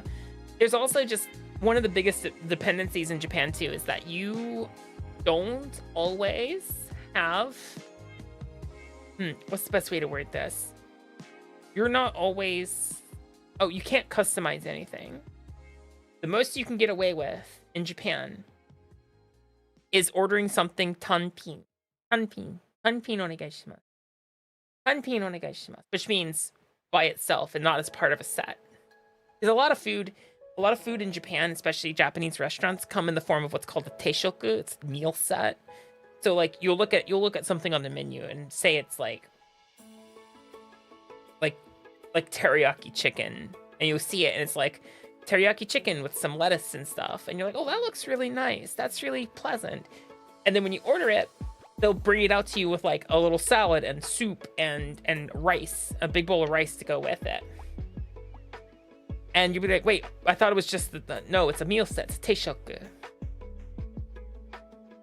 But if you're looking to maybe save a little bit of money, or you don't want to eat all that, maybe you just wanted the little like cabbage and little veggie plate, the veggie medley that was with the teriyaki chicken, you would just be like, oh, teriyaki chicken tanpin onegaishimasu, which would be like, I just want this by itself, not a meal set, and they'll just bring you that. So, but there's no customization in Japan for the most part. Like if you go to like a burger restaurant, like a Moss Burger, you can't be like, hey, can I get this burger, but with like no onions? No, because it comes with onions, so you're gonna get it with onions. There's like no customization. Hi, Rune Bear. Thank you. Hope you're doing well. I'm sad I didn't get to go to Offkai this year, but like going to Offkai, like the plane ticket alone is more than what I make in a month. And so it's just like, well, that's unfeasible. That's super unfeasible to do. Because that's just for the hotel. That or the flight, that doesn't cover the hotel, doesn't cover food, doesn't cover like souvenirs and residuals. Like, yeah. I feel like a trip to America to go to a convention would easily run me probably 300k, easily 300,000 yen. That, and like 220 to 250,000 of that. Actually, no, it'd be more than, wouldn't it? Because of the hotel. I'm just probably around 400,000 to 450,000 yen. Because that would be like 220 of it would be like the plane ticket. And then like another portion of it would be the hotel and then food and all that jazz. Thank you, Bird Scout. I'll feel better. It's just a physical, like my body's like, nope, you're done today. I'm like, oh, really? But what if, and the body just like smacks you to the floor like a bug.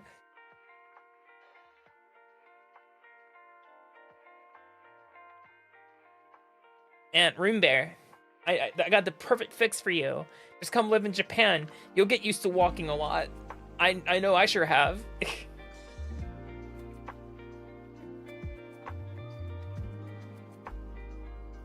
Yeah, no, I get it, Hexbox. I'd be afraid to actually come in because they'll be like, we need to see your phone. I'm like, the hell you do? They would demand to see my phone. I'm like, there's spicy images in it. Stop it.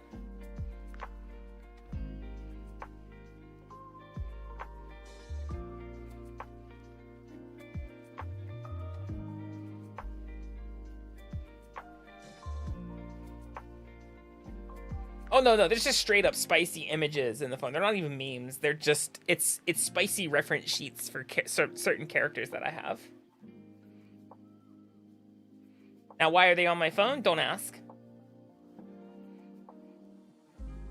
I don't need them seeing that. I don't want to have to answer questions about that, because they look at it and they probably be like, "What's this?" And I'd have to be like, well, clearly you don't know what art is when you see it. I'm like, yeah, no. I'm sure that won't get me in trouble.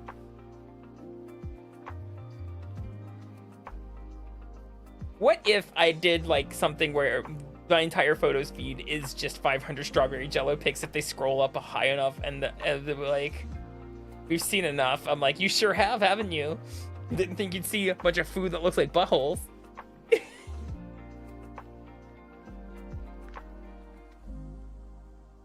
I'm an artist. I'm looking for references.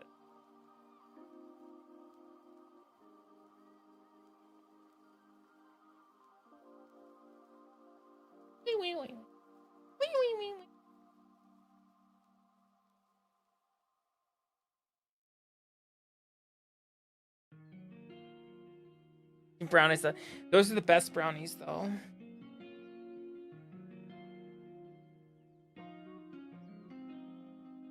The best brownies are the ones that look like ass.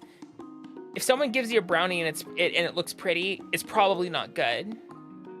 The best brownies are the ones that look like they just got done with a shift in the coal mine or something.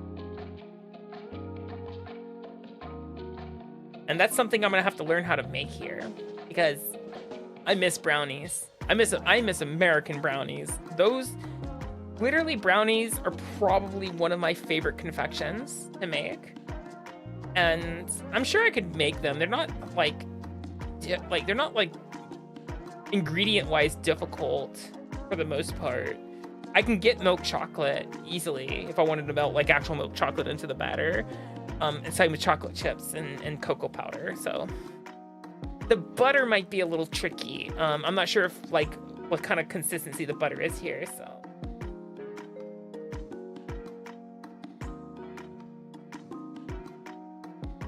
no, it was made in a factory, a bomb factory. They're bombs. I remember someone made a pan where like there's like an insert in the pan that like it looks like it's already pre-cut the brownie into like 9 pieces. But what it actually does is it makes sure that all the brownies are edge pieces or corner pieces, that all 9 pieces are now corner piece brownies. And I'm like, that is the best thing I've ever seen anyone make. Thank you.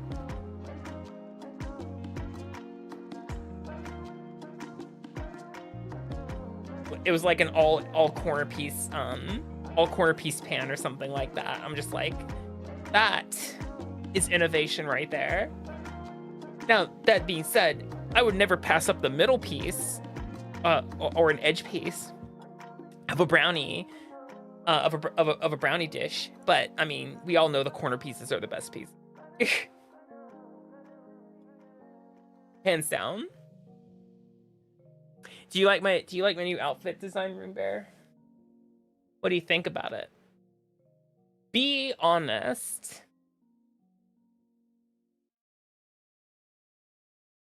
Be honest. Be honest.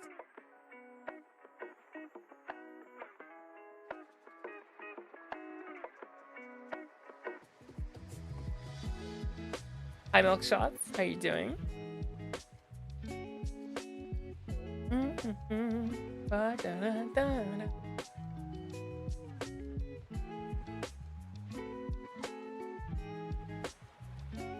Someone made a no-edge brownie pan? How the fuck does that work? Where's the fun in that?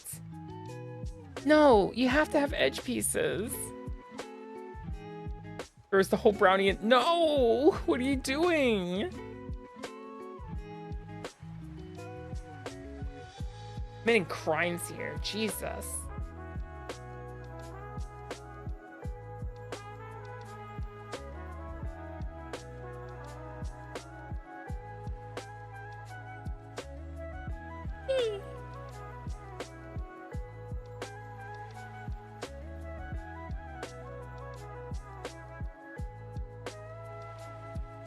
Big stretchy.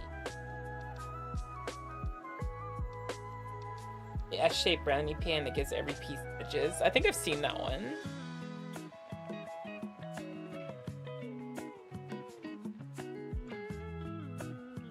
That sounds like a how-to basic video, Bakonando.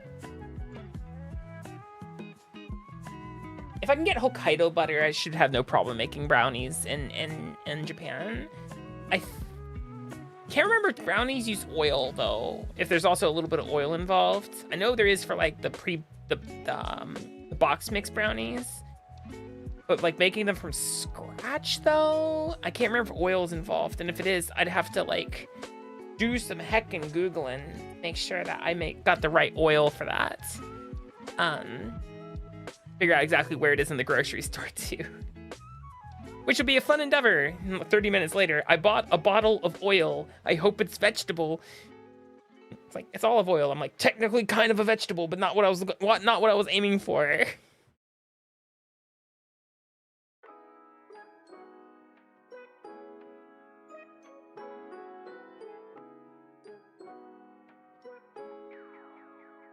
Hi, Sour. How you doing? Coconut oil should be fine, right? I feel like it should, honestly. I feel like that should work.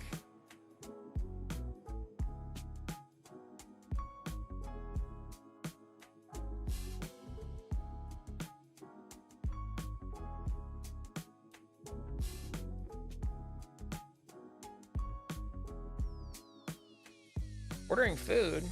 What serves food this late at night, Sour? Oh, moreover, what delivers food this late at night? I should ask. Kind of curious on that one because the best thing we got here is kombini, so late night eats kombini, and even then that's gonna be slim pickings unless you're like in Tokyo. Macas are Hungry Jacks. Guys are hungry. And it has been suggested by someone in my friend circle that we go to McDonald's for America Day on July 4th and just snack on hamburgers and shit. And I'm like, I'd be down for that. I'd be down for going to McDonald's on July the 4th just to feel a little more American. When is it when is that holiday? Or someone says July 4th, I'm like, shut it. It's on a Friday. Okay, that works. It means I wouldn't have to cancel stream or anything. We don't stream on Fridays. Easy peasy. Very nice. Very nice. Okay.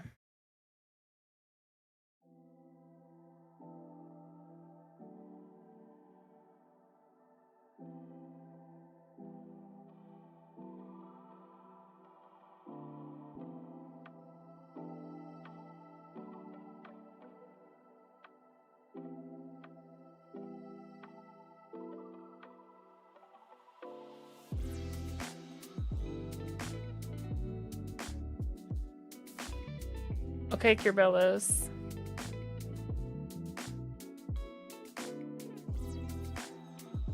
Oh, that sounds nice. Hi, Azura. How are you doing? I'm about to slip in your DMs here in a little bit, just so you know. That's okay.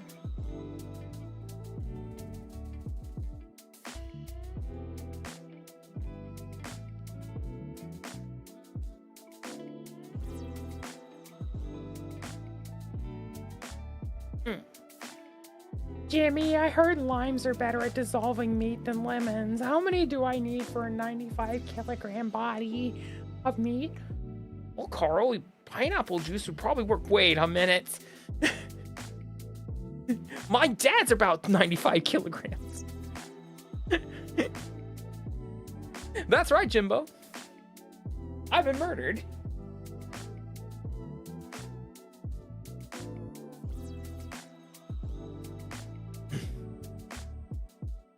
Hey, Jimmy.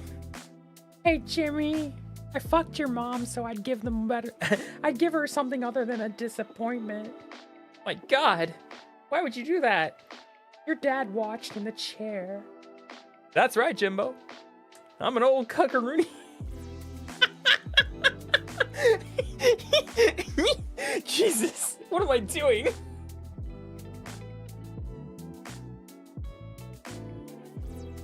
Hi, Gage. Welcome in.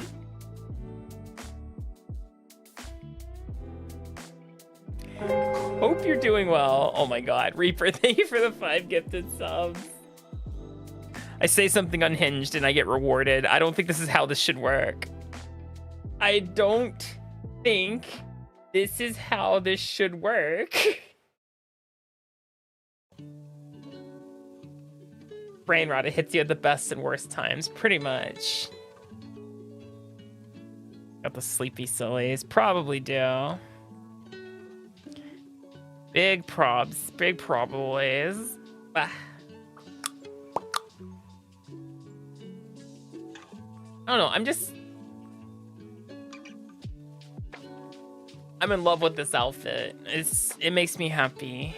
I'm in love with all the outfits I'm getting done. Well, I say all the outfits. There's two. There's two outfits.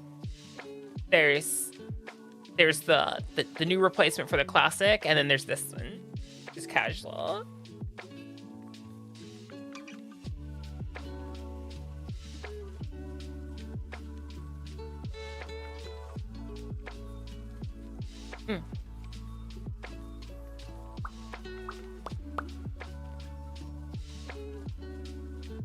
Yeah, thank you for the gift subs, Reaper. I appreciate it. Thank you guys for all the support today. It's you guys are so nice to me. I don't know what I did to deserve that.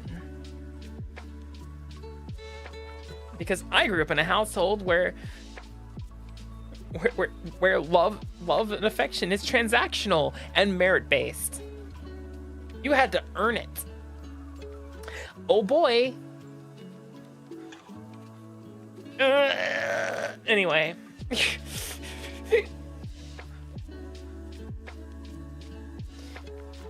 Yeah, wildly, and that's how I feel too. That's yup. Pretty much.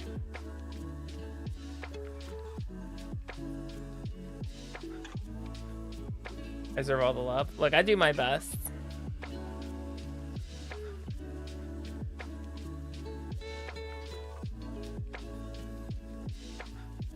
I do my best.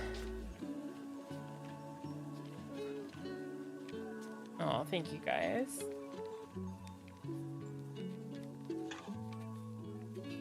I do need to do this real fast because I don't need that. All right.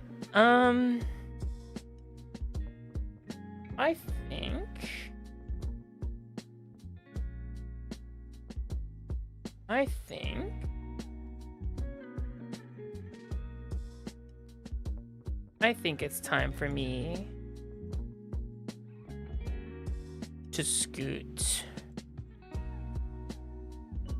I think it's about that time of night for me.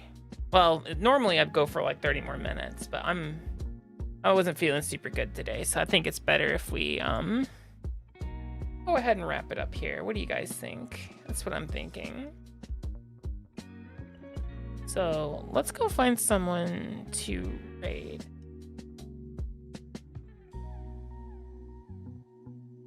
Someone who's not Hawk-2ing on stream, please. That'd be great. I mean, I would love to do that, Kriegers, but like, I have to go to work in the morning. And I have to go to work in the morning. So,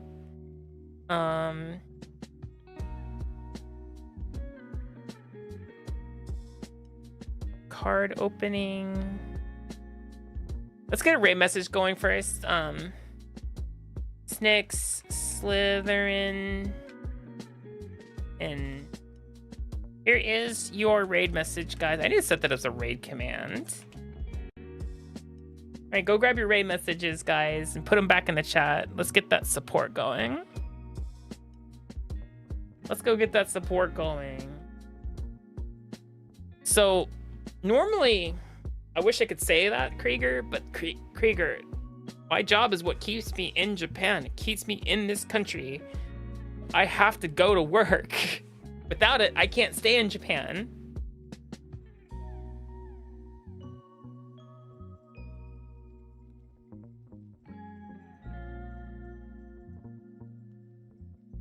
Not that it pays the bills, Bakanando. It literally lets me stay and live here. It's more complicated than that.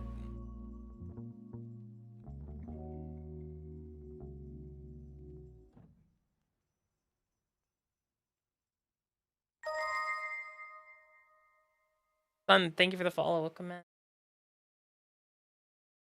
You guys got your raid messages ready?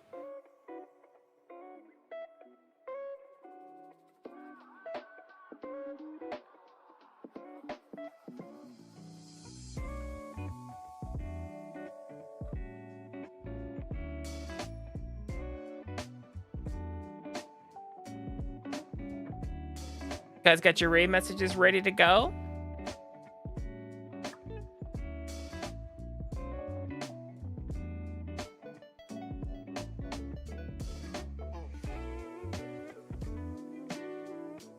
I know where we're going. This good bean deserves it. Okay. I'm gonna send you guys over to Tinana. Alright guys, have fun over at Tinana's. They're playing Lies of P. I'm gonna get some rest now. I need it. My brain's a little hazy. Alright guys, have a good rest of your time zones, days, nights, what have you. I'll catch you tomorrow. If work doesn't kill me, but you know, tomorrow, no, yeah, definitely will be tomorrow. We're gonna be going live slightly earlier tomorrow by like about 30 minutes because we're gonna be collabing with Callie and 2 others. We're gonna be playing some Peak content. We're playing Peak. All right, guys, I'll see you tomorrow for some fun mountain climbing scout shenanigans. All right, have a good night, guys. Bye-bye.